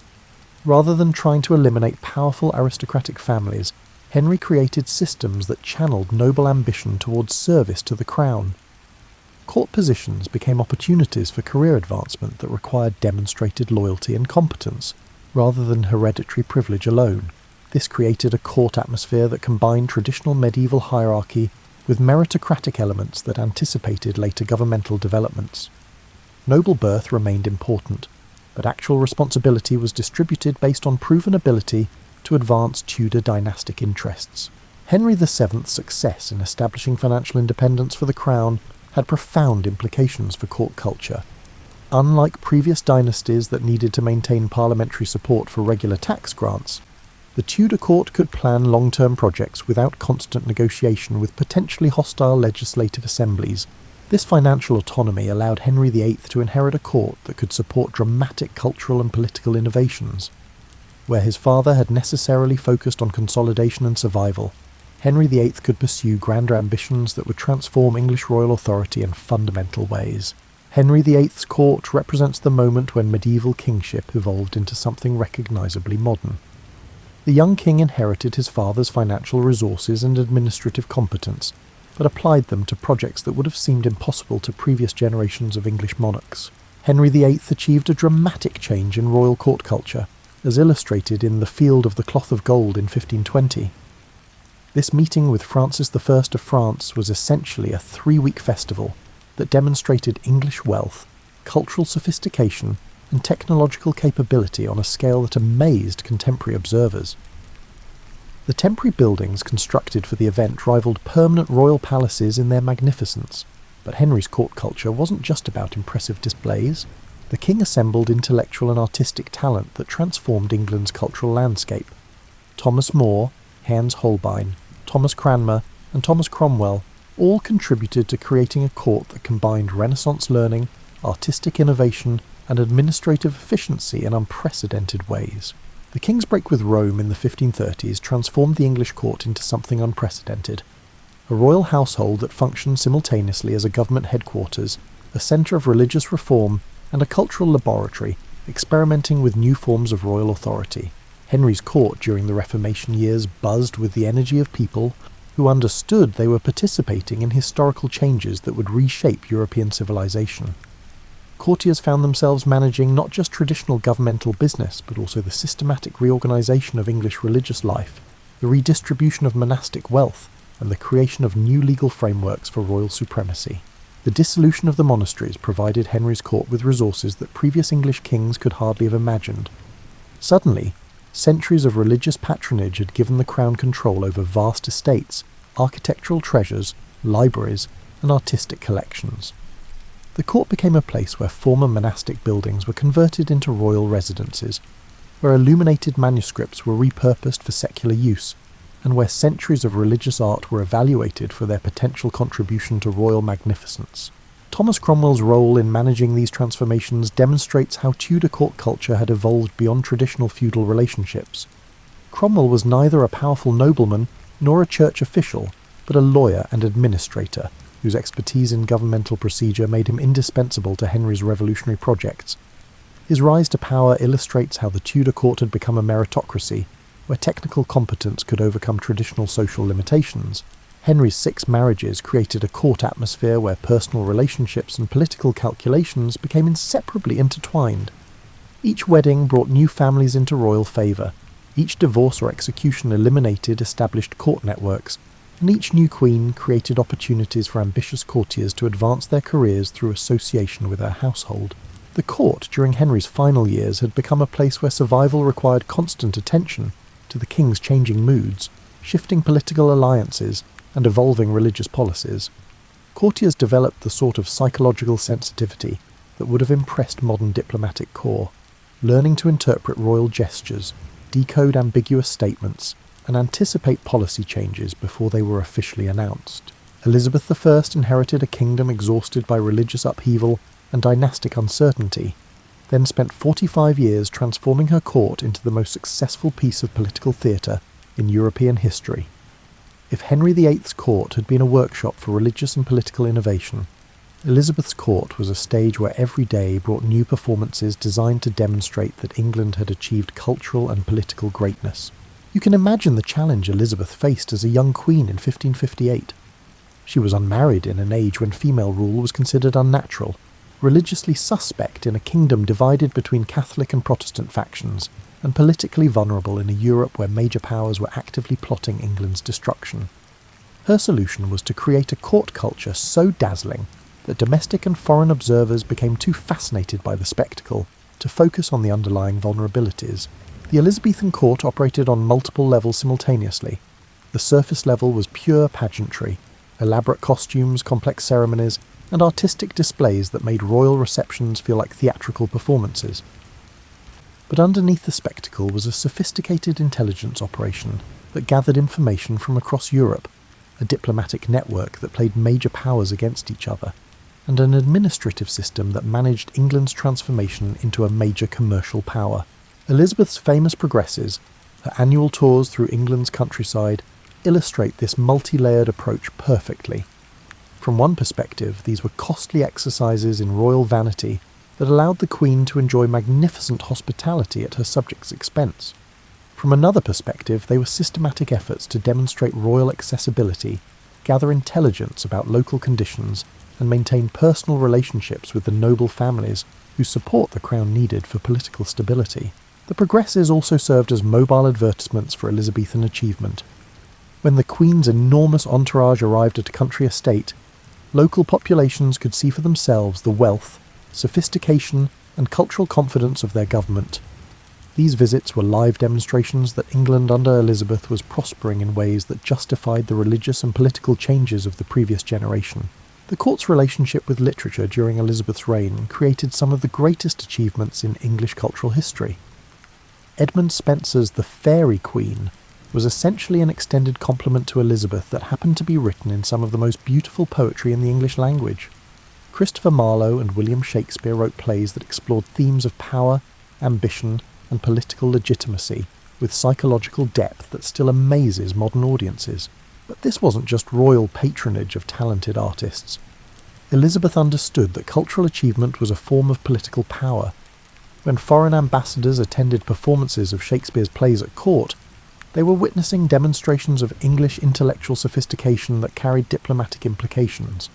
A kingdom that could produce such art was clearly not the backward, isolated nation that hostile European observers preferred to imagine. The famous question of Elizabeth's marriage demonstrates how thoroughly she had integrated personal decisions with political strategy. Every potential marriage alliance was simultaneously a romantic possibility, a diplomatic negotiation, and a piece of theatrical performance designed to keep foreign powers guessing about English intentions. The Queen's courtship with various suitors, Philip II of Spain, Eric XIV of Sweden, Archduke Charles of Austria, and most famously Robert Dudley, Earl of Leicester, provided ongoing entertainment that distracted attention from more sensitive political matters. Elizabeth managed to keep multiple marriage negotiations active for decades without actually committing to any of them, using romantic possibility as a diplomatic tool with unprecedented skill. The court's response to the Spanish Armada in 1588 showcased Elizabethan political theatre at its most effective. Elizabeth's appearance before her troops at Tilbury, declaring that she had the body of a weak and feeble woman, but the heart and stomach of a king, was political communication that transformed a potential military disaster into a moment of national inspiration. The victory over the Spanish Armada validated all of Elizabeth's governmental strategies simultaneously. English naval innovations had proven superior to Spanish military tradition. Protestant religious conviction had apparently received divine approval, and Elizabeth's unmarried status, which critics had long considered a national weakness, suddenly appeared to be evidence of her unique dedication to England's welfare. The Elizabethan court during the 1590s felt like the headquarters of a successful revolution that had exceeded everyone's expectations. England had become a major European power despite lacking the traditional resources, vast territories, massive populations, abundant precious metals that other powers relied upon for their international influence. Elizabeth's achievement was to demonstrate that a relatively small kingdom could compete with continental empires through superior organisation, cultural sophistication, and political creativity. Her court became the model that later English monarchs would many attempt to emulate her, but few can match her unique combination of theatrical flair and practical effectiveness. James I's arrival in England in 1603 created a fascinating collision between Scottish royal traditions and Elizabethan court culture. James brought with him ideas about kingship that were theoretically more sophisticated than Elizabeth's practical approach, but proved less suited to English political realities. The Jacobean court resembled a university that had unexpectedly taken on governmental duties. James was genuinely learned. He wrote books on political theory, theology, and even tobacco control, but his intellectual approach to kingship sometimes conflicted with the practical political skills that successful English monarchy required. You can picture the culture shock that occurred when James's Scottish courtiers encountered the complex protocols of Elizabethan court life. The Scots were accustomed to more informal relationships between the king and his nobles, while English courtiers had developed elaborate ceremonial procedures that treated royal access as a carefully rationed privilege. The result was a court where two different styles of monarchy existed in constant tension. James preferred scholarly discussion and theoretical debate, while his English courtiers were more comfortable with the sort of political theatre that had made Elizabeth's reign successful. The mixture produced some fascinating cultural achievements, but also political complications that would influence English history for generations. James's court patronised the translation of the Bible that bears his name, the King James Version, completed in 1611, which became one of the most influential works of English prose ever written. The King's personal involvement in this project demonstrates how Jacobean court culture could combine serious intellectual work with practical political purposes.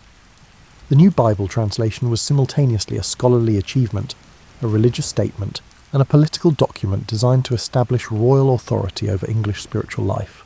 The court's relationship with theatre during James's reign produced some of Shakespeare's greatest plays.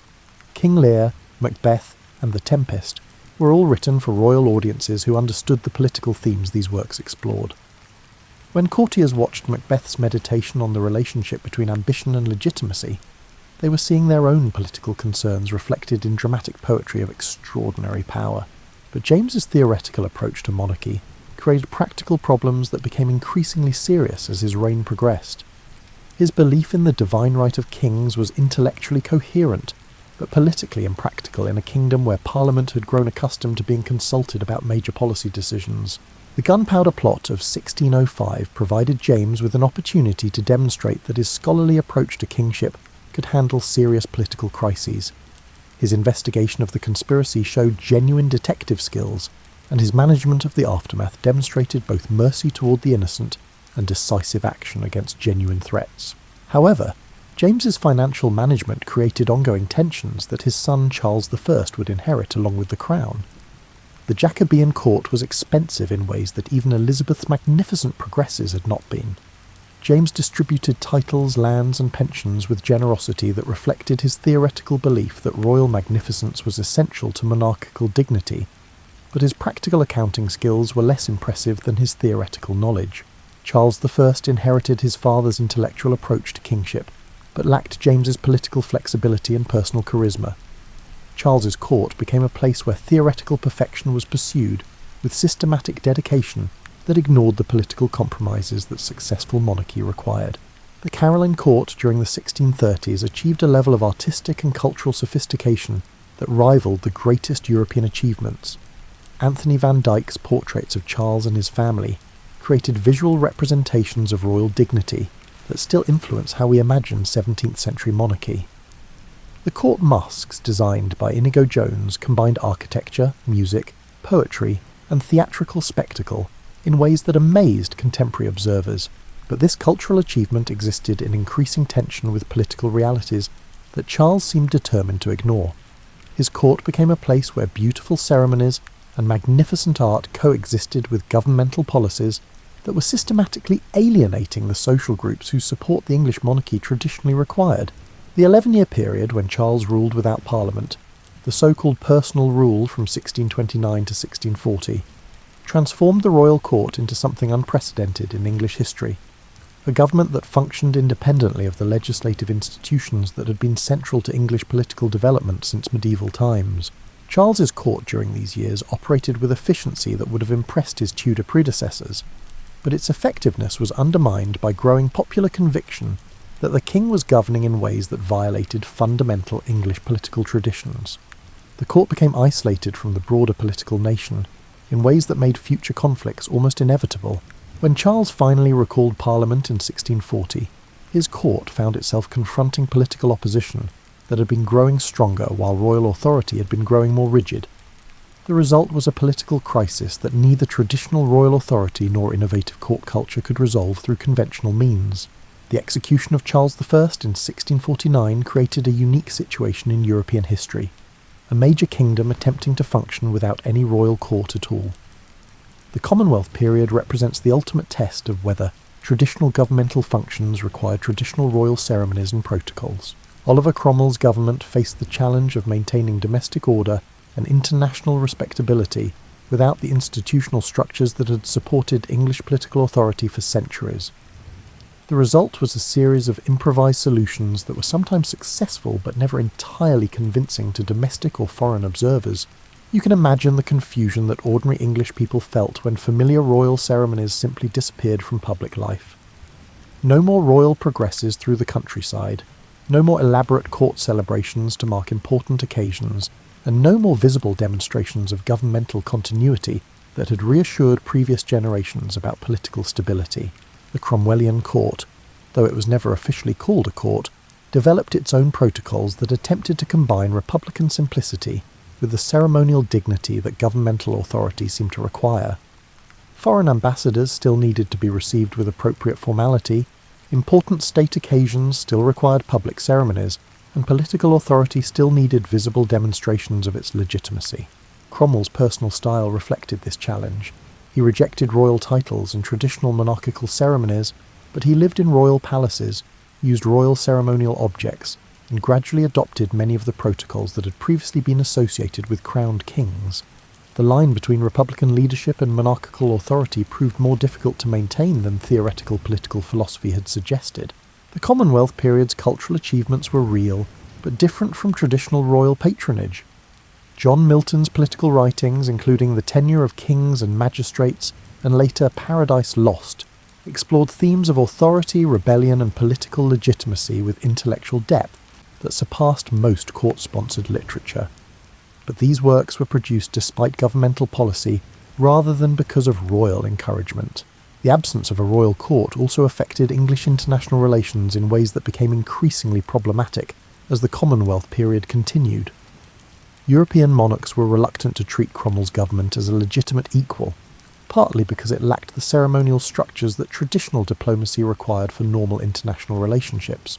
When Cromwell died in 1658, his son Richard briefly attempted to continue the Commonwealth system, but the experiment quickly demonstrated that republican government required personal authority that couldn't be inherited through family succession. The irony was that effective republican leadership seemed to require many of the same qualities that successful monarchy demanded. Charles II's return to England in 1660 created one of the most remarkable transformations in English court history. The king had spent his exile in French and Dutch courts that had continued developing while England experimented with republicanism. When Charles established his restored court, he brought continental innovations that revolutionised English royal culture. The Restoration Court felt like a party that had been postponed for 11 years, and was finally being celebrated with accumulated enthusiasm. Charles understood that his restoration needed to demonstrate not just political legitimacy, but cultural superiority over the republican experiment that had temporarily replaced traditional monarchy. You can picture the excitement that must have filled London when familiar royal ceremonies returned to English public life. The coronation processions, court celebrations, and royal progresses provided visual evidence that normal political order had been restored. But Charles's court was more than just a return to pre-Civil War traditions. It was an upgrade that incorporated the best features of European royal culture. The king's personal style reflected his continental education. Charles was witty, sophisticated, and possessed the sort of easy charm that made people want to spend time in his presence. His court became a place where conversation was considered an art form, where scientific discussion coexisted with theatrical entertainment, and where English cultural life reconnected with broader European developments. The Royal Society, founded in 1660, illustrates how the Restoration Court supported intellectual achievements that combined practical utility with cultural prestige. When Isaac Newton, Christopher Wren, and Robert Hooke conducted their experiments under royal patronage, they were advancing human knowledge while simultaneously demonstrating that the English monarchy supported the sort of scientific progress that was transforming European civilization. Charles's court was also where English theatre achieved some of its greatest successes. The king's enthusiastic support for dramatic performances helped create the conditions that produced Restoration comedy, a theatrical form that combined sophisticated social observation with entertainment that appealed to both courtly and popular audiences. But the Restoration Court's most significant innovation was its approach to religious diversity. Charles's personal Catholic sympathies were balanced by his political understanding that England required Protestant royal authority for domestic stability. His court became a place where religious differences were managed through practical tolerance rather than theoretical resolution. This created a court atmosphere that was more intellectually diverse than England had experienced since before the Reformation. Catholics, Anglicans, and various Protestant denominations all found places in court life. Though their relationships were sometimes tense and always politically complicated, The Great Fire of London in 1666 provided Charles's court with an opportunity to demonstrate royal leadership during a genuine national crisis. The king's personal involvement in firefighting efforts and his support for Christopher Wren's rebuilding plans showed that the restored monarchy could provide effective practical leadership, as well as ceremonial magnificence. James II's accession in 1685 created immediate tension between the court culture that Charles had established and James's determination to restore Catholicism as England's official religion. James had inherited his brother's sophisticated court system, but lacked Charles's political sensitivity about the religious compromises that the English monarchy required. The Jacobite court during James's brief reign felt like a place where people were waiting for something dramatic to happen, though no one was quite sure what form that drama would take. James's policies systematically alienated the Protestant political establishment that had supported his brother's restoration, while his court ceremonies increasingly emphasised Catholic religious elements that made most English observers nervous. When William of Orange landed in England in 1688, James's court collapsed with startling speed. The king, who had inherited the most sophisticated royal household in English history, found himself with almost no domestic political support when the crisis finally arrived. The Glorious Revolution of 1688 fundamentally changed the relationship between English royal courts and political authority. William III and Mary II established a court system that operated within constitutional limitations that would have seemed impossible to earlier generations of English monarchs.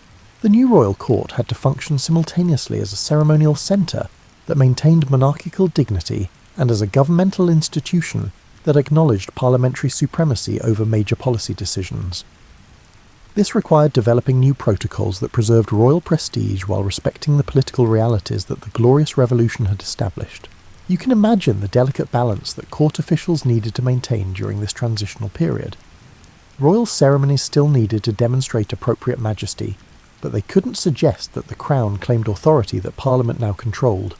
Foreign diplomats still needed to be received with suitable formality, but diplomatic policies required legislative approval in ways that complicated traditional royal prerogatives. The Hanoverian succession in 1714 brought another continental influence to English court culture, but George I's court faced the additional challenge of establishing legitimacy for a dynasty with limited English connections. The early Georgian court compensated for this linguistic and cultural distance by developing ceremonial procedures that emphasised constitutional propriety rather than personal charisma. George II's court achieved a more comfortable balance between German royal traditions and English constitutional requirements. The king spoke better English than his father, understood English political customs more thoroughly, and created a court atmosphere that successfully combined continental sophistication with domestic political sensitivity. But it was during George III's long reign that the Georgian court system reached its mature form. George III was the first Hanoverian monarch who was thoroughly English in education, temperament, and political understanding. His court became the template for constitutional monarchy that would influence British royal culture for the next 2 centuries. The Georgian court's daily routine reflected these constitutional limitations.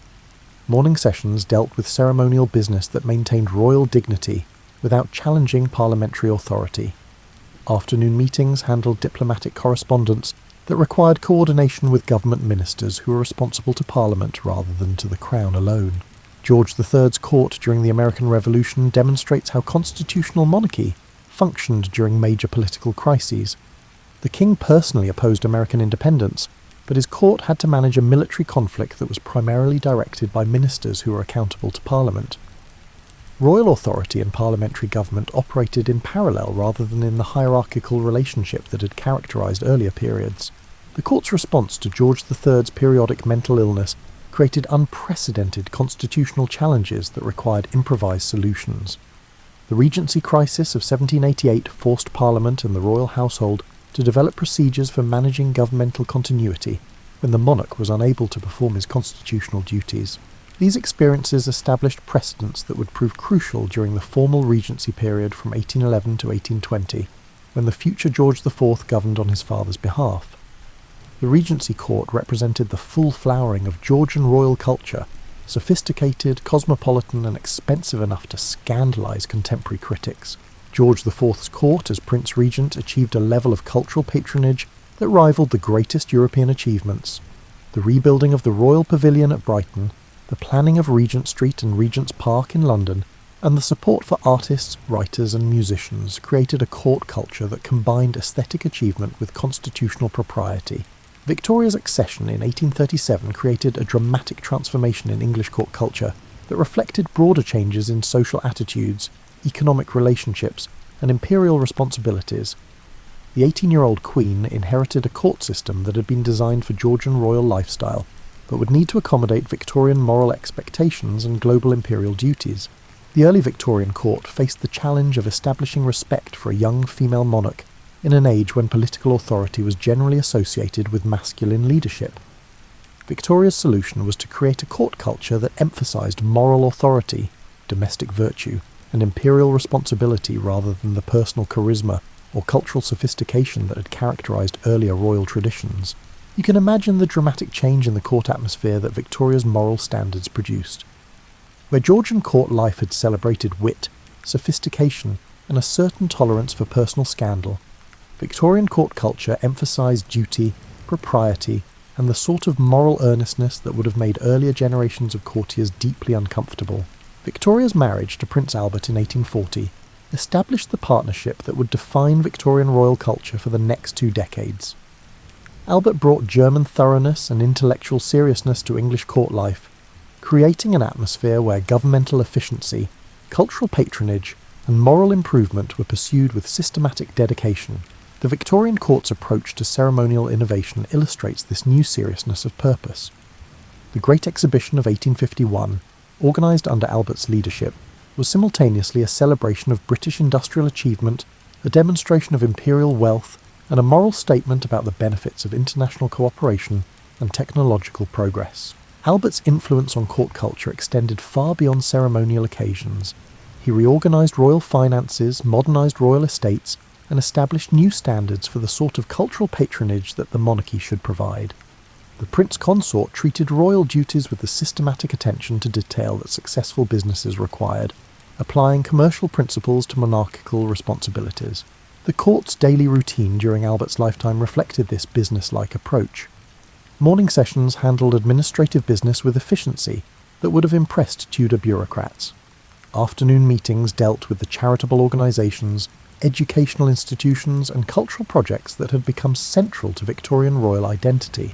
Victoria's grief after Albert's death in 1861 transformed the court once again, this time in ways that created long-term problems for monarchical prestige. The Queen's withdrawal from public ceremonial duties meant that the Victorian court maintained its administrative functions while losing much of its symbolic visibility. The court, during Victoria's widowhood, operated like a governmental department whose chief executive had chosen to work from home. While royal business proceeded efficiently, the ceremonial aspects of monarchy, which served as public demonstrations of constitutional continuity, saw a significant reduction. This created opportunities for other members of the royal family, particularly the Prince of Wales, the future Edward VII, to develop alternative approaches to royal public life. Edward's court-in-waiting became a centre for the sort of social activities that Victoria's mourning had eliminated from official royal culture. The tension between Victoria's withdrawn approach and Edward's sociable style created 2 different models of royal behaviour that coexisted uncomfortably within the same constitutional system. The Queen's moral authority was unquestioned, but her son's understanding of royal ceremonial requirements seemed more suited to practical political needs. Victoria's Golden Jubilee in 1887 and Diamond Jubilee in 1897 demonstrated that the Queen's moral authority had created a new form of monarchical prestige. These celebrations weren't just British occasions, they were imperial festivals that demonstrated how Victorian royal culture had expanded to encompass global responsibilities. The Victorian court's final achievement was establishing the constitutional framework that would allow the British monarchy to survive the democratic transformations of the 20th century. Victoria's combination of moral authority, imperial responsibility, and constitutional propriety created a template for monarchical relevance that proved adaptable to changing political circumstances. As we reach the end of our gentle journey through these centuries of royal courts, you might find yourself reflecting on how these ancient patterns still echo in contemporary life. The challenges that medieval kings faced, balancing personal desires with public responsibilities, managing competing interest groups, adapting traditional institutions to changing circumstances, remain remarkably familiar to anyone who observes modern politics or organisational leadership. English royal courts evolved from William the Conqueror's efficient Norman administration to Victoria's moral imperial authority, illustrating humanity's continuing experiment with the relationship between individual authority and collective governance. Each generation discovered that successful leadership required adapting inherited traditions to contemporary realities while maintaining enough continuity to preserve institutional legitimacy. Perhaps the most striking pattern is how consistently English royal courts served as laboratories for political innovation. The Magna Carta emerged from King John's administrative failures. Parliament developed from Edward I's financial needs. The Reformation grew from Henry VIII's personal circumstances, and constitutional monarchy evolved from the Glorious Revolution's political necessities. These weren't planned developments guided by theoretical political philosophy. They were practical solutions to immediate problems, created by people who were trying to make inherited governmental systems work under changing circumstances. The genius of English political development was its capacity to transform temporary expedients into permanent constitutional principles. The human stories behind these institutional changes, Eleanor of Aquitaine's political sophistication, Richard II's aesthetic innovations, Elizabeth I's theatrical statecraft, and Charles II's continental sophistication, remind us that political systems are ultimately expressions of individual personality interacting with historical circumstance. As you settle deeper into your comfortable spot tonight, you might consider how these royal courts created the governmental traditions that still influence democratic societies today. The idea that political authority requires popular consent, that governmental power should be limited by law, and that cultural achievement enhances political legitimacy. These concepts developed through centuries of experimentation in royal households that were trying to solve practical problems of leadership and governance. The English royal court's evolution from medieval warrior kings to constitutional monarchs reflects humanity's broader journey toward more sophisticated forms of social organisation. Each generation built upon previous achievements while adapting to new challenges, creating institutional continuity that allowed gradual transformation rather than revolutionary upheaval. Tonight, as you drift towards sleep, you carry with you the stories of nearly 1,000 years of human creativity, adaptation, and the endless fascinating complexity of people learn to live together in organised societies. Sweet dreams, and may your rest be as peaceful as a medieval monastery garden on a quiet summer evening.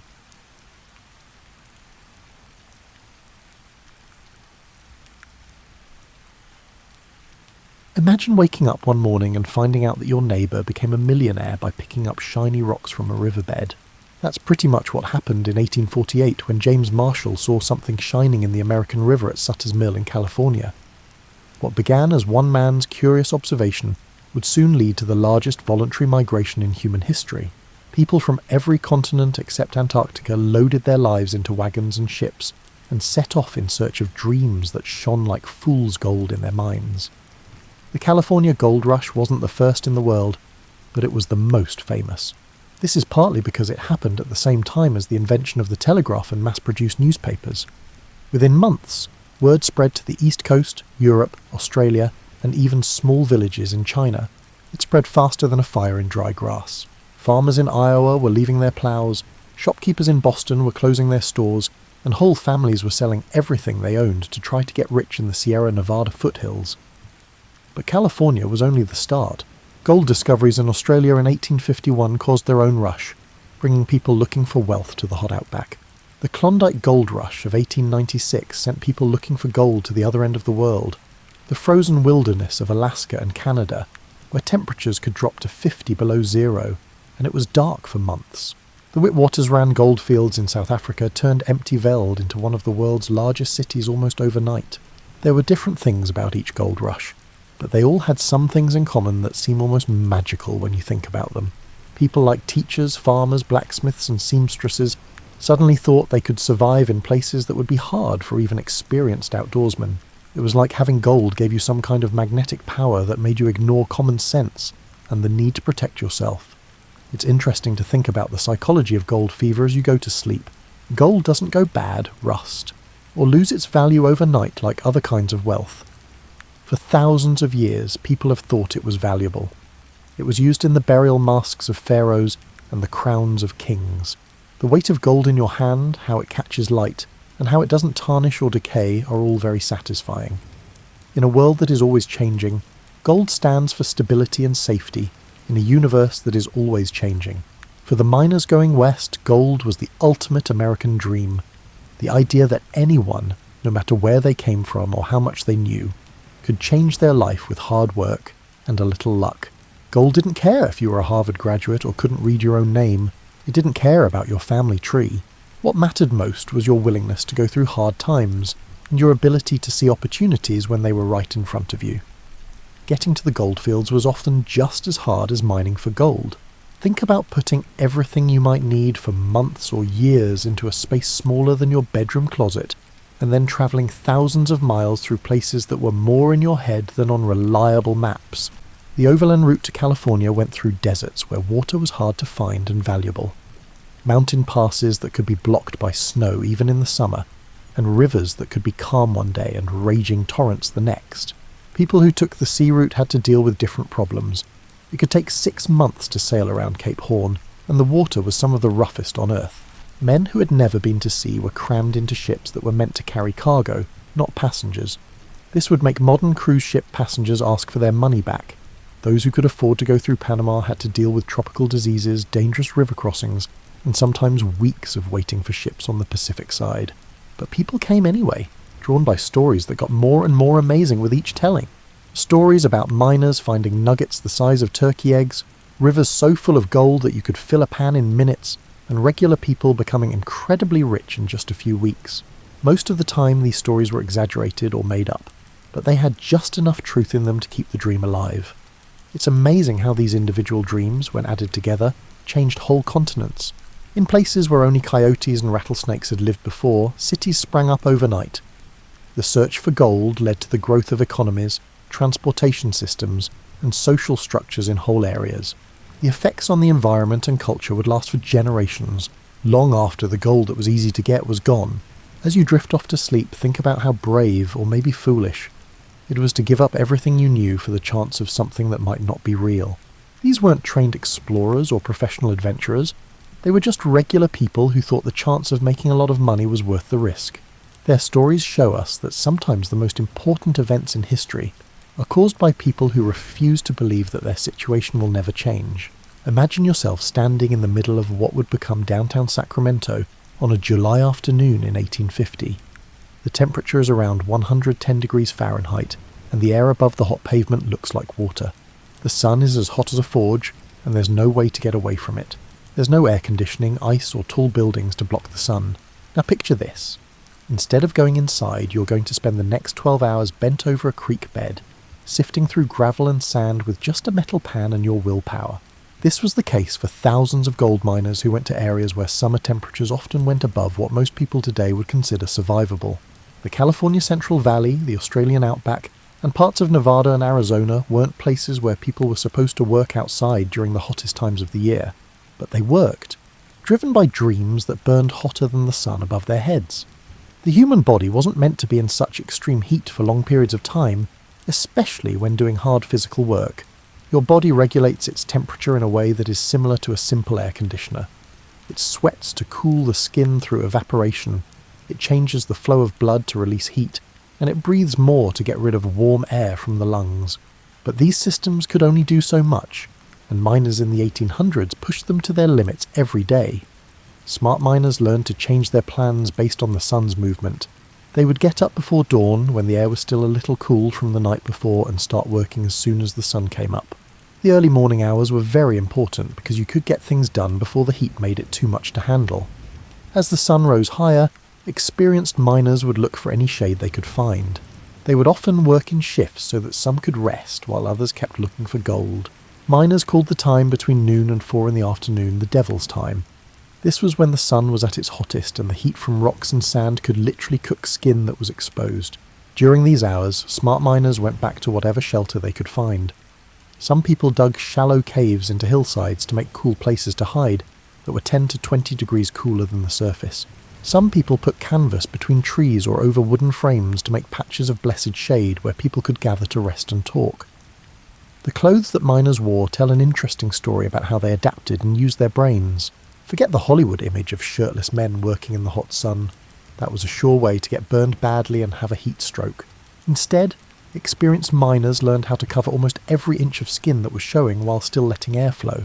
They wore wide-brimmed hats that cast shadows on their faces and necks, long-sleeved shirts that were loose enough to let air flow, and bandanas that could be soaked in water and tied around their necks to cool off. Many miners wore clothes that they learned from Mexican vaqueros and Native American tribes that had been living in these areas for a long time.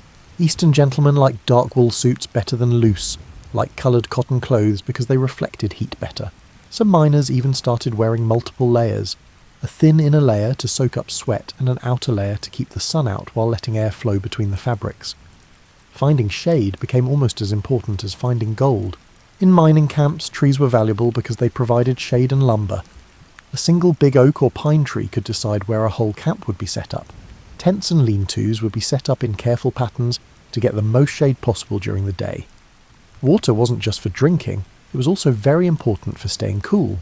When there was water, miners would soak their shirts and hats, which worked as a simple but effective way to cool off. Some smart people even came up with complicated ways to move water over canvas awnings, which were like evaporative coolers in the 1800s. The mental effects of extreme heat were just as hard to deal with as the physical ones.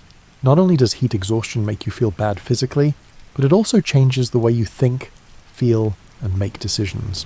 When miners worked in very hot or very cold weather, they often got cranky, made bad decisions, and got what we now call heat-induced depression. The constant pain made mental strength weaker, just like it made physical strength weaker. But people were very good at adapting. Bodies that had never been in such heat before slowly got used to it, becoming better at handling heat, sweating more effectively, and circulating blood better. When miners made it through their first summer in the goldfields, they often found the second year easier to handle because their bodies got used to conditions that would have seemed impossible when they first got there. Some of the best mining companies were the ones that knew how important it was to keep workers safe from the heat. Companies that gave their workers enough shelter, encouraged them to rest during the hottest parts of the day, and made sure they could get to cool water usually had healthier and more productive workers. It was an early lesson in industrial safety that most people wouldn't learn for decades. As you picture yourself in those hot mining camps, feeling the sun on your shoulders and the coolness of the evening shade, remember that these were not superhuman people. They were just regular people who learned to deal with unusual situations. The fact that they were able to live and even thrive in such conditions shows how strong the human spirit can be when it is driven by strong dreams. In romantic stories about the gold rush, water is always there. There are babbling creeks where miners pan for gold and clear mountain streams that show off the Sierra peaks. But the truth was often very different and much harder. Getting clean, safe water was often a matter of life and death, and getting enough food in remote mining camps took a lot of creativity that would impress modern survivalists. Ironically, miners often valued water more than the gold they were looking for. On a hot afternoon, a glass of cool, clean water could be worth more than a handful of gold dust, especially if the water cost $1 a gallon, which is like $30 or $40 now. In some of the more remote mining areas, entrepreneurs made a lot of money not by finding gold, but by bringing water in barrels from faraway places and selling it to miners who needed it. Finding water turned into both a science and an art. Experienced miners could read the landscape like a book. They looked for small signs that showed where water was underground. Some plants only grew where their roots could get to water tables. Animals' behaviour, such as where they gathered at dawn and dusk and the paths they wore through the landscape, often revealed hidden springs or seasonal water sources. Some miners became very good at dowsing, which is the art of finding underground water with forked sticks or metal rods. Modern science still doesn't fully understand how they did it. These methods became a big part of mining camp folklore. Whether they really worked or just made miners feel more sure about digging in places where they thought they might find water. It was like playing the geological lottery to dig wells in mining country. The same rocky ground that might hide gold deposits could make it very hard to get to the water table. Sometimes miners would spend weeks chiseling through solid rock, hoping to find water before their current supply ran out. The deeper they dug, the cooler the water they might find.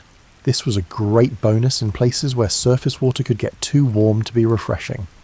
When water was hard to come by, miners came up with very clever ways to save it that would impress environmentalists today.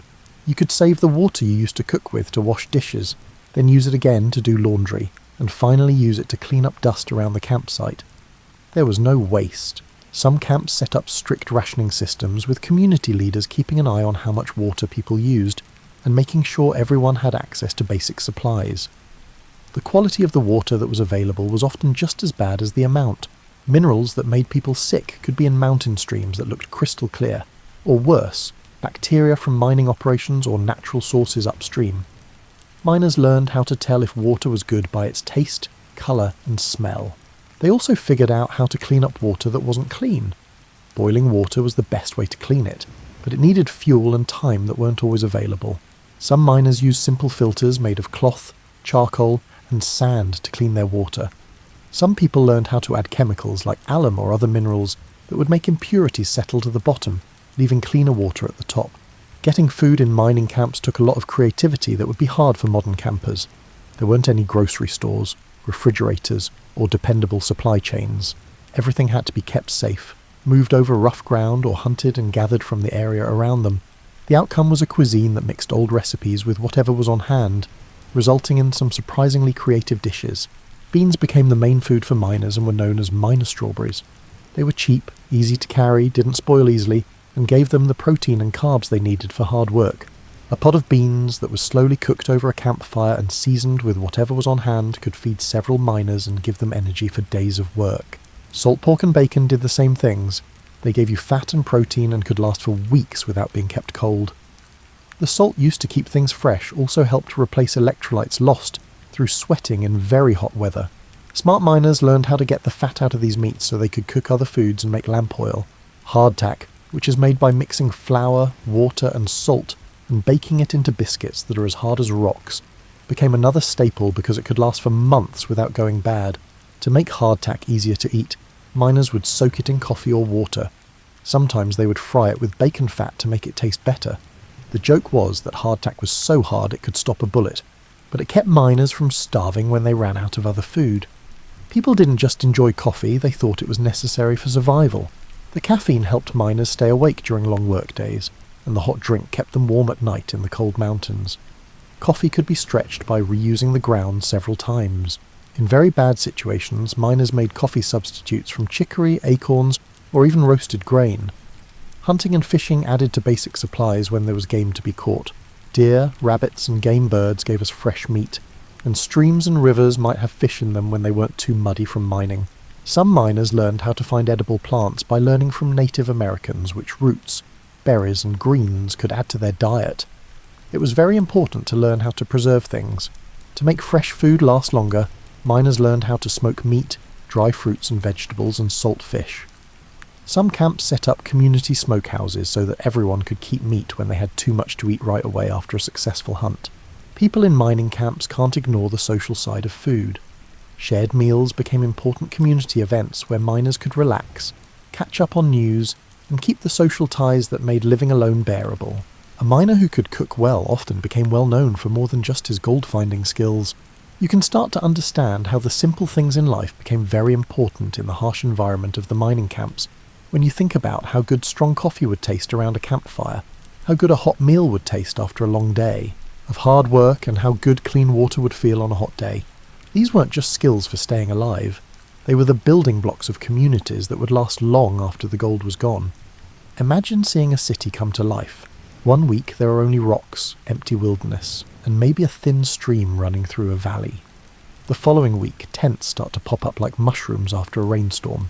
In a month you might see the rough outlines of streets, a general store, and maybe even a saloon with canvas walls and dreams of painted signs. The amazing thing about mining camp communities was that whole societies could come together almost overnight, with rules that had to be made up on the spot. It was amazing and a little chaotic how quickly these communities came together. There were no zoning laws, building codes, or an urban planning department. People just showed up, found a good place to stay, and started building the infrastructure they needed to stay alive. The result was towns that grew naturally, following the shape of the land and the needs of the people who lived there instead of following a master plan. People in early mining camps had to be creative with the few materials they had to build their homes. The classic miner's tent was often just the start. It was a temporary place to stay while a more permanent structure was built. Miners became amateur architects, coming up with plans for buildings that could be built quickly with materials that were easy to find. People liked log cabins where there were trees, but most mining areas had their trees cut down quickly. Instead, miners learned how to build with stone, mud bricks, or even canvas and wood frames that could be taken apart and moved if the gold ran out. Some of the more clever buildings used more than one material. For example, they had stone foundations for stability, log walls for insulation, and canvas roofs that could be easily replaced when they wore out. The way mining camps were set up looked random, but they actually made sense. For both convenience and mining, the most valuable real estate was usually near water sources. Secondary locations were chosen because they were sheltered from the wind, had access to shade, or were close to promising geological formations. Streets, if you could call them that, often followed animal paths or mining trails instead of the neat grid patterns that planned cities have. This gave mining towns a natural, almost medieval feel that visitors either loved or hated depending on how they saw it. In mining camps, people ran things democratically. Miners had to make up their own rules and ways to enforce them because there were no established legal systems or government authorities. The outcome was frequently unexpectedly advanced systems of community governance that reconciled personal liberty with communal safety. Most of the time, mining camps held community meetings to set basic rules for claims, fights, and how people should act. These weren't official court cases. They were just people talking to each other as equals and agreeing that some kind of organisation was needed for everyone to stay alive. They often put their rules on trees or buildings and enforced them through pressure from the community instead of through the police. Claim jumping, which is taking someone else's mining claim, was one of the worst things you could do in mining communities. Depending on how bad the crime was and how the community felt, the punishment could be anything from forced payment to being kicked out of the camp.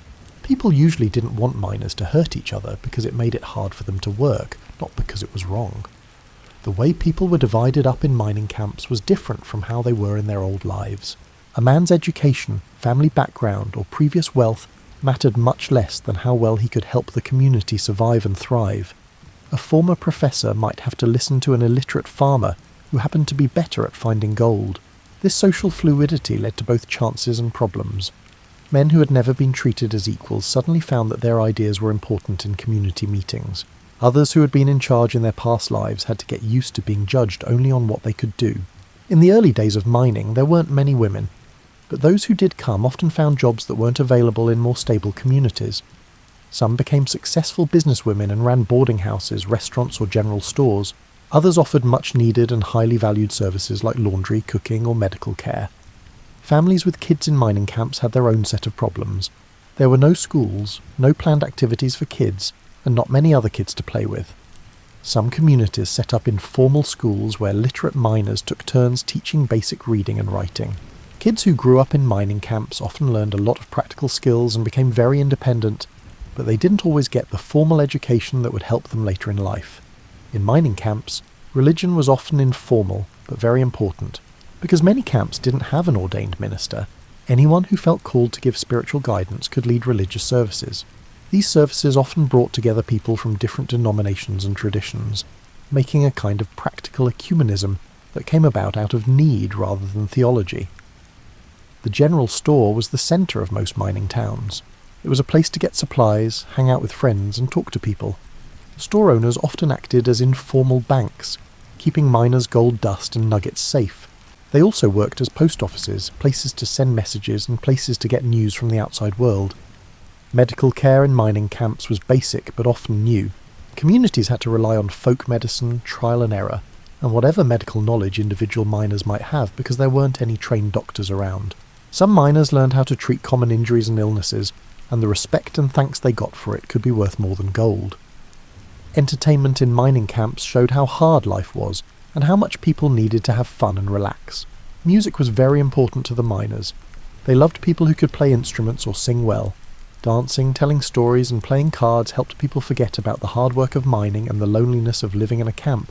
When you think about how these rough communities grew from nothing but people's willpower and need for each other, you start to see that the American frontier spirit was about working together as much as being independent. These weren't stories of lone wolves conquering the wild, but of regular people building amazing communities in the hardest of times. The romance of gold mining often centres on the moment of discovery. The glint of metal in a pan, the thrill of finding a nugget, the hope of getting rich. But the truth is that successful mining was mostly about learning how to use tools and techniques that were much more complicated and advanced than most people think. Successful miners had a mix of science, art, physical skill, and sheer determination that set them apart from those who went home empty-handed.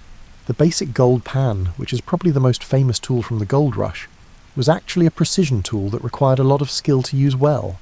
A good pan was made of steel or iron, and had sloped sides and a flat bottom that let you carefully separate things by weight. It could take months to learn how to pan properly, which means moving water and sediment in just the right way so that heavy gold settles and lighter materials wash away. Imagine standing in a cold mountain stream with a pan full of gravel, sand, and hopefully a few gold flakes. The water is moving around your legs, your back is starting to hurt from bending over, and your hands are getting numb from the cold. You need to find the right rhythm. If you go too fast, you'll wash away the gold. If you go too slowly, you'll never process enough material to make the work worth it. Panners who had been doing it for a while could tell if they were likely to find gold in a certain spot by the way the gravel felt, the colour of the sand, and the way the water moved in their pan. They had a connection with their tools and their surroundings that was almost magical, and they could read subtle signs that new miners couldn't. But panning was only the start. As miners learned more about their work and found places with good gold deposits, they came up with more advanced methods that could process more material faster. The rocker, which is also called a cradle, was like a gold pan that worked mechanically. It was a wooden box with a screen bottom that was rocked back and forth while water flowed through it, separating gold from lighter materials. Many miners had to learn how to do carpentry on the job in order to build a good rocker. The proportions had to be just right. If they were too steep, the gold would wash away with everything else, and if they were too shallow, the machine wouldn't work well. The rocking had to be smooth and rhythmic, like rocking a baby to sleep, but the baby was a few £100 of wood, metal, and wet gravel. The long tom was an even more ambitious piece of equipment. It was basically a long wooden trough with different screens, riffles, and catching devices that could handle a lot of dirt and gravel. Most of the time, a group of miners worked together to run a long tom. Some would shovel material into the machine, while others would clean out the gold-catching parts and keep the water flowing. The most advanced way to get gold was through hydraulic mining. Miners would use strong streams of water to wash away tons of soil and rock from hillsides, revealing gravel that contained gold. The water pressure was so strong that it could blast away whole mountainsides. This kind of destruction of the environment would horrify people today, but it was seen as the height of technological progress at the time. Hydraulic mining had a terrible effect on the environment that could not be undone. Debris filled whole valleys, streams were permanently changed, and landscapes that had taken millions of years to form were destroyed in just a few seasons. But for miners who wanted to get the most gold with the least amount of work, hydraulic mining was a huge step forward in terms of efficiency. For serious miners, knowing about geology became very important. Gold doesn't just spread out randomly across the landscape. It follows patterns that have been there for millions of years, like the flow of ancient rivers, volcanic activity, and geological processes that made and moved gold deposits. Miners who could read the rocks, find formations that looked like they might contain gold, and guess where gold was likely to be found had a big edge over those who just dug where they thought they were lucky. To mine quartz, you needed a whole different set of skills and methods. Instead of looking for loose gold in streams and on the surface, quartz miners had to find veins of gold in solid rock, and then take that rock out and process it to get the gold out. This meant learning how to drill, blast, and tunnel through solid rock, which is more like engineering than farming, which is what most miners came from. To process quartz ore, the rock had to be crushed into a fine powder, and then mercury had to be used to mix with the gold particles. This job was both dangerous and hard to do because it needed knowledge of chemistry and metallurgy. Mercury poisoning was a big health problem in mining towns, but people didn't know much about what it did to them at the time.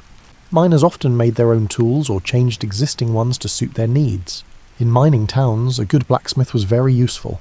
They didn't just shoe horses, they also made specialised mining tools, fixed broken equipment, and figured out how to fix mechanical problems that came up when tools were used in ways they weren't meant to be used.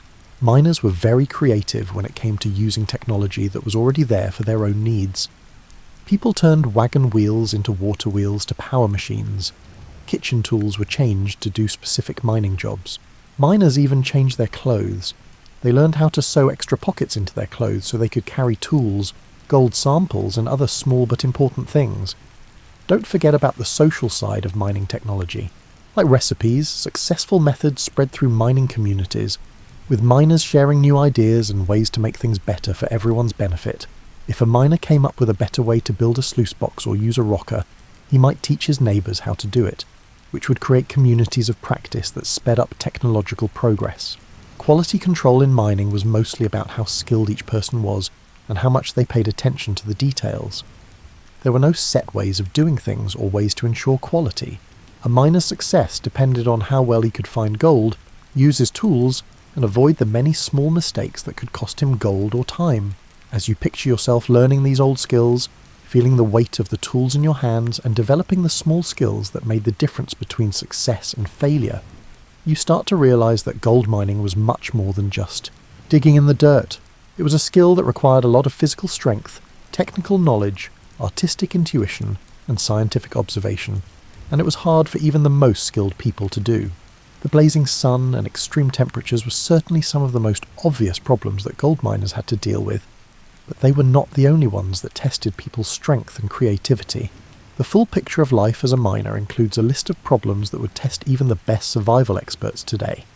Each one needs a different plan, set of skills, and amount of mental and physical strength. Disease was probably the most feared enemy in mining camps. It spread quickly through crowded areas and wiped out whole communities before anyone knew how to stop it. Waterborne diseases like cholera, typhoid, and dysentery could turn a busy mining camp into a ghost town in just a few weeks. Miners were basically defenseless against epidemic diseases that thrived in the conditions they created because they didn't know about germ theory or how to keep things clean. The irony was cruel. Communities that formed around water sources to make mining easier often polluted those same water sources with human waste, which made it easy for diseases to spread. Miners who survived bullets, heat stroke, and accidents in the mines could die from something as simple as drinking from the wrong stream at the wrong time. At best, the medical knowledge in mining camps was basic. Most miners used folk remedies, patent medicines that may not have worked, and any medical knowledge they had from family traditions or trial and error. If a broken bone isn't set right, it could mean permanent disability or death. If basic antiseptic steps weren't taken, a simple cut could get infected and require amputation or worse. Some miners learned how to do battlefield medicine out of necessity. They learned how to stitch wounds, set bones, and treat common illnesses by practicing and watching others. People in the community often looked up to these informal medics as leaders, and their medical skills were just as valuable as their ability to find gold. Mining operations were always at risk of accidents. Cave-ins could bury miners alive without much warning. Explosives used to break up rock were often unstable and unpredictable. They would sometimes go off too soon, or not at all when they were supposed to. People often made their own mining tools, and they didn't have basic safety features that we think are necessary now. The mental challenges of mining life were just as hard as the physical ones. Being away from family and friends had a big effect on mental health. A lot of miners had what we now call depression, anxiety, and post-traumatic stress disorder, because of the hard times they went through. People who were physically tired, socially isolated, and always worried about the future found it hard to deal with these things. Miners who had left their families behind to look for work were especially lonely. Letters from home could take months to get there and cost a lot of money compared to what a miner made. It was impossible to measure the emotional toll of being away from loved ones in ounces of gold, but it was always there. Even miners who found gold on a regular basis often had trouble with money. In remote mining areas, the same supplies could cost 10 to 20 times as much as they would in settled areas. A simple meal could cost a whole day's pay, and basic tools could cost weeks of carefully saved gold dust. Mining communities went through boom and bust cycles which added to the stress. A miner might spend months getting a claim and building the tools he needs to work it, only to find out that the gold deposit is smaller than he thought, or that the water levels have changed and made his location unusable. To start over, you needed more than just money. You also needed a lot of emotional strength. Extreme heat wasn't the only problem with the weather. Sudden storms could hit mountain mining areas and flood claims, break equipment, and leave miners stuck for days or weeks. Miners who didn't have enough shelter or supplies could die in the winter if they were at higher elevations. Flash floods were especially dangerous in mining areas because mining activities often changed the landscape in ways that made floods more likely. Streams that had been redirected for mining could suddenly change course during heavy rains, destroying months of work in just a few hours. Living in all-male communities was hard on social relationships, which sometimes led to violence. In communities where everyone was armed and stress levels were always high, arguments over claims, equipment, or even small personal insults could quickly get out of hand. Because there were no established legal systems, justice was often informal and sometimes harsh.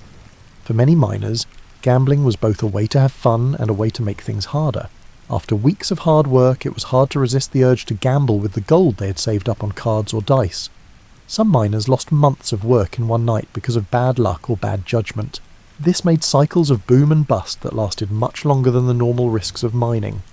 Substance abuse was another way to get away from the hard life of mining, but it often made things worse. Most mining camps had easy access to alcohol, which helped people deal with physical pain, emotional stress, and being alone. But it also made people less able to think clearly, made accidents more likely, and made people dependent on it, which could be hard to break. Because mining work is seasonal, there were times when workers had to sit around and do nothing, which was almost as hard as the times when they had to work hard. When the weather made mining impossible, miners had to live off of stored resources while keeping their tools in good shape and hoping for better weather. For men who defined themselves by their work, these times of inactivity could be very bad for their mental health. For individual miners or small partnerships, equipment failure or theft could be a disaster. If a sluice box breaks or tools are stolen, it could mean weeks or months of investment that would be hard or impossible to replace. Because people shared equipment and resources, one person's bad luck often hurt whole communities. Even with all of these problems, it's amazing how many miners not only lived through them, but also kept their spirits up and their sense of humour.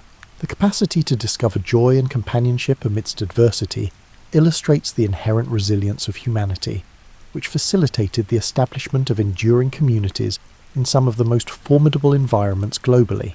As you get more comfortable, think about how these individual stories of hardship and hope changed whole continents. Imagine the last embers of a mining campfire glowing against the dark desert. The gold rushes weren't just things that happened in the past. They were events that changed the world and still affect your daily life today. The most obvious thing that will last is geography.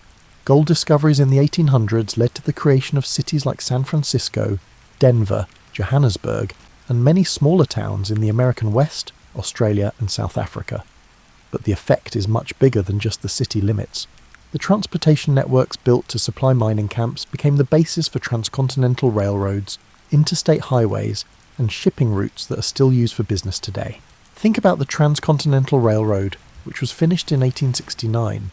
People often say that it was a great achievement of American engineering and willpower, but it was really built to meet the needs of mining communities in the Western Territories. The economic reason for such a big project was the need to move supplies to miners and gold back to markets in the East. The railroad could have been delayed by decades without the gold rush, which would have changed the way the American West grew up. The environmental effects of gold mining are more complicated and sometimes worrying. California's hydraulic mining moved more dirt than building the Panama Canal, changing the landscape and river systems forever. Some places are still dealing with mercury pollution from mining that happened in the 1800s. But these same mining activities also led to some of the first laws to protect the environment. Communities downstream fought against mining debris destroying farmland. The social legacy of gold mining communities calls into question many ideas we have about life on the frontier. These weren't lawless places where people were violent and selfish. They were communities that built complex systems of cooperation and mutual aid in very difficult situations.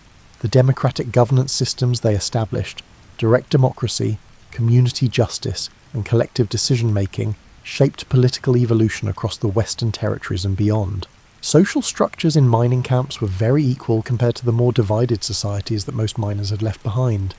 Instead of his family background, education, or previous wealth, a man's worth was based on what he did for the community. This idea of meritocracy became part of the mythology of the American West and changed how people thought in the growing country. In the 19th century, mining communities were made up of people from many different countries, which led to a level of cultural mixing that had never been seen before. Chinese miners working with Mexican vaqueros, German immigrants teaching Irish workers new skills, and Australian prospectors learning from American 49ers all contributed to cultural exchanges that benefited everyone involved and set the stage for the multicultural societies that would form in the 20th century. In mining towns, women's roles were often very different from the strict Victorian ideals that were common in more settled areas. The practical needs of life on the frontier and the lack of women gave women chances to start businesses, be independent, and have an impact on society that wouldn't be common in mainstream society for decades. Some of the first successful female business owners, political leaders, and social reformers came from mining towns. where necessity was more important than traditional gender roles. The new technologies that were made in mining camps could be used for a lot more than just getting gold. For decades, methods for moving big amounts of dirt and rock affected how buildings were made. Water management systems made for mining operations were used as models for irrigation projects all over the dry West. When former miners returned to settle communities, even simple new ideas like better camping gear and portable cooking methods spread throughout society. The financial systems that grew up around gold mining helped make modern banking and investing possible. The need to store, move and trade gold led to the creation of safe vaults, dependable scales and assaying methods, and standardized ways to judge the value of precious metals. Some of the biggest banks in the world today started as banks that served mining communities. The boom and bust cycles that mining areas went through also taught important lessons about how to diversify the economy and make it last. Communities that were able to move away from economies that relied on mining and toward more varied economic bases often did the best in the long run. These experiences were some of the first examples of how communities that depend on resources could change when the economy changes. The tales and myths that came out of mining camps became part of the national mythology, and have had an impact on literature, movies, and popular culture for generations. The idea of the independent prospector, the idealized view of life in mining camps, and the hope of getting rich through hard work became important parts of American and Australian culture. But maybe the most important legacy was psychological and spiritual. The gold rushes showed that regular people could go through very hard times when they were driven by strong dreams. They showed that social hierarchies weren't set in stone, that new communities could be built from scratch with just human willpower, and that the promise of change, both personal and social, was worth almost any sacrifice. The mining camps also taught people how to be strong as a community. Strangers could get together, form useful societies, and help each other through problems that would be too much for one person to handle. People in mining communities helped each other out in emergencies, took care of sick and injured people, and gave each other emotional support during tough times. These informal support systems became models for how to organise communities that had an impact on social development throughout the frontier period. The gold rushes were the first truly international migration patterns of the modern era, because they happened all over the world. People from all over the world, except Antarctica, took part in gold rushes, which made it possible for people to talk to each other and share their cultures. Former miners brought back to their home countries new ideas, stories and ways of doing things, which spread across borders. The entrepreneurial spirit that was common in mining towns had an effect on the way economies grew in the areas where gold was found. The willingness to take risks, try new things, and quickly adjust to new situations became part of the business cultures in the area that still exist today. The entrepreneurial energy that first came out during gold rushes is still going strong in some of the world's most dynamic economies. Early conservation movements were also helped by experiences in mining camps. Miners were among the first people to see how bad the environment could get on a large scale, and to understand how important it is for communities to be healthy. Some of the first laws to protect the environment were passed because mining was hurting the environment. These laws set the stage for later conservation efforts. The medical knowledge that miners learned in camps through trial and error helped to improve field medicine, emergency treatment, and public health. Methods for treating injuries in remote areas, preventing disease in crowded places, and caring for mental health in isolated communities all worked in places other than mining camps. Innovations in education that came from mining communities also had a long-lasting effect.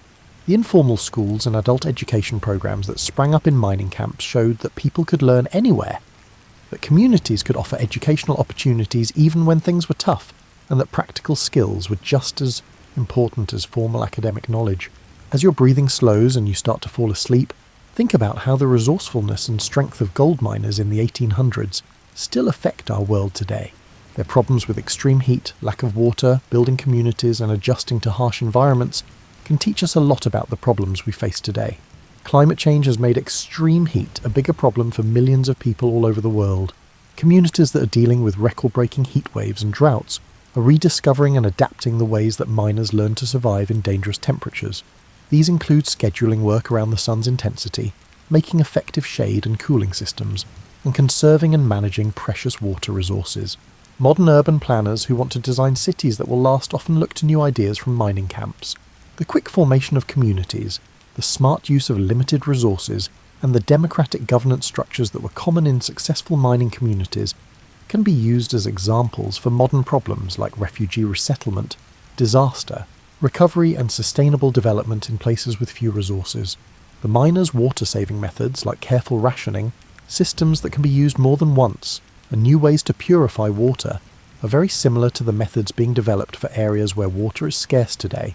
People living in areas that are affected by drought are dealing with the same problems that miners did. How to live and thrive when water is scarce and unreliable. The psychological resilience that allowed miners to endure isolation, uncertainty, and physical hardship provides valuable insights for mental health professionals assisting individuals confronting contemporary stresses. The informal support systems, community building practices, and strategies for making meaning that helped miners stay hopeful during tough times can also help people today who are dealing with economic uncertainty, social isolation, and environmental problems. Many modern business owners look to gold rush stories for inspiration, and there are real similarities. Modern entrepreneurs often leave safe situations to chase risky chances in tough situations, just like miners. The same traits that made miners successful, being willing to change quickly, learn new skills, and keep going even when things go wrong, are what make businesses successful today. The way that mining camps came up with new ways to use old tools, made new things with limited resources, and shared improvements with the rest of the community is similar to how modern tech startups and maker communities come up with new ideas. The spirit of finding practical solutions to problems that helped miners survive and thrive is still what drives human progress today. Efforts to restore the environment in areas where mining used to take place have taught us a lot about how ecosystems can recover, how to develop sustainably, and the long-term costs of getting resources. These experiences shape modern choices about protecting the environment, developing in a way that is good for the future, and figuring out how much it really costs to use natural resources. Mining communities were international, which was a sign of our modern globalized world. The cultural exchange, communication networks, and economic relationships that formed among miners from various countries established initial frameworks for international collaboration and cultural comprehension that persist in contemporary relevance. The simple daily routines that miners came up with, like working around environmental limits, keeping equipment in good shape with limited resources, and making comfort and community in tough situations, can help anyone who is trying to live well in less than ideal conditions. The medical and health practices that developed in mining camps, especially their focus on prevention, community health, and making do with what they had, have had an impact on how we provide healthcare in places where resources are limited. The ideas that came up in mining communities in the 1800s are still used in remote medicine, emergency care, and public health strategies. Mining camps had egalitarian social structures that weren't perfect, but they were some of the first examples of merit-based societies where what you did mattered more than what you inherited. These experiences shaped the growth of democracy and still inspire movements for social and economic equality.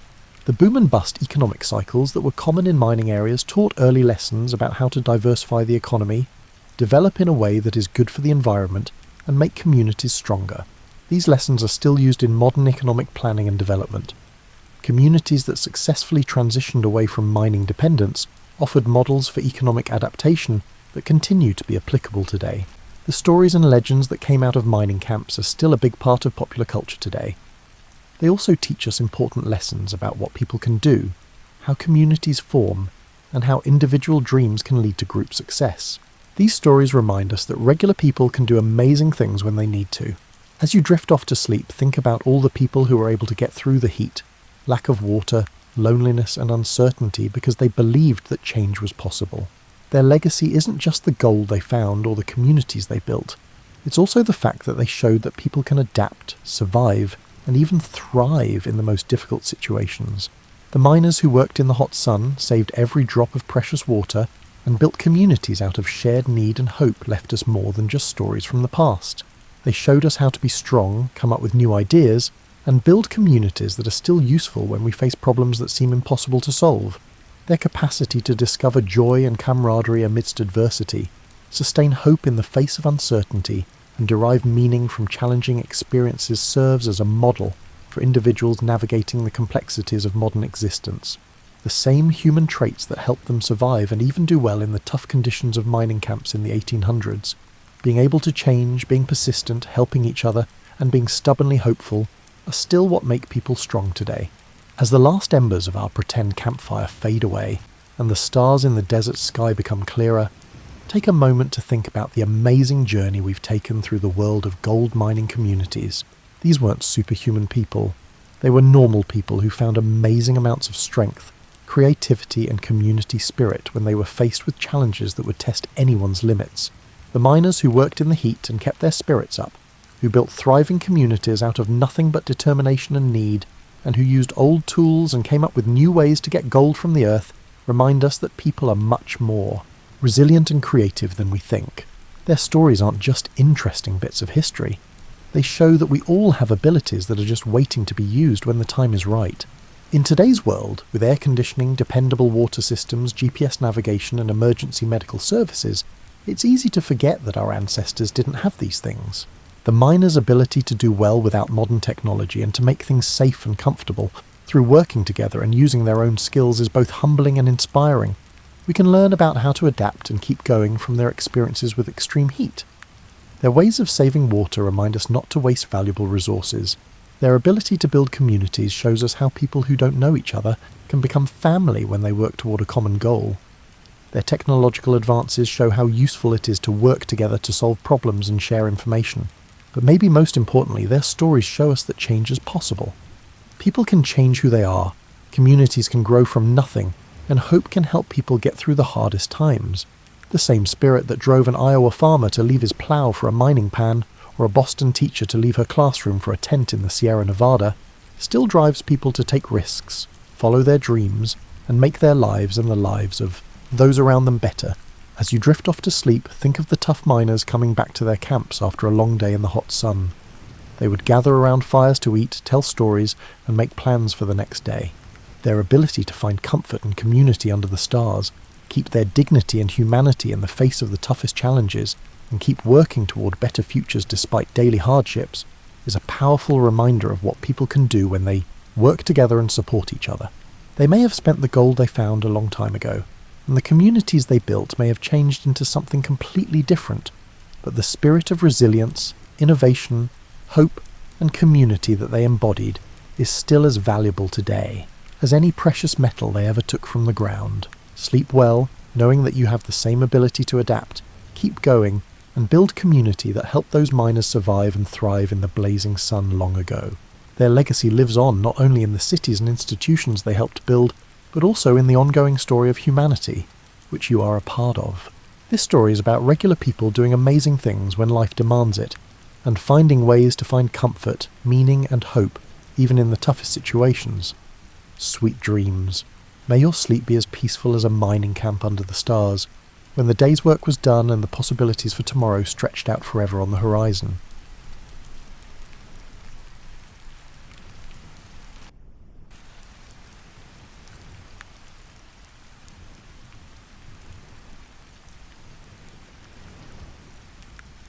You know that feeling when you're making dinner and you realise you've forgotten to defrost the chicken?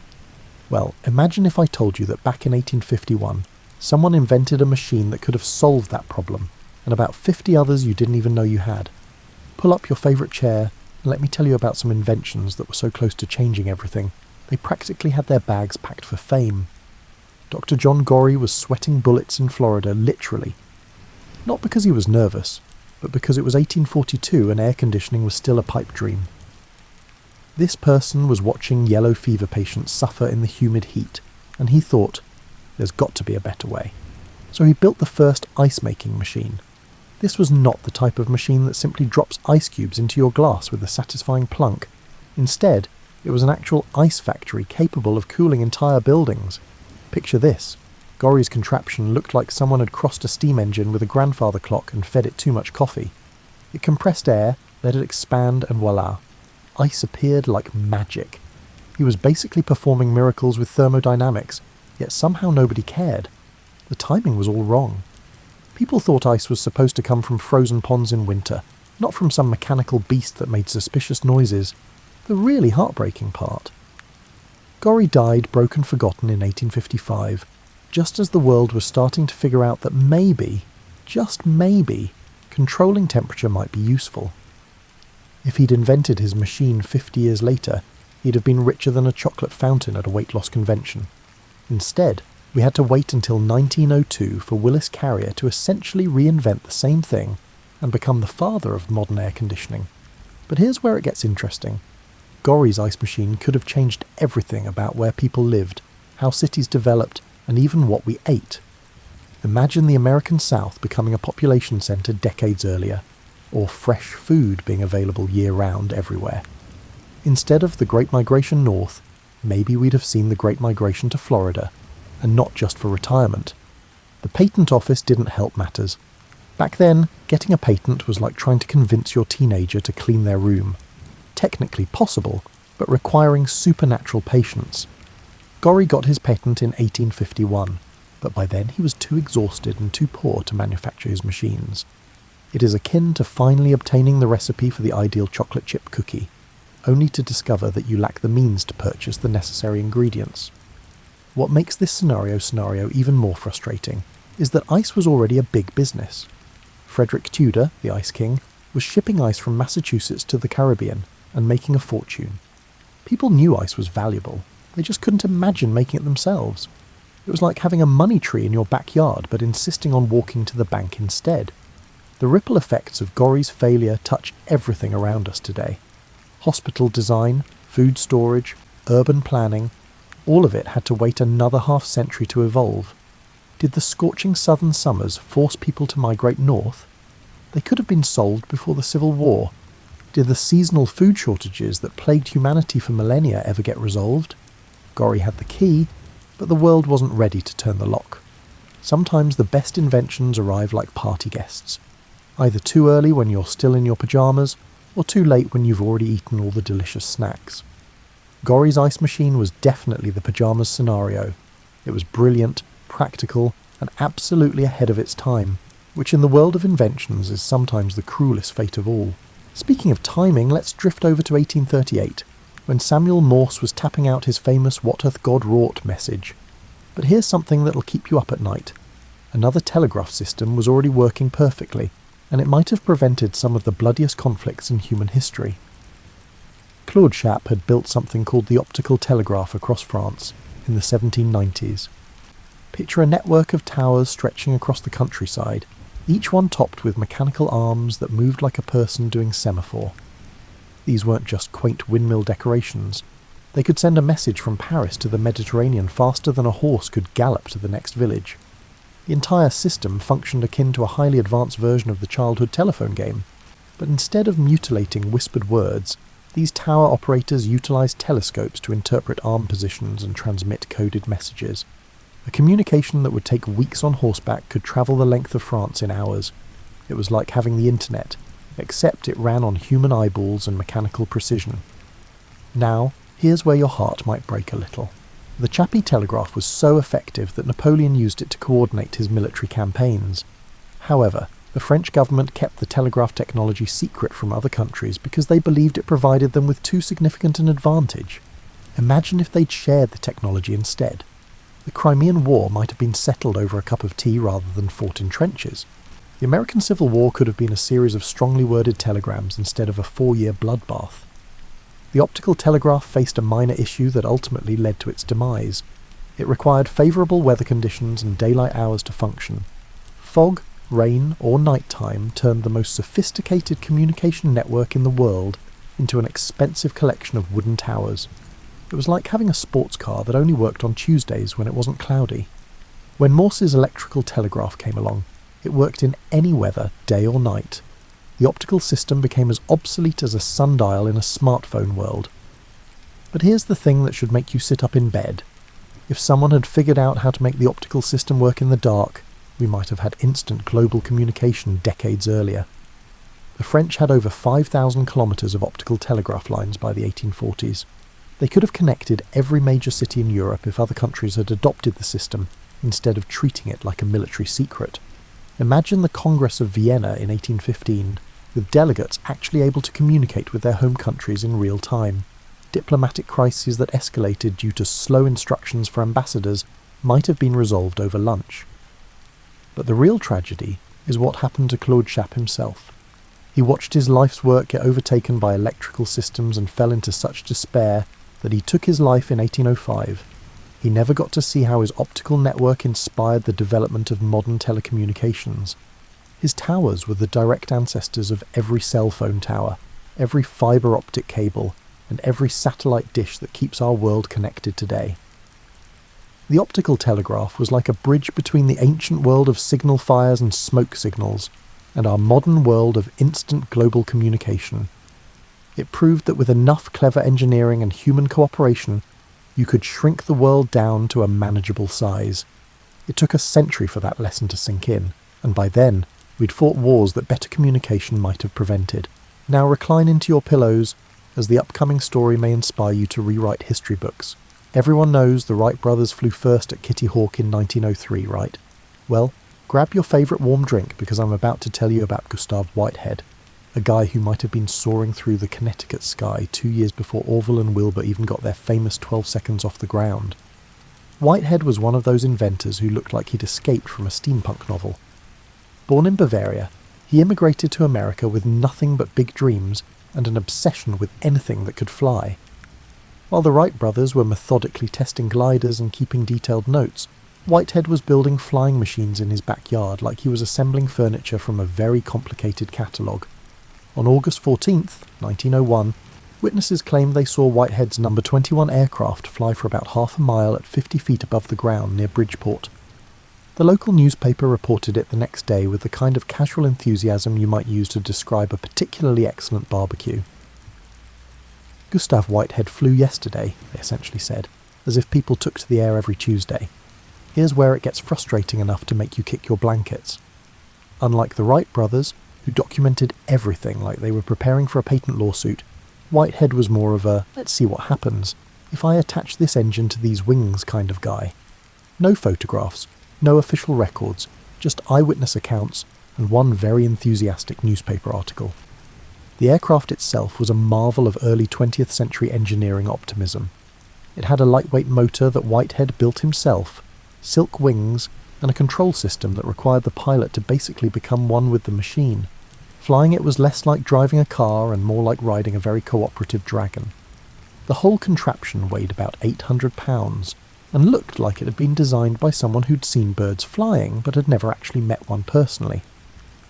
What makes this story even more intriguing is that several aviation pioneers visited Whitehead and came away convinced he'd achieved powered flight.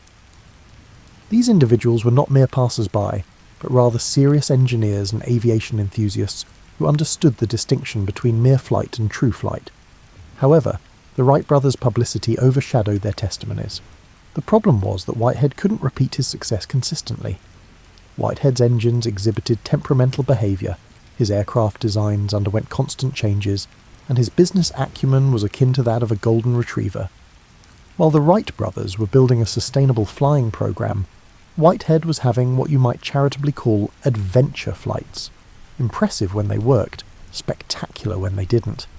Imagine if Whitehead had been a better record keeper, or if someone with a camera had been there that August morning. We might be talking about Whitehead Field instead of Wright-Patterson Air Force Base. The whole mythology of American aviation might have started in Connecticut rather than North Carolina. Beach tourism might have developed very differently. But here's the thing that might keep you staring at the ceiling. Even if Whitehead did fly first, the Wright brothers still deserved their fame. They didn't just achieve flight, they made it reproducible, improvable, and eventually practical. Whitehead was like the person who accidentally discovers a great recipe but forgets to write it down. The Wright brothers were the ones who turned flying into something more than a spectacular accident. The aviation world probably needed both approaches, Whitehead's fearless experimentation and the Wright brothers' methodical development. One pushed the limits of what was possible, the other made sure those boundaries stayed pushed. It's just a shame that history tends to remember the finishers better than the pioneers who cleared the path. Let's pull the covers up a bit higher and discuss something that might change how you think about World War II entirely. While everyone was focused on radar and rockets, a brilliant German engineer named Konrad Zuse was quietly building the world's first programmable computer in his parents' living room. Indeed, he was building the world's first programmable computer in his parents' living room. Imagine trying to explain that to your homeowner's insurance. The Z3, completed in 1941, was like someone had taken a pocket calculator and fed it steroids for 2 years. It could perform floating-point arithmetic, handle conditional operations, and even run programs stored on punched film. This wasn't some glorified adding machine.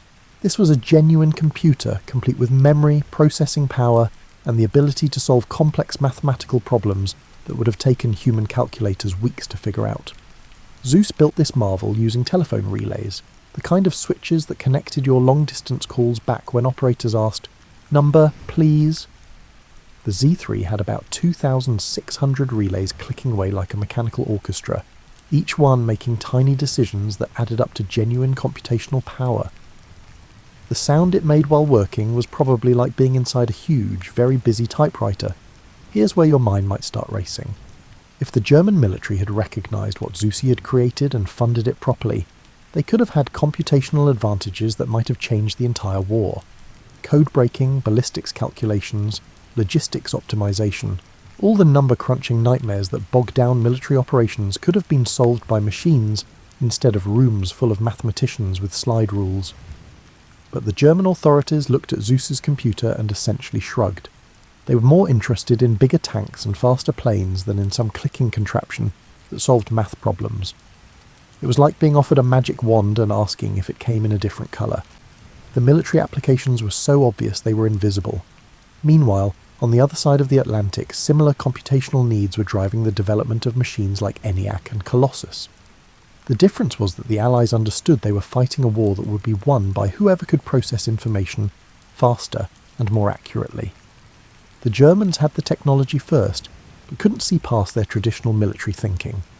Zeus's workshop was eventually destroyed in an Allied bombing raid in 1943, taking the Z3 with it.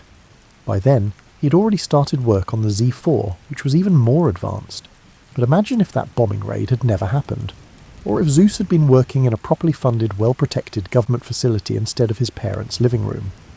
The computational revolution might have started in the 1940s, Germany instead of the 1950s America. The real tragedy is that Zeus understood exactly what he'd built.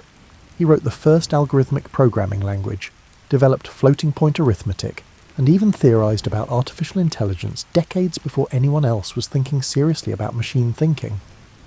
He was like a time traveller who'd brought back blueprints from the future, except nobody believed the future was worth visiting. After the war, when the world finally caught up to what Zeus had been doing, the computer revolution exploded. But those crucial years from 1941 to 1945 represented a lost opportunity that might have reshaped everything. Not just the war, but the entire development of computational technology could have been accelerated by a decade or more. This is one of those historical scenarios that can keep you awake at night. What if the side with the moral high ground also had the best tech? What if the computational revolution had started earlier and developed differently? The most important battles in history are sometimes fought with ideas that don't get the attention they deserve. Now let's talk about something that might make you grateful for modern medicine in a whole new way. Picture this. It's 1847, and women are dying in childbirth at horrifying rates. Not from complications during delivery, but from something called childbed fever that strikes afterward. In Vienna's General Hospital, one maternity ward has a death rate of 18%, while another ward right down the hall has a death rate of only 2%. Same hospital, same city, same year, but somehow one hallway is a death trap while the other is relatively safe. Enter Ignaz Semmelweis, a Hungarian doctor who looked at this situation and thought, something is very wrong here. He was like a medical detective in an era when most doctors thought disease was caused by bad air or moral failings. Semmelweis noticed something that should have been obvious, but somehow wasn't. The deadly ward was staffed by doctors and medical students, while the safe ward was run by midwives. Here's where it gets intriguing enough to make you sit up in bed. The doctors and medical students spent their mornings performing autopsies on women who had died from childbed fever, then walked directly to the maternity ward to deliver babies, without washing their hands. The midwives, on the other hand, didn't do autopsies. Semmelweis put two and two together and got an answer that nobody wanted to hear. He instituted a simple policy. Everyone had to wash their hands with chlorinated lime solution before examining patients. The death rate in the doctor's ward immediately dropped from 18% to less than 2%. You'd think the change would have made Semmelweis the hero of Vienna General Hospital, maybe even gotten him a statue in the courtyard. Instead, it made him the most hated man in the medical establishment. The other doctors were furious. The idea that gentlemen's hands could be unclean was insulting to their social status. Doctors were supposed to be learned men of science, not common workers who needed to scrub up like servants. The concept that invisible particles on their hands could cause disease was so absurd, it was practically offensive. They essentially told Semmelweis that his germ theory was crazy talk. What makes this even more heartbreaking is that Semmelweis could prove his point with numbers. Every month that hand-washing was enforced, fewer women died. Every time the policy was relaxed, the death rate shot back up. It was cause and effect so clear you could teach it to a child, yet the medical establishment treated it like dangerous nonsense. The pushback against Semmelweis was so intense that he eventually suffered what we'd now probably call a nervous breakdown. He became increasingly frustrated and confrontational, writing bitter letters to prominent doctors calling them murderers. Technically, he was correct. They were killing patients due to ignorance, but he never excelled in tact. In 1865, he was committed to an asylum where he died just 2 weeks later, possibly from the same kind of infection he'd spent his career fighting. Here's the part that might keep you staring at the ceiling. If the medical world had accepted Semmelweis's hand-washing protocol in 1847, millions of lives could have been saved. The concept of antiseptic surgery wouldn't have had to wait for Joseph Lister in the 1860s. Germ theory wouldn't have needed Louis Pasteur to make it respectable. The entire development of modern medicine could have accelerated by decades. Imagine Civil War field hospitals where doctors washed their hands between patients. Imagine surgery becoming safer 20 years earlier than it actually did. Imagine all the mothers and babies who could have lived if the medical establishment had been willing to consider that maybe, just maybe, a Hungarian doctor had figured out something important about invisible killers. Instead, Semmelweis became a tragic footnote, vindicated only after his death when Pasteur and Lister made germ theory fashionable. Occasionally the most important discoveries aren't rejected because they're wrong, but because they're so right they threaten everything people think they know about how the world works. Let's shift gears again and talk about something that could have made your daily commute look very different. While everyone was getting excited about cars and airplanes in the early 1900s, there was another transportation revolution brewing that most people have never heard of. It involved pneumatic tubes, basically shooting capsules through pressurized air systems like you were mailing yourself across the city. The beach pneumatic transit system in New York was like something out of a Jules Verne novel, except it actually worked. In 1870, Alfred Ely Beach built a 312-foot demonstration tunnel under Broadway and shot a cylindrical car carrying passengers through it using nothing but air pressure.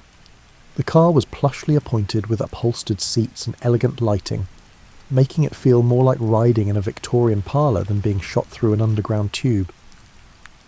Passengers described the experience as surprisingly smooth and quiet. The car would whoosh through the tunnel, carried along by a giant fan that created air pressure behind it and suction in front.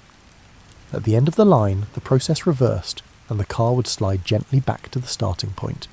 It was like being inside a huge, very comfortable pneumatic message system. Beach envisioned a network of these pneumatic railways crisscrossing Manhattan, transporting passengers at speeds that would rival those of modern subway systems. No noise, no smoke, no horses dropping inconvenient packages on the street. Just clean, quiet, efficient transportation powered by compressed air. The whole system could have been running on renewable energy if they'd connected the fans to windmills or water wheels. But here's where the story takes a turn that might make you want to throw your pillow across the room.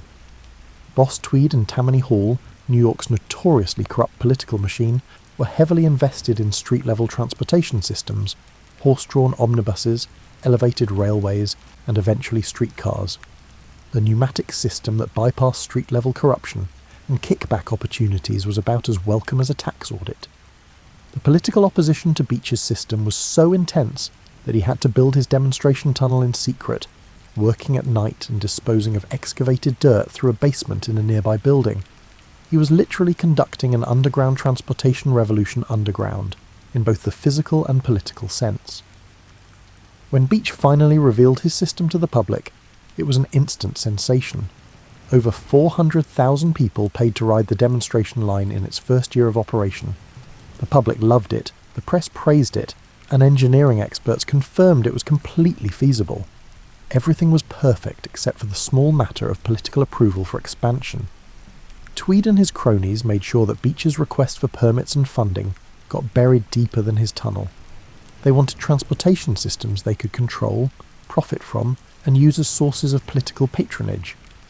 A pneumatic system that could be built quickly and operated efficiently offered too few opportunities for the kind of creative accounting that kept political machines running. The Beech tunnel eventually closed, not because the technology didn't work, but because the politics didn't work. The demonstration tunnel was sealed up and forgotten until it was accidentally rediscovered during subway construction in 1912. By then, the window for pneumatic transit had closed, and New York was committed to the electric subway system we know today. Imagine if Beech had succeeded. Manhattan might have had a transportation network that was faster, quieter, and cleaner than what we ended up with. The whole development of urban transportation could have taken an entirely different path.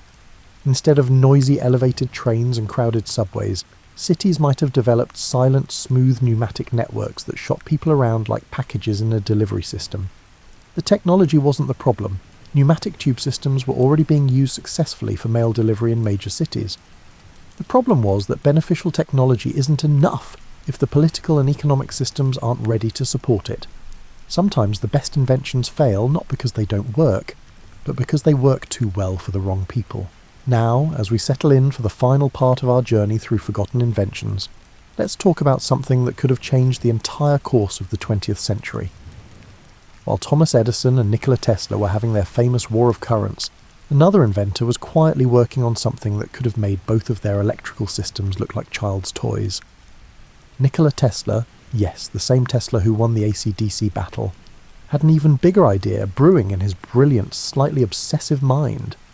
He believed he could transmit electrical power wirelessly, through the Earth itself, making power lines as obsolete as carrier pigeons. His Wardenclyffe Tower on Long Island wasn't just an experimental radio station, it was supposed to be the prototype for a global wireless power system. Picture this. Instead of cities crisscrossed with power lines, you'd have elegant towers spaced across the landscape, beaming electricity through the ground to receivers anywhere in the world. No more power outages from fallen lines, no more unsightly electrical infrastructure, and no more limitations on where you could build things based on how close they were to power sources. The whole planet would become one giant electrical grid. Tesla's system worked on the principle that the Earth itself could act as a conductor. By pumping electrical energy into the ground at specific frequencies, he believed he could create standing waves that would allow power to be extracted anywhere on the planet. It sounds like science fiction, but Tesla had already demonstrated wireless power transmission on a smaller scale, lighting bulbs from miles away without any connecting wires. The financial backing for Wardenclyffe came from J.P. Morgan, who initially thought he was funding an improved wireless communication system. When Tesla revealed his true intention, free wireless power for everyone, Morgan's enthusiasm cooled faster than coffee left on a porch in January. Free power meant no metered usage, which meant no way to charge customers, which meant no profit. Morgan pulled his funding in 1906, and Tesla's wireless power dreams died with it. Here's where you might want to pull the blankets over your head and contemplate alternative timelines. If Tesla's wireless power system had worked as intended, the entire 20th century could have unfolded differently. There would have been no necessity for large-scale power plants in each region. The system would have been immune to attacks on infrastructure during wartime. There would be no environmental issues associated with power transmission lines passing through wilderness areas. Rural electrification, which didn't reach many parts of America until the 1930s and 1940s, could have happened immediately. Developing countries wouldn't have needed to build expensive power infrastructure to modernize. Electric vehicles might have become practical decades earlier, since you could power them anywhere without needing charging stations. But Tesla's wireless power system had one crucial flaw that probably doomed it from the start. It would have been almost impossible to control who used the power. Unlike electrical lines that could be metered and disconnected, wireless power beamed through the Earth would have been available to anyone with the right receiving equipment. It was socialism through physics, which was never going to fly with the business community. The irony is that Tesla's wireless power transmission actually worked on a small scale. His Colorado Springs laboratory successfully transmitted power wirelessly across significant distances. The problem wasn't the technology, It was the economics and politics of giving away something that people were used to paying for. After Wardenclyffe failed, Tesla spent the rest of his life as a brilliant but increasingly eccentric figure, living in hotel rooms and feeding pigeons while the world moved on to more conventional electrical systems. He died in 1943, just as the world was discovering that many of his seemingly impossible ideas, like radar and robotics, were not only possible but essential. As you drift off to sleep tonight, think about all these inventors who are so close to changing everything. They remind us that history isn't just about what happened, but about all the fascinating things that almost happened. Sometimes the most important stories are the ones about the roads not taken, the inventions that were too early, too radical, or too threatening to the way things were. These forgotten pioneers prove that the future is always closer than we think. It's just waiting for the right combination of technology, timing, and the courage to believe that impossible things might not be impossible after all. Sweet dreams, and remember, tomorrow's impossibility might just be tonight's bedtime story waiting to come true.